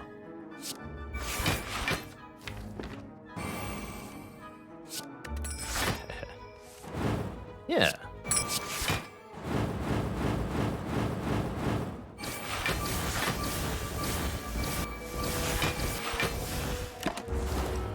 That's actually a lot better than I thought it would be, quite frankly. Good stuff. Upgraded Piercing Whale just in time for Act 2. Welcome. Those backflip and Crippling Cloud aren't terrible either, and I would take either of these if they were upgraded and the Piercing Whale was not. But with the upgrade on the Piercing Whale, easy pick. Concentrate does damage. Curious. Main thing I'm here for, though, is just a card removal, and that's what I'll do. Get that strike out of my deck.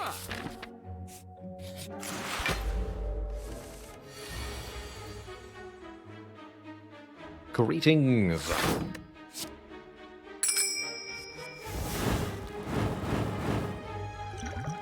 Stinky parasite.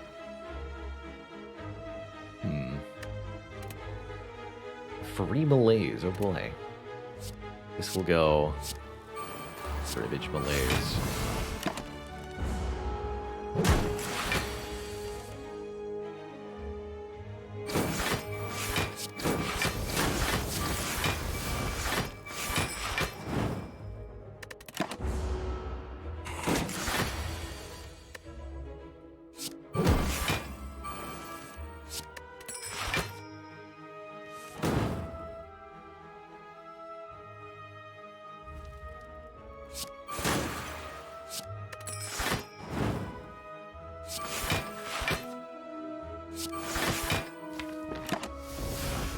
Working better than I thought, actually.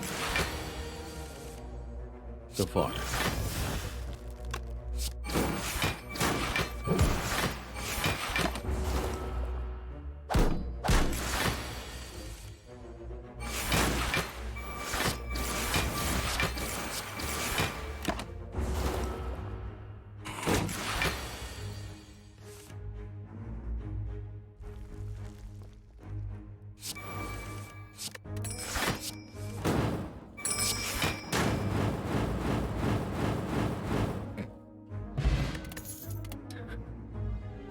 Another acrobatics for more card draw while also causing us to discard more stuff? That's pretty hard to turn down. I think Escape Plan also could be part of a balanced breakfast, but only if we had dexterity to go with. So far, Tingshu's at 139 damage. It's going to get a lot bigger than that as we go forward, too. Upgrade a card. Well, don't mind if I do. Basically, all my upgrades are going to go into card draw upgrades right now. Oh man, do we get +3 strength on turn 1? Or do I transform 2 strikes into 2 different cards? What a choice here. This Jax guy is always such a good event to run into in Act 2. He's got 3 options, and almost always at least one of the 3 are very good. Hard to go wrong with transforming starter cards. But when you have a 7-card turn 1 and a bunch of shivs, and a bunch of Act 2 elites coming up, it definitely is tempting to gain plus strength on turn 1.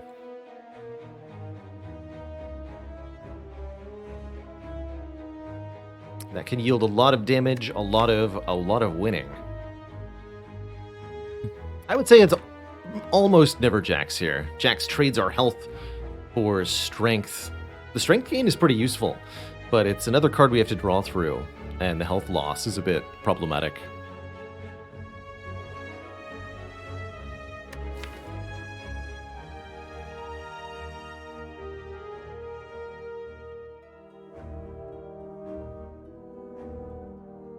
Krogzar asks, if we got Clockwork Souvenir, would I keep the mutagenic strength? Yes. Clockwork Souvenir would do it. The 1 artifact at the start of combat relic.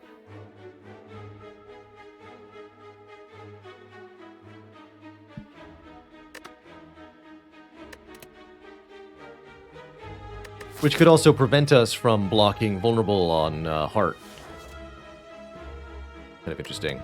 I think I am going to take the strength on turn 1. I really feel like we're going to want that bonus damage in a big way here.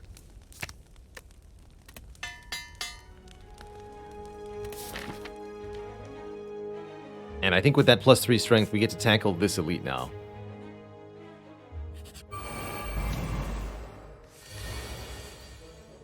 Nice try, nerd.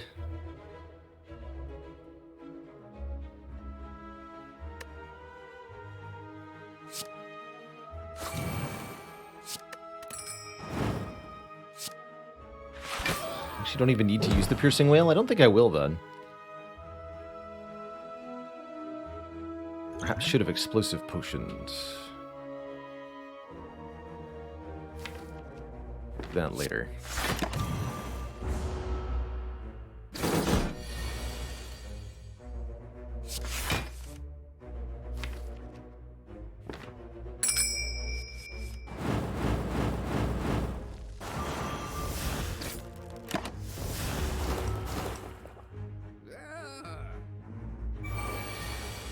Okay, now we use the explosive potion.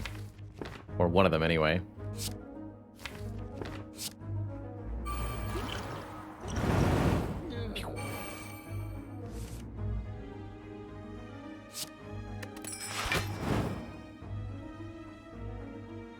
Survivor's Storm of Steel?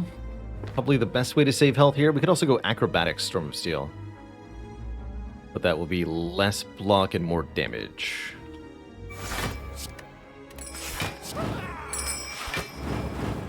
Yeah, get him.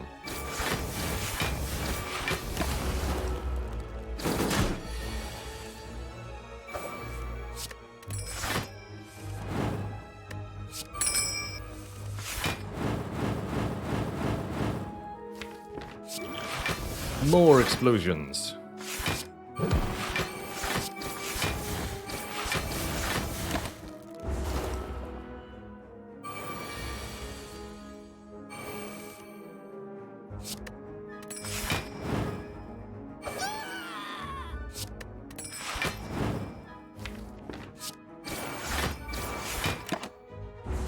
Okay, we should have a kill easily here.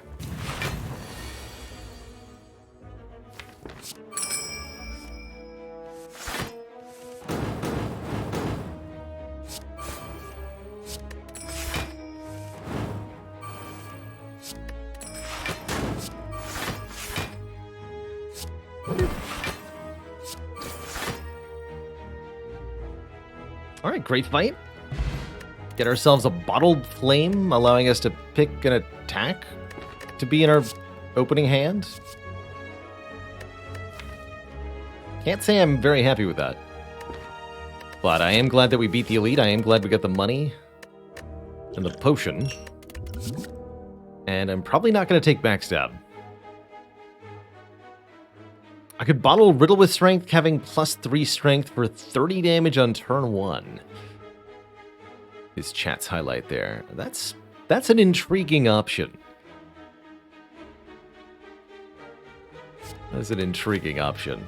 We could also do the bottle backstab meme, which isn't even that bad, honestly. We do have +3 strength. I think I'm going to say no to all of that, though. No, no, no. No thanks. Upgrades to free. I think we need this upgraded first. Meat on the bone. If we're at or below half after combat, heal 12. Yes, please. Currently, we have no source of healing, so if I were to take severe damage, this would be the only thing between me and devastation. Let's go this way. 2 more elites, 2 more upgrades. But can we beat a Book of Stabbing with +1 strength? That's the question.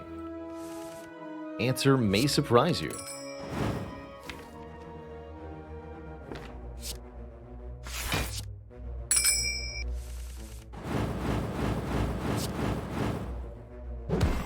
Ding! Could use the energy potion to drink the alchemize now. In addition to playing 1 more strike. I think I'll do that. Ooh, regen. Well, I'd say that was a pretty good turn 1 against Book of Stabbing. Question is, can we keep it up?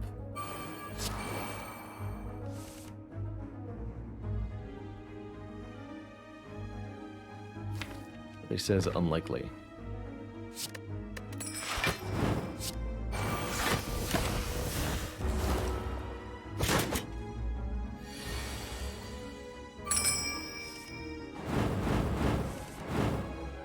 Half health for us is 35, so if I can find a way to take 2 damage here, I really should do that.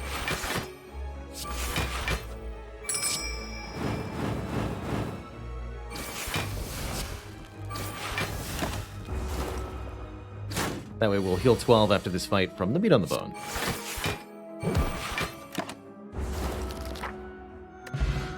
We get Ginger, meaning we're immune to weaken. And there's a Tools the Trade, allowing us to draw and discard 1 card each turn. Which is exactly what Tingsha wants to hear. Welcome. Long line of hooded figures offer us a sharp knife. Don't have a lot of time to charge this Ritual Dagger. Ritual Dagger gets better the earlier in the act you're offered it, and this is pretty late. So I'll take 50 gold instead.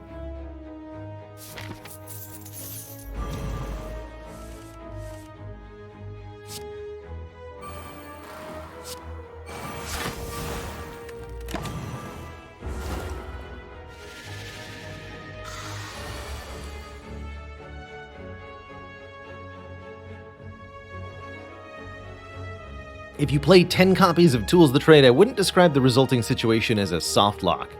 You'll draw and then discard all 10 of your cards each turn. You can still do stuff with potions, and we would do 30 damage per turn with Tingsha, but yeah, you'd be pretty screwed at that point. You could also discard reflexes to draw real cards. That's also true.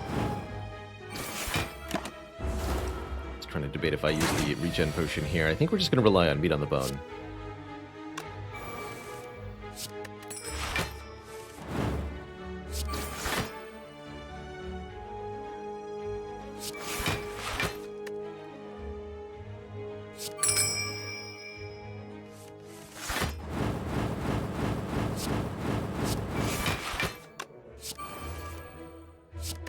Keep them coming, Snecko. Zero cost infinite. Heck yeah.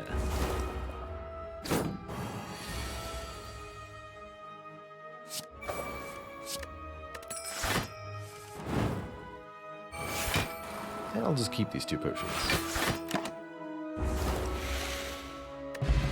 Get a duplication potion. That's a very good potion. Could take yet another acrobatics. I think 2 is enough at the moment.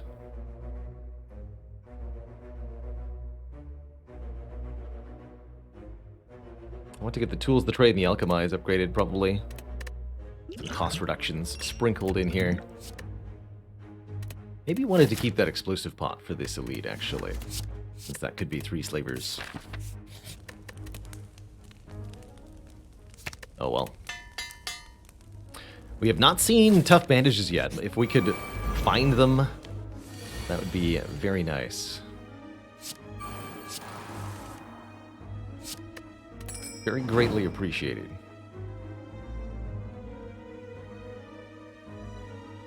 This is looking like Crippling Cloud, then Storm of Steel.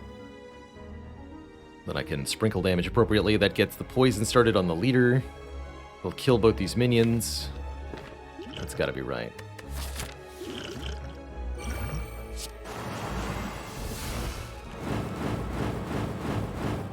Perfect.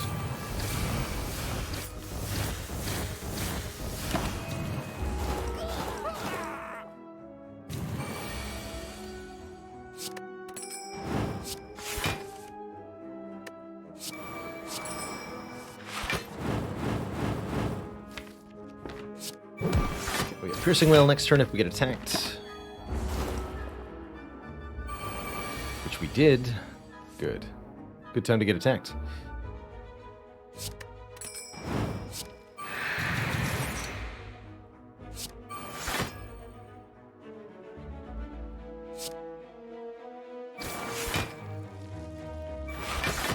Okay, full blocked. Maybe a few more turns till leader is killed. Let's kill this wizard.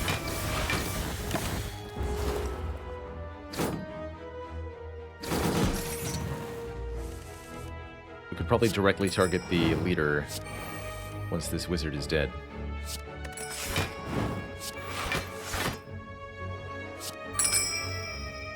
Gamba Gamba.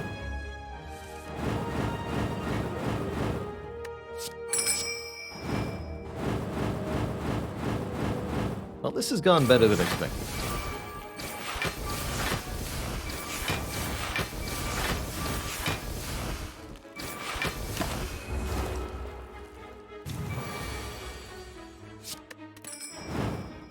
I don't want to play any more cards because I want to get that last 1 point of regen. Get a mummy hand. If we play a power card, something in a hand becomes free. And here, at long last, is an Envenom at the same time as the mummified hand to really tie this whole deck together. Suddenly, these poison stabs and these shivs are actually part of the same archetype now. It's all working together. Beautiful.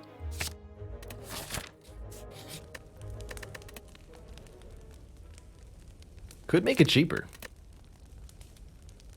But I think I'll make the Alchemize free. Now it won't be a target for Mummy Hand, which could be very important, actually.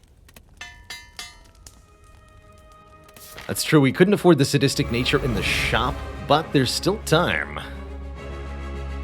This Envenom's also going to be very helpful for removing artifact from Bronze Automaton.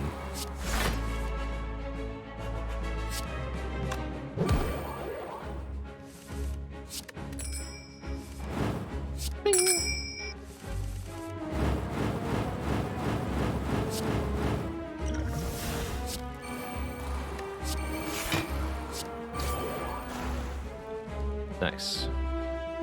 Good turn one.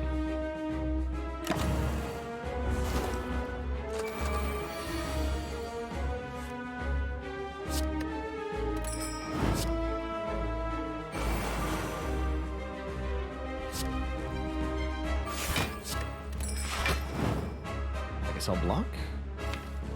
This is also blocking, though.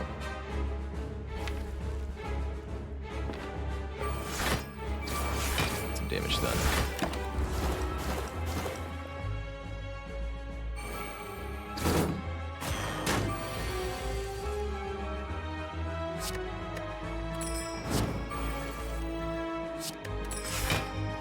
Holding my Calculated Gamble, which is actually one of my best damage cards, too.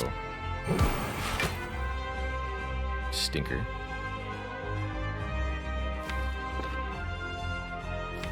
Just mundanity in the draw pile.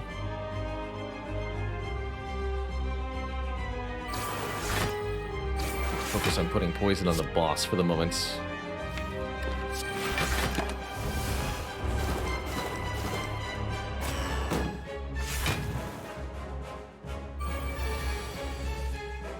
Actually, I really wanted that dash. Piercing Wail is perfect on this turn, though. That'll solve our block conundrum here. Basically entirely. Weakened. Damage the one who has my Calculated Gamble. Block the rest, block the rest. Okay. So Hyper Beam will be next turn. That could be a slight problem. Unless...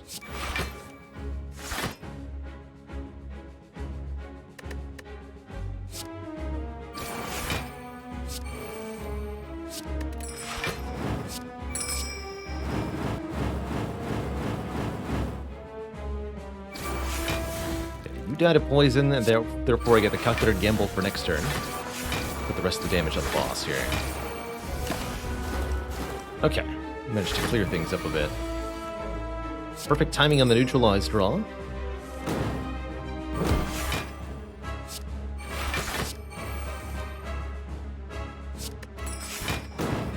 Fortunately, I don't have any real block cards, so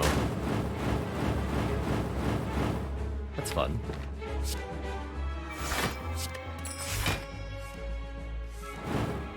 Yes, technically Storm of Steel is a really good block card because every Shiv blocks for one. This worked out pretty well, though.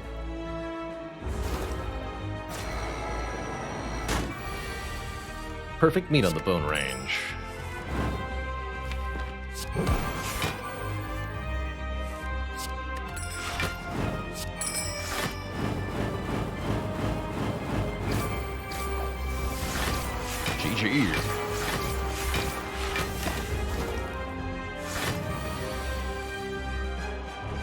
Excellent fight.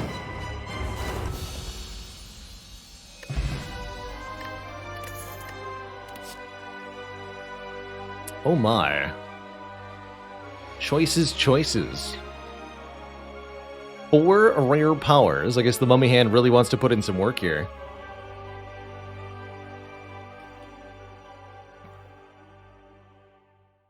We can take a Wraith form to make us intangible for a few turns. 1,000 cuts to make our card plays do damage. Another after image to double our block per card. Or another Tools of the Trade for more card draw per turn. I think I'm most inclined to take another after image. Really do need 2 in order to counteract Beat of Death on Heart. And then from there we can do something like lots of calculated gambles.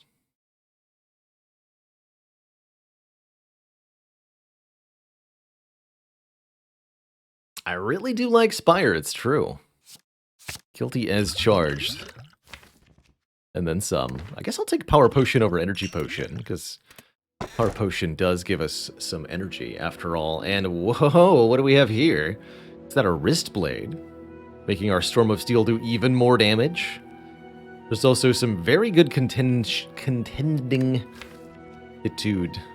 Very good reason to consider the Empty Cage, letting us remove 2 strikes from the stack so that we can focus on our draw and discard effects as our primary source of everything. In fact, the Wrist Blade's not even necessarily that much additional damage.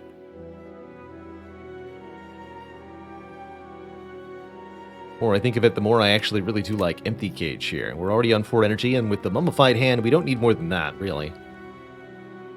We just want to make sure that we're able to consistently get useful cards.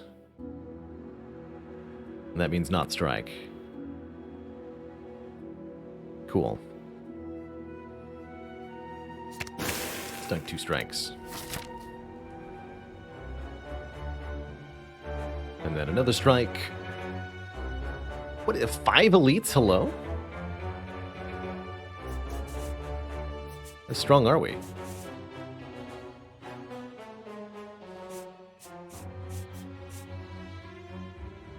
That's a ridiculous path. I mean, Meat on the Bone definitely makes something like that kind of viable. Certainly we'll be visiting this shop regardless. Let's start there.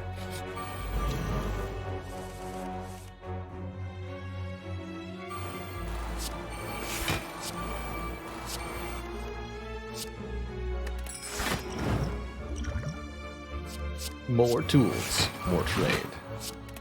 For power.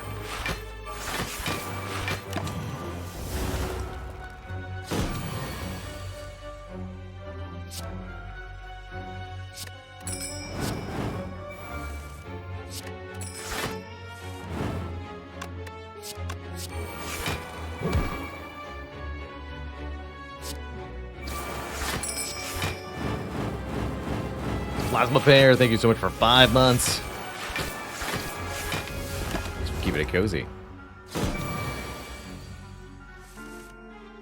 Ding.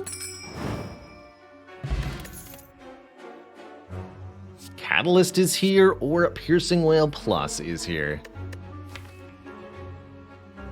I think we should probably take this Catalyst and upgrade it. I like that.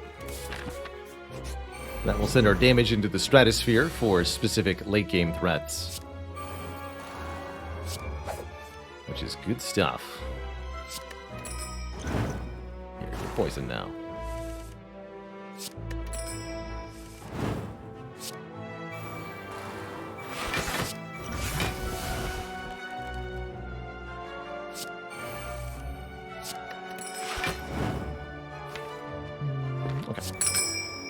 Ding ding.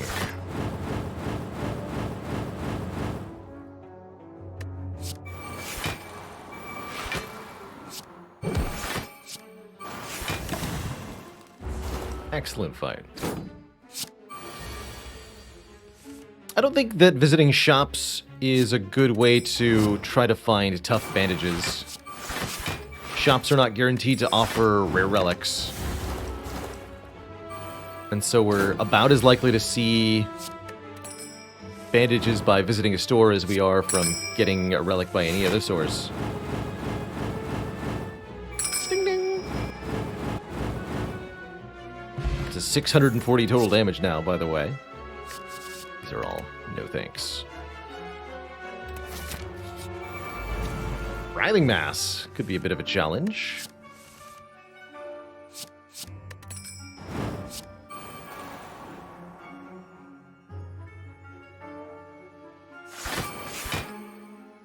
Thought it was one rare, one common, one shop relic in the shop. No, it's 2 random rarity relics and 1 shop relic. The first 2 relics are not guaranteed to be anything in particular. Actually quite like a gambler's brew. Let's keep things as they are for the moment.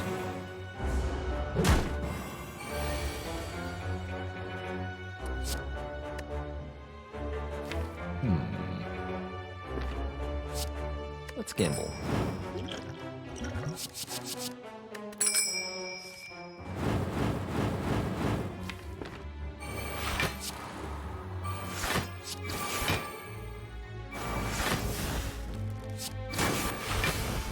Oh no. Please don't do that. Thank you.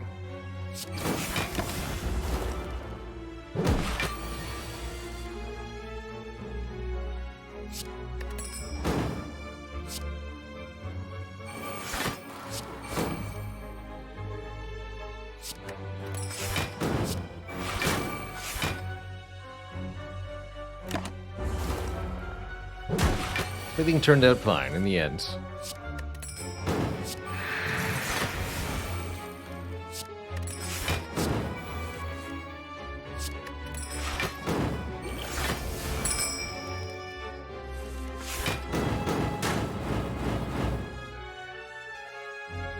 Hey, there's Trivius. A smoke bomb potion truthfully doesn't have a whole lot of positive use cases during a normal run of Slay the Spire. However, I will say Smoke Bomb's best use is if you're trying to play Spire quickly, doing any kind of speed run. The Smoke Bomb can help you avoid a combat, and therefore speed up your process considerably. It's gonna work. This is gonna be... do Blade Dance, then Storm of Seal.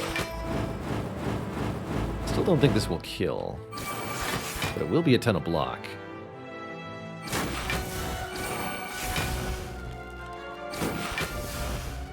Let's stop here, actually.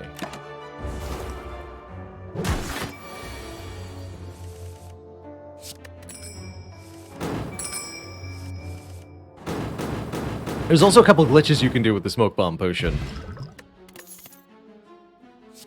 There's well-laid plans, but there's a backflip plus. Gotta be the well-laid plans. Gotta be. Transient is here. Oof, sketchy turn 1, too.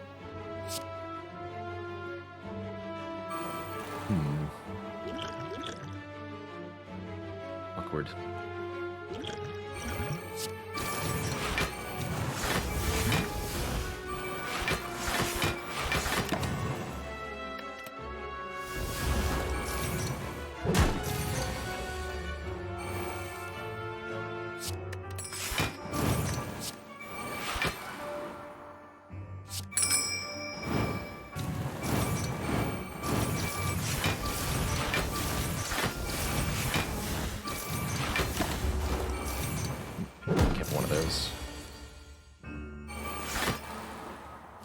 Get my... This'll work. Yeah, 22 poison's pretty good.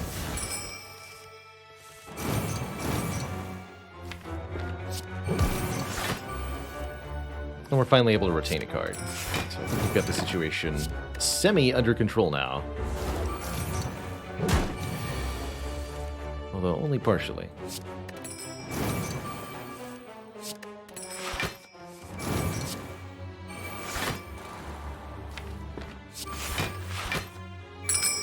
Get him.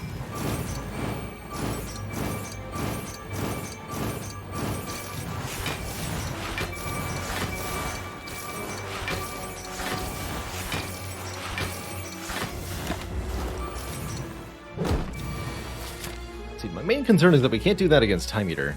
And not really against Awaken One either.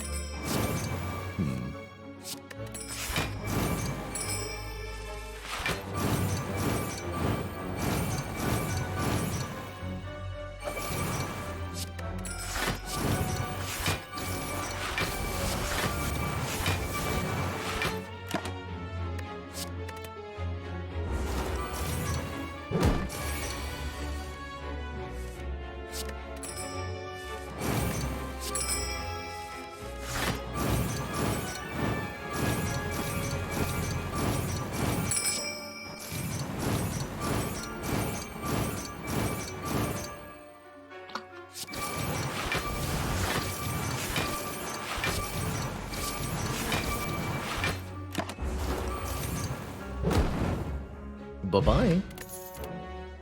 Another catalyst. Again, unupgraded. Interesting option.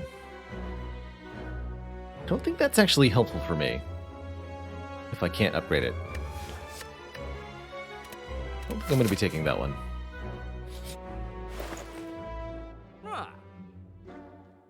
Well now. I'd say things just got very spicy for our opponents. Snecko Skull says, whenever you apply poison, apply one more. So now, Envenom would be 2 damage per attack. And then we're doubling or tripling that with Catalyst. Could also take Sling of Courage to get us more strength in elite fights. And I'm going to do 5 elites in a row, so that's probably pretty good. And then I can also afford to remove a card on top of both of those. Pretty sweet. Don't mind if I do.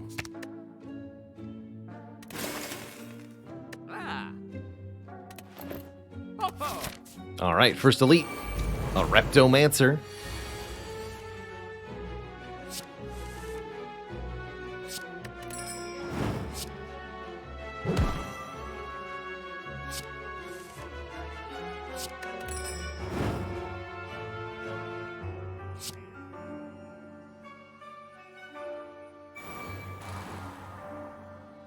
Discard this after image.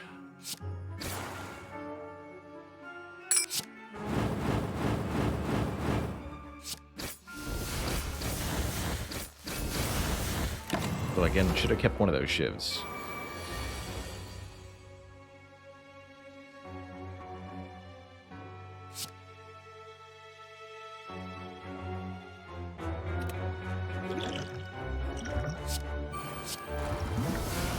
There's a smoke bomb in case we need it. Might be useful next turn. You never know.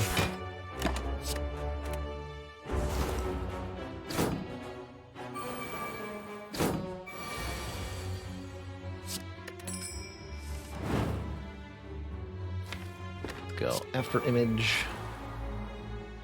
Piercing Way. Gamble.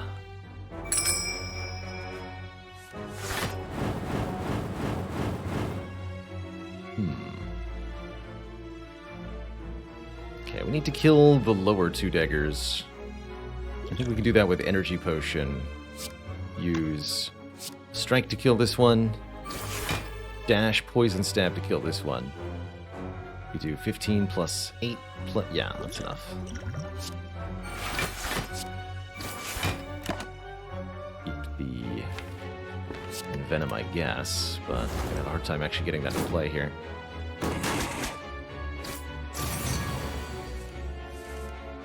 Uh-oh. Oh, there we go. Envenom and then Storm of Steel. Perfect.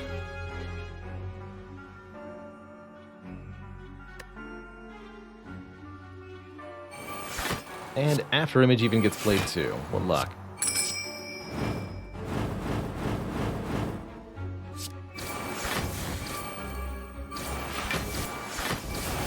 This time I'm going to remember to keep one Shiv to block with or kill a dagger with next turn. Important lesson to myself.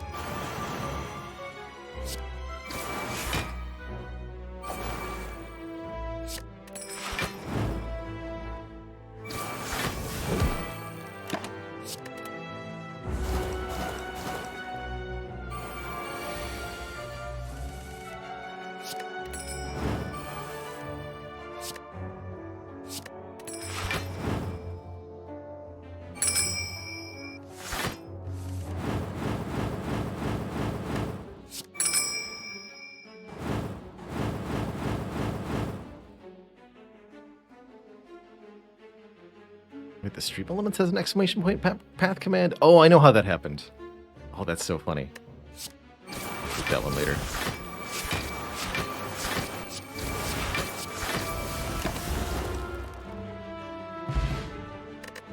Oh man, Gambling Chip says at the start of each combat we can discard any number of cards to hear a beautiful ringing sound in our ears. And we can also discard Tactician Plus to get a beautiful ringing sound in addition to energy.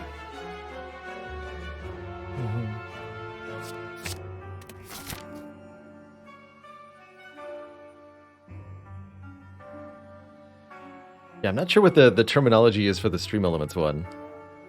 One little sneak by.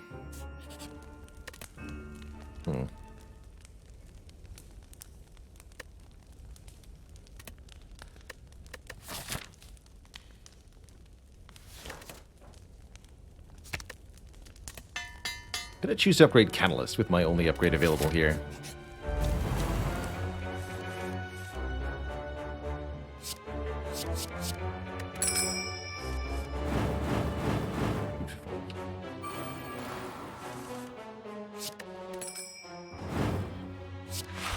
Oh dear.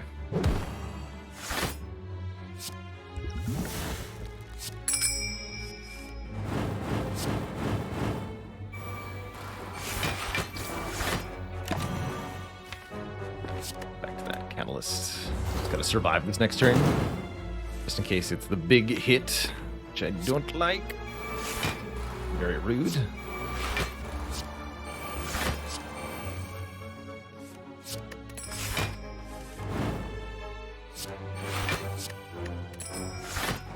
But actually, we were fine. Huh.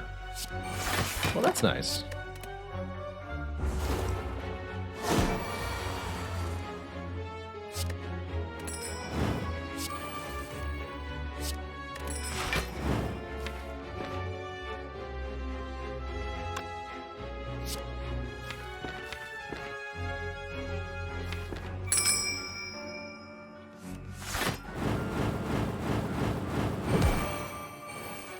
Get him.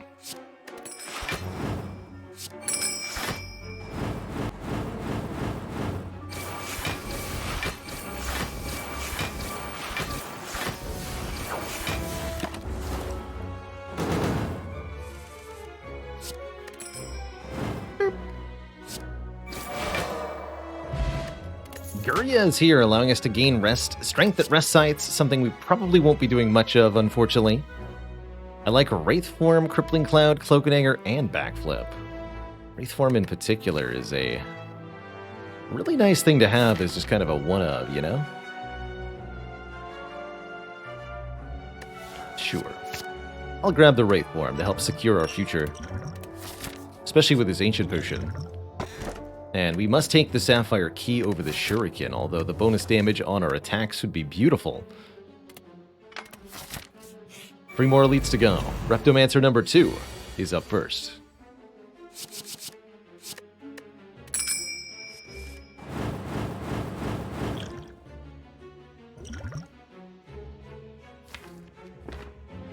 Let's go 1 more tools here.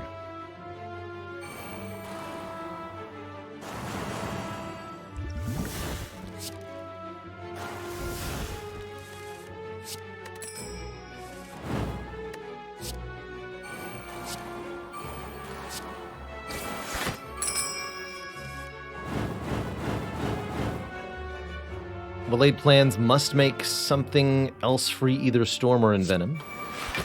Envenom must make Storm free.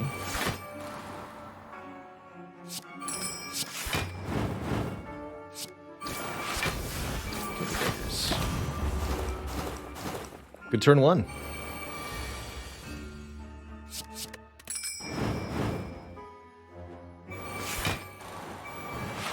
Now I'm a ghost.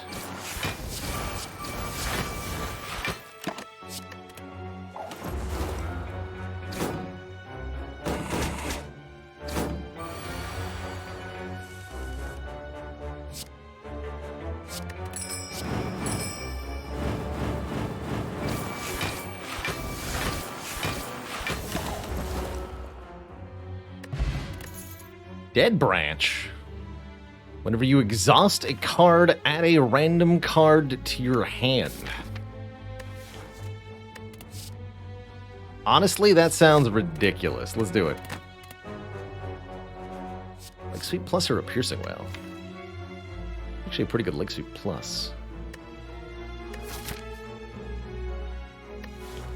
Nah, one more Piercing Wail. Is there such a thing as too much Shiv? Only one way to find out.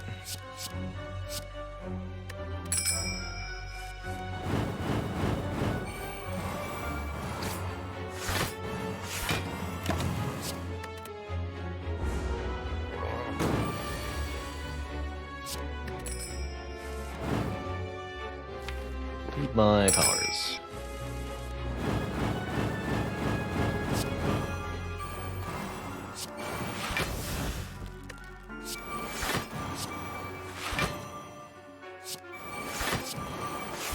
Convenient. More plans. More power potions.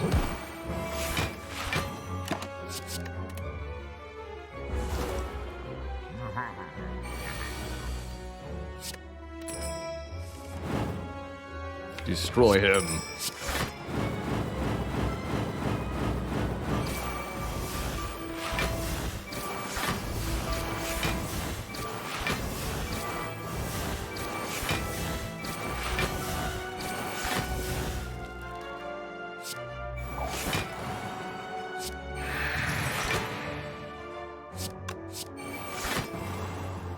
Bane is free.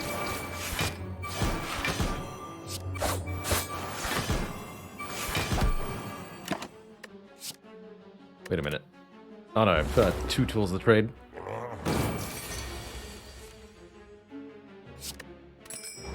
Wait, no I don't. Yes! Grand finale.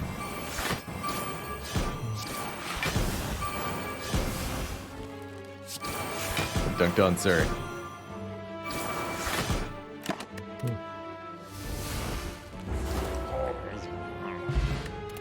A little bit more block from the Thread Needle. Another copy of Reflex Plus to get more cards into my hand. Heck yes.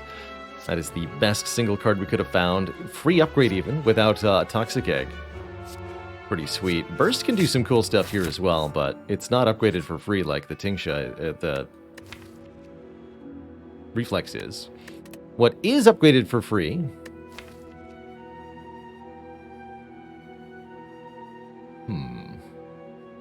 Not a card that I duplicate. We could make a 3rd Reflex. Or a 2nd Tactician.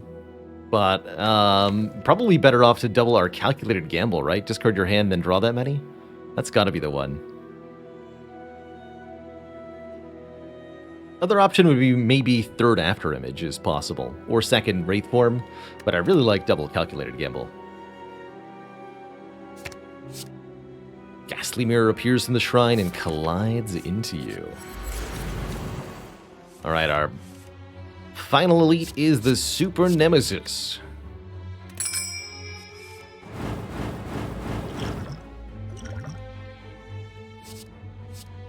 Double in Venom.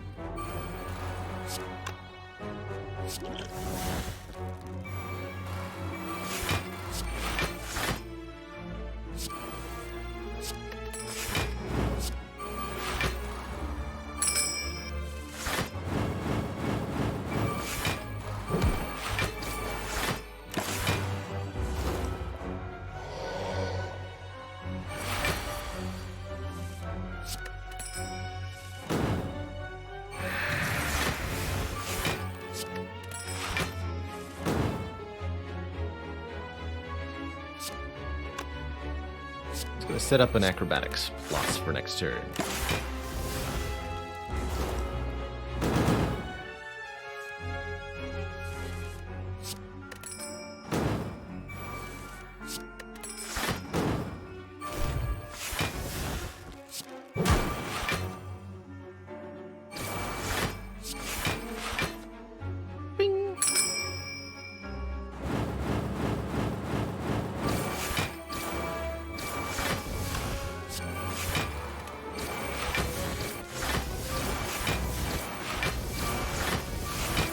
indeed.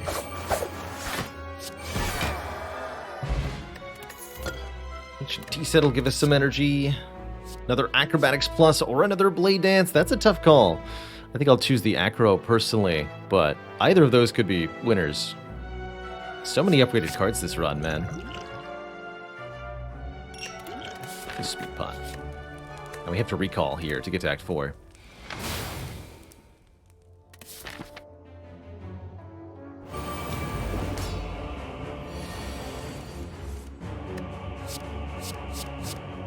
Dead Branch is a very, very silly relic if only you open your mind to its infinitely ridiculous possibilities. Can you believe we've barely used this catalyst? I think it'll get used in the heart fight, but so far, holy moly.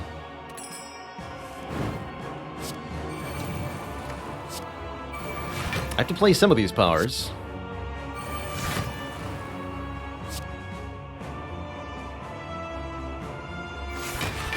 Maybe not all of them, but definitely had to play some.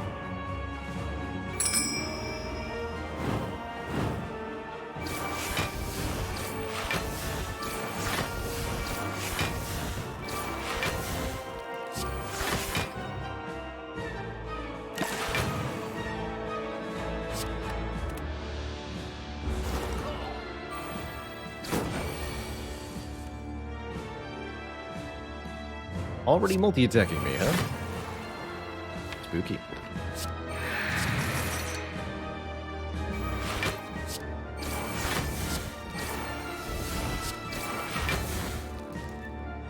We're also going to be randomly generating powers from the Dead Branch constantly. That's a bit of a complicating factor.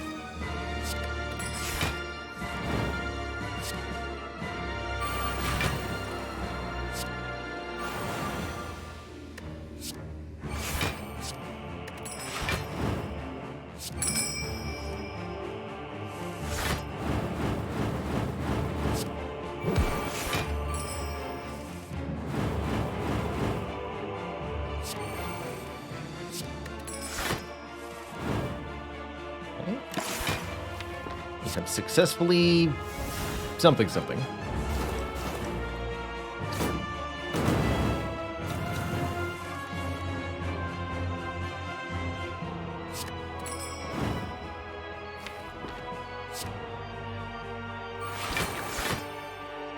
You're gone, buddy.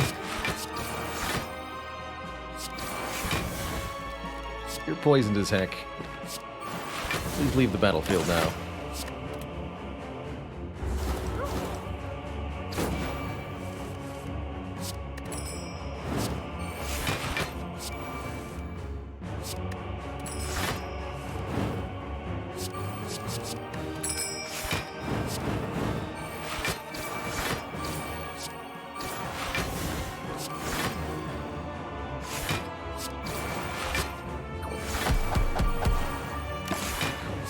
Piercing Wail when the Awakened One dies, presumably next turn.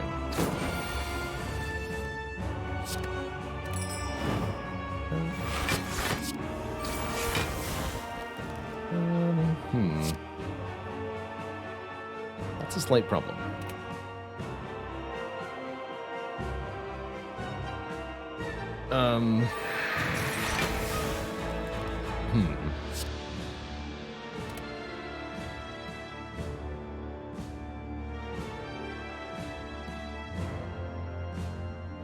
The Awakened One will perish this turn if I play the Caltrops.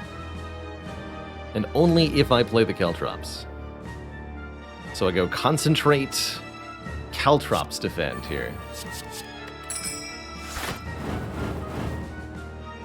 And the Awakened One will die on the first hit. It still loses some of the strength.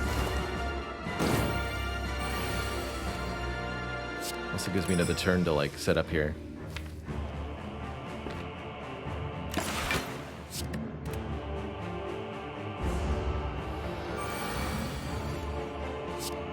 Wraithform time.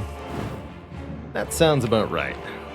Let's just win in 3 turns. Easy. What you got?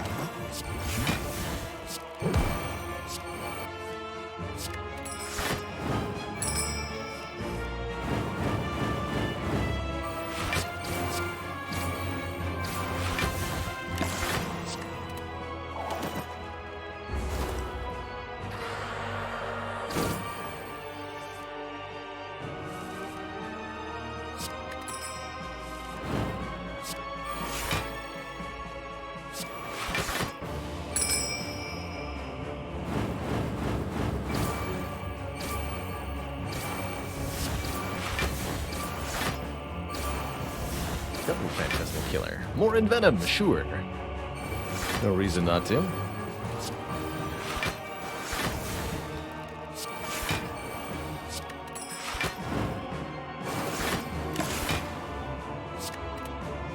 No longer intangible as of this turn, which is a little bit terrifying.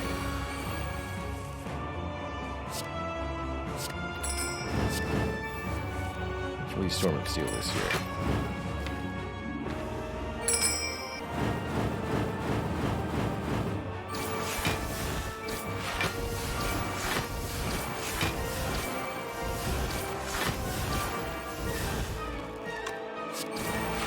GG.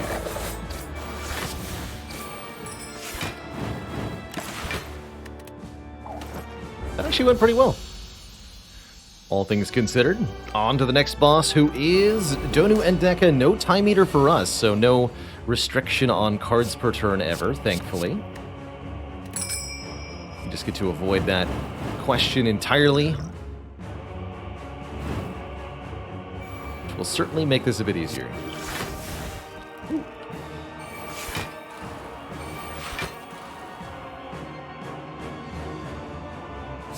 Just discard that. The calculator gambled here.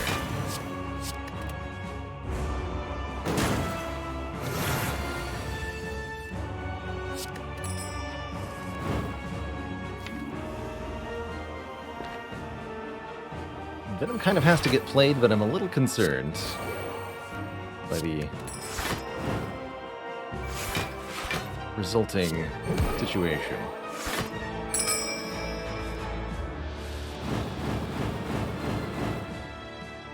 Right. Okay. It's acceptable damage, I guess. Not gonna Wraithform yet.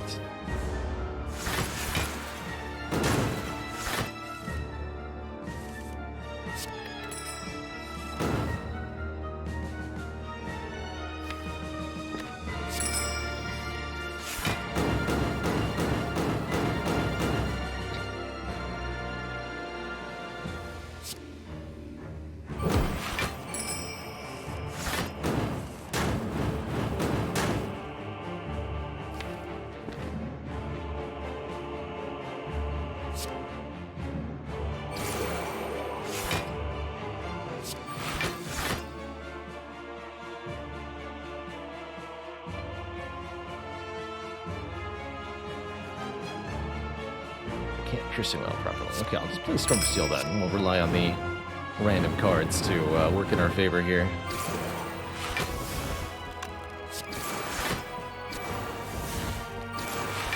And 2 After Images, also putting in really good work here. And what's that? We just get to Storm of Steel again. Don't mind if I do.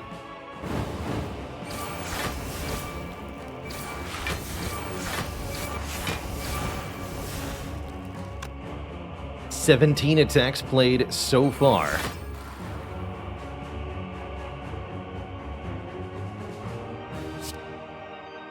Get him.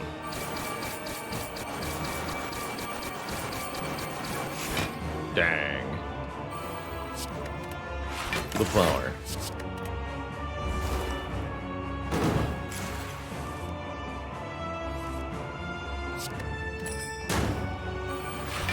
Does After Image work with Dexterity? It does not. No, you only get one block per card, regardless of any stats.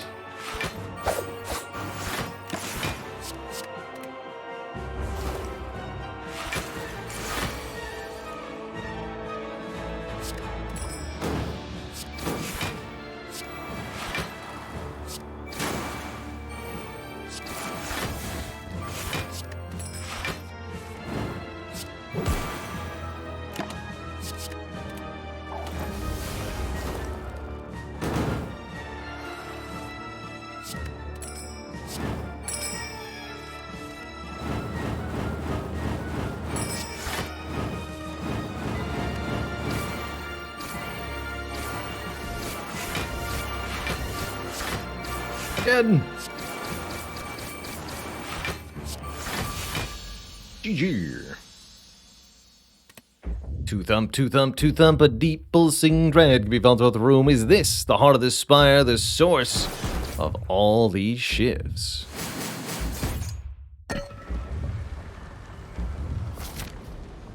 Great question, Shaylin. Shaylin asks, if you have the specimen relic, which transfers poison when an enemy dies,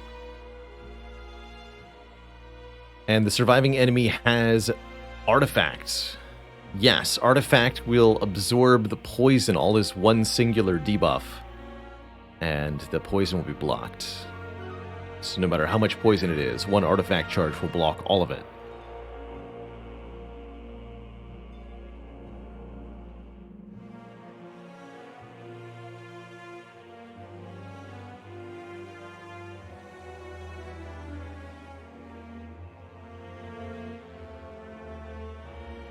Hello and welcome, Srizithales? Sorry if I butchered your name there. And hello and welcome, Sackett, as well. I think this might actually be my last Spire run of the day. Feeling a little out of it at the moment.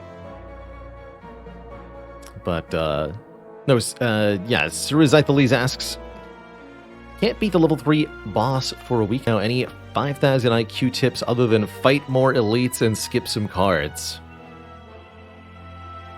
Proper potion use is a really, really big one. If you can take a couple of valuable potions into your Act 3 boss fights, that can really help.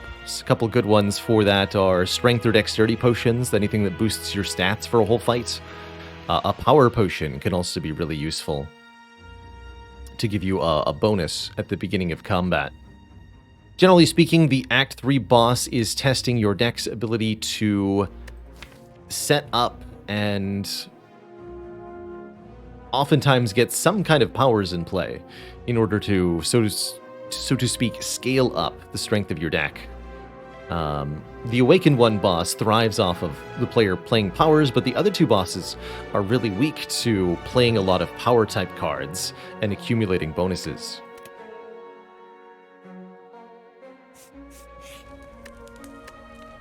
So, do we want 7 health here? Do we want an upgrade on well-laid plans? Probably, yeah. Or, actually, Wraithform?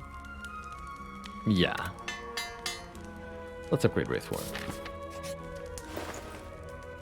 And I could just take a second well-laid plans if I wanted to.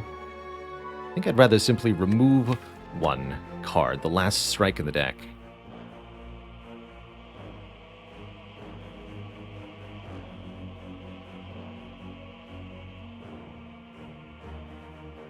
Grogger says, the thing I learned most from the stream is take more cards. I'm an old MTG player, learned lean is better in Magic.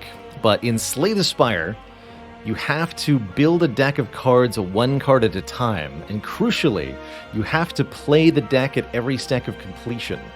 You, in Magic, you're used to a kind of theory crafting and building a deck, and then playing with a complete, finished, intentionally assembled deck of cards. You never get to do that in Slay the Spire. You have to, at all times, slowly evolve your toolkit and improve that way. Could take another tactician. I don't think I want to.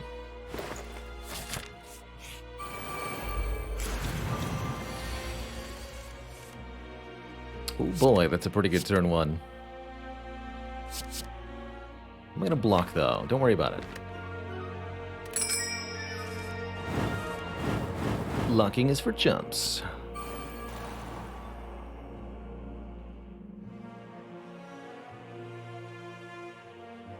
Do Crippling Cloud, Piercing Well. Actually, I really like that.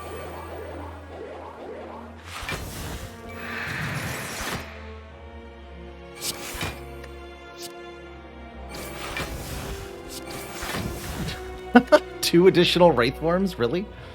Okay.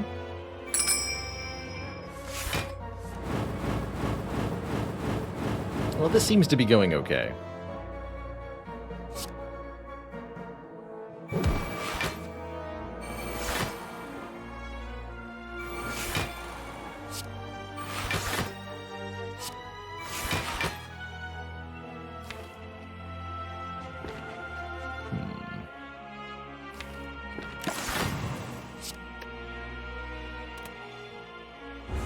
Wraith Form Plus here. Could have also just kept the Piercing Wail to block this turn. Do it with Wraith Forms.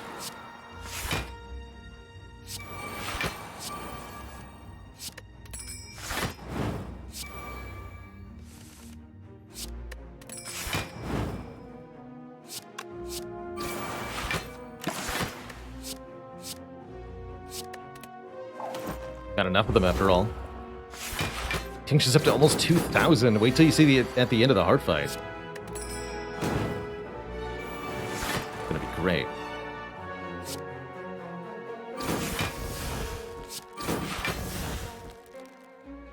Keep Storm of Steel?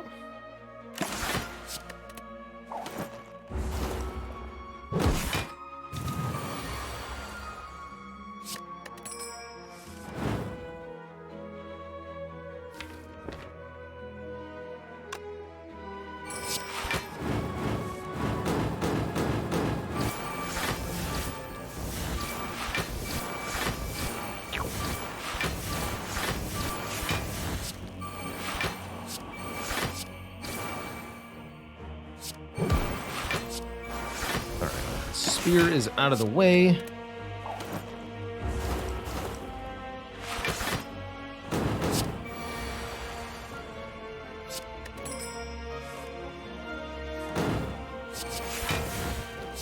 Now we must deal with the other one.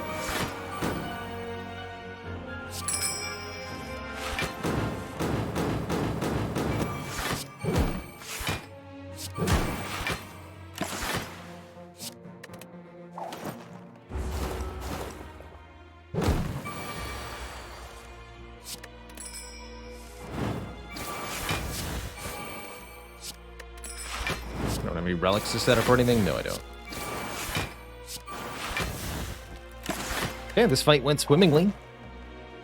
We leave with 2 very good potions intact. We get a Mercury Hourglass for 3 damage per turn to the heart.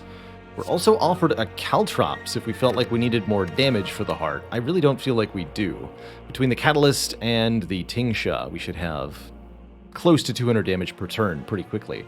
And the main question then is, how do we survive against the heart's attacks? And the answer is Wraithworm will help a lot with that, as will the Piercing Wails. Okay, I'm not going to use the Dex Potion. I want these 2 potions for the heart. Onwards. Oh, Gambling Chip. Oh, Gambling Chip. You are awesome.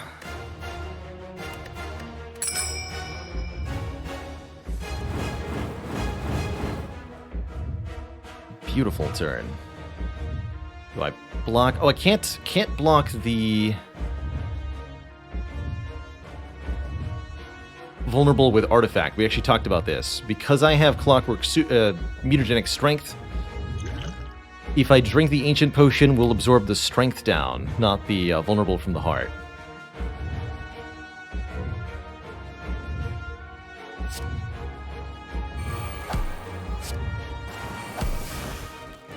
Oh.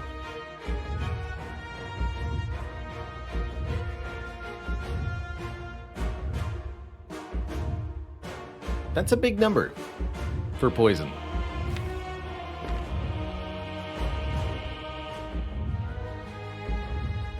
This would go to 25, then 76. Big number. Okay.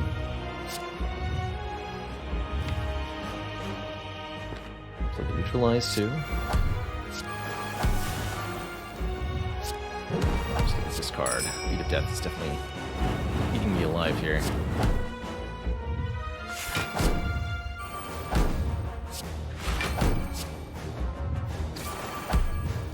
So I'm more intending to use the Ancient Potion with the Wraith form here to block the damage of the first attack cycle. Hopefully we draw it. That works.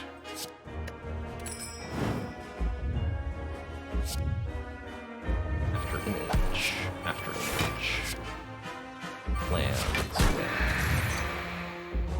Cloud. Not bad.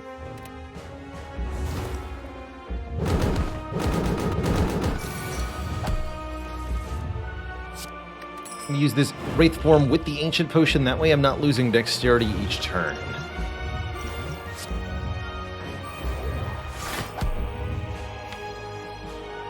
That way it feels a bit better.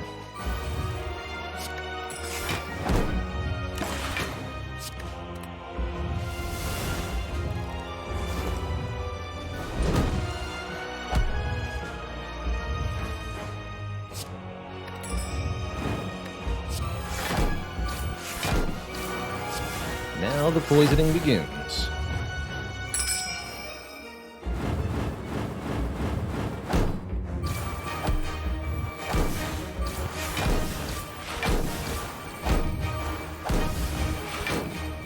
Catalyst, that brings it straight up to 200 poison. That means we win.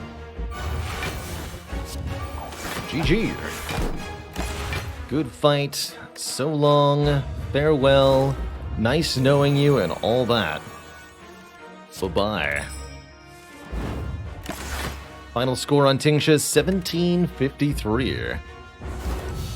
A good year and GG. GG, everybody. A nice clean sweep today. 3 in a row, easy peasy like. GG.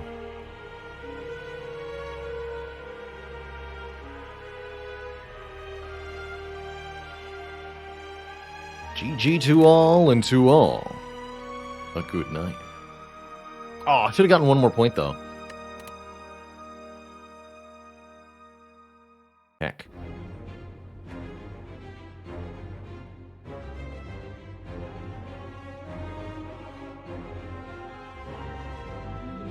Yeah, what has it been done?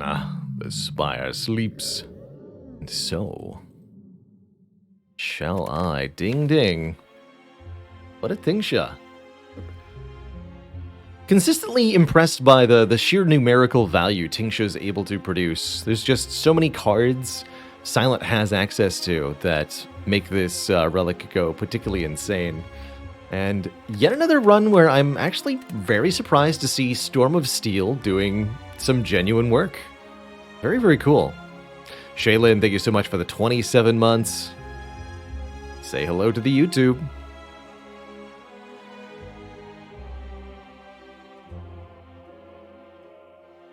Hardly a Silent deck, I suppose. Austin asks, do I ever play with mods? Yeah, we use a lot of cosmetic mods. Exclamation Point Mods has the full list. We also occasionally play with content mods. We were checking out Slay the Spire Downfall on Saturday. Played some of the characters, the Champ and the Hexaghost. Had a good time with that.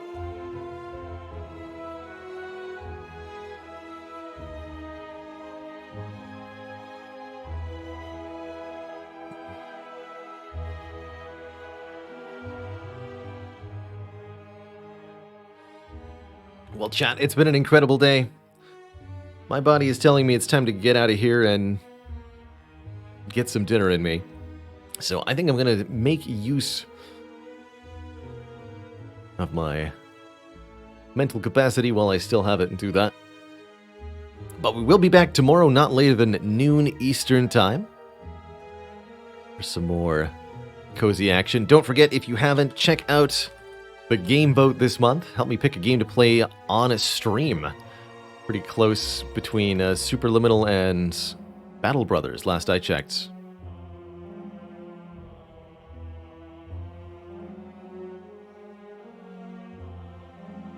And if you want more content, don't forget to check out the YouTube. So many people have been able to find their way here through the power of the YouTube. Been a crazy thing. Here's hoping to many more. Samiyama, thank you for the half year. Much love and support. See you later, Janice, Princess Aram, Sigma, Ars, Big Beefcake Jake, Atlas, Twitch Tarek, and everybody else. Thanks so much for watching. Ta-ta for now. And I'll see y'all next time. Toodaloo.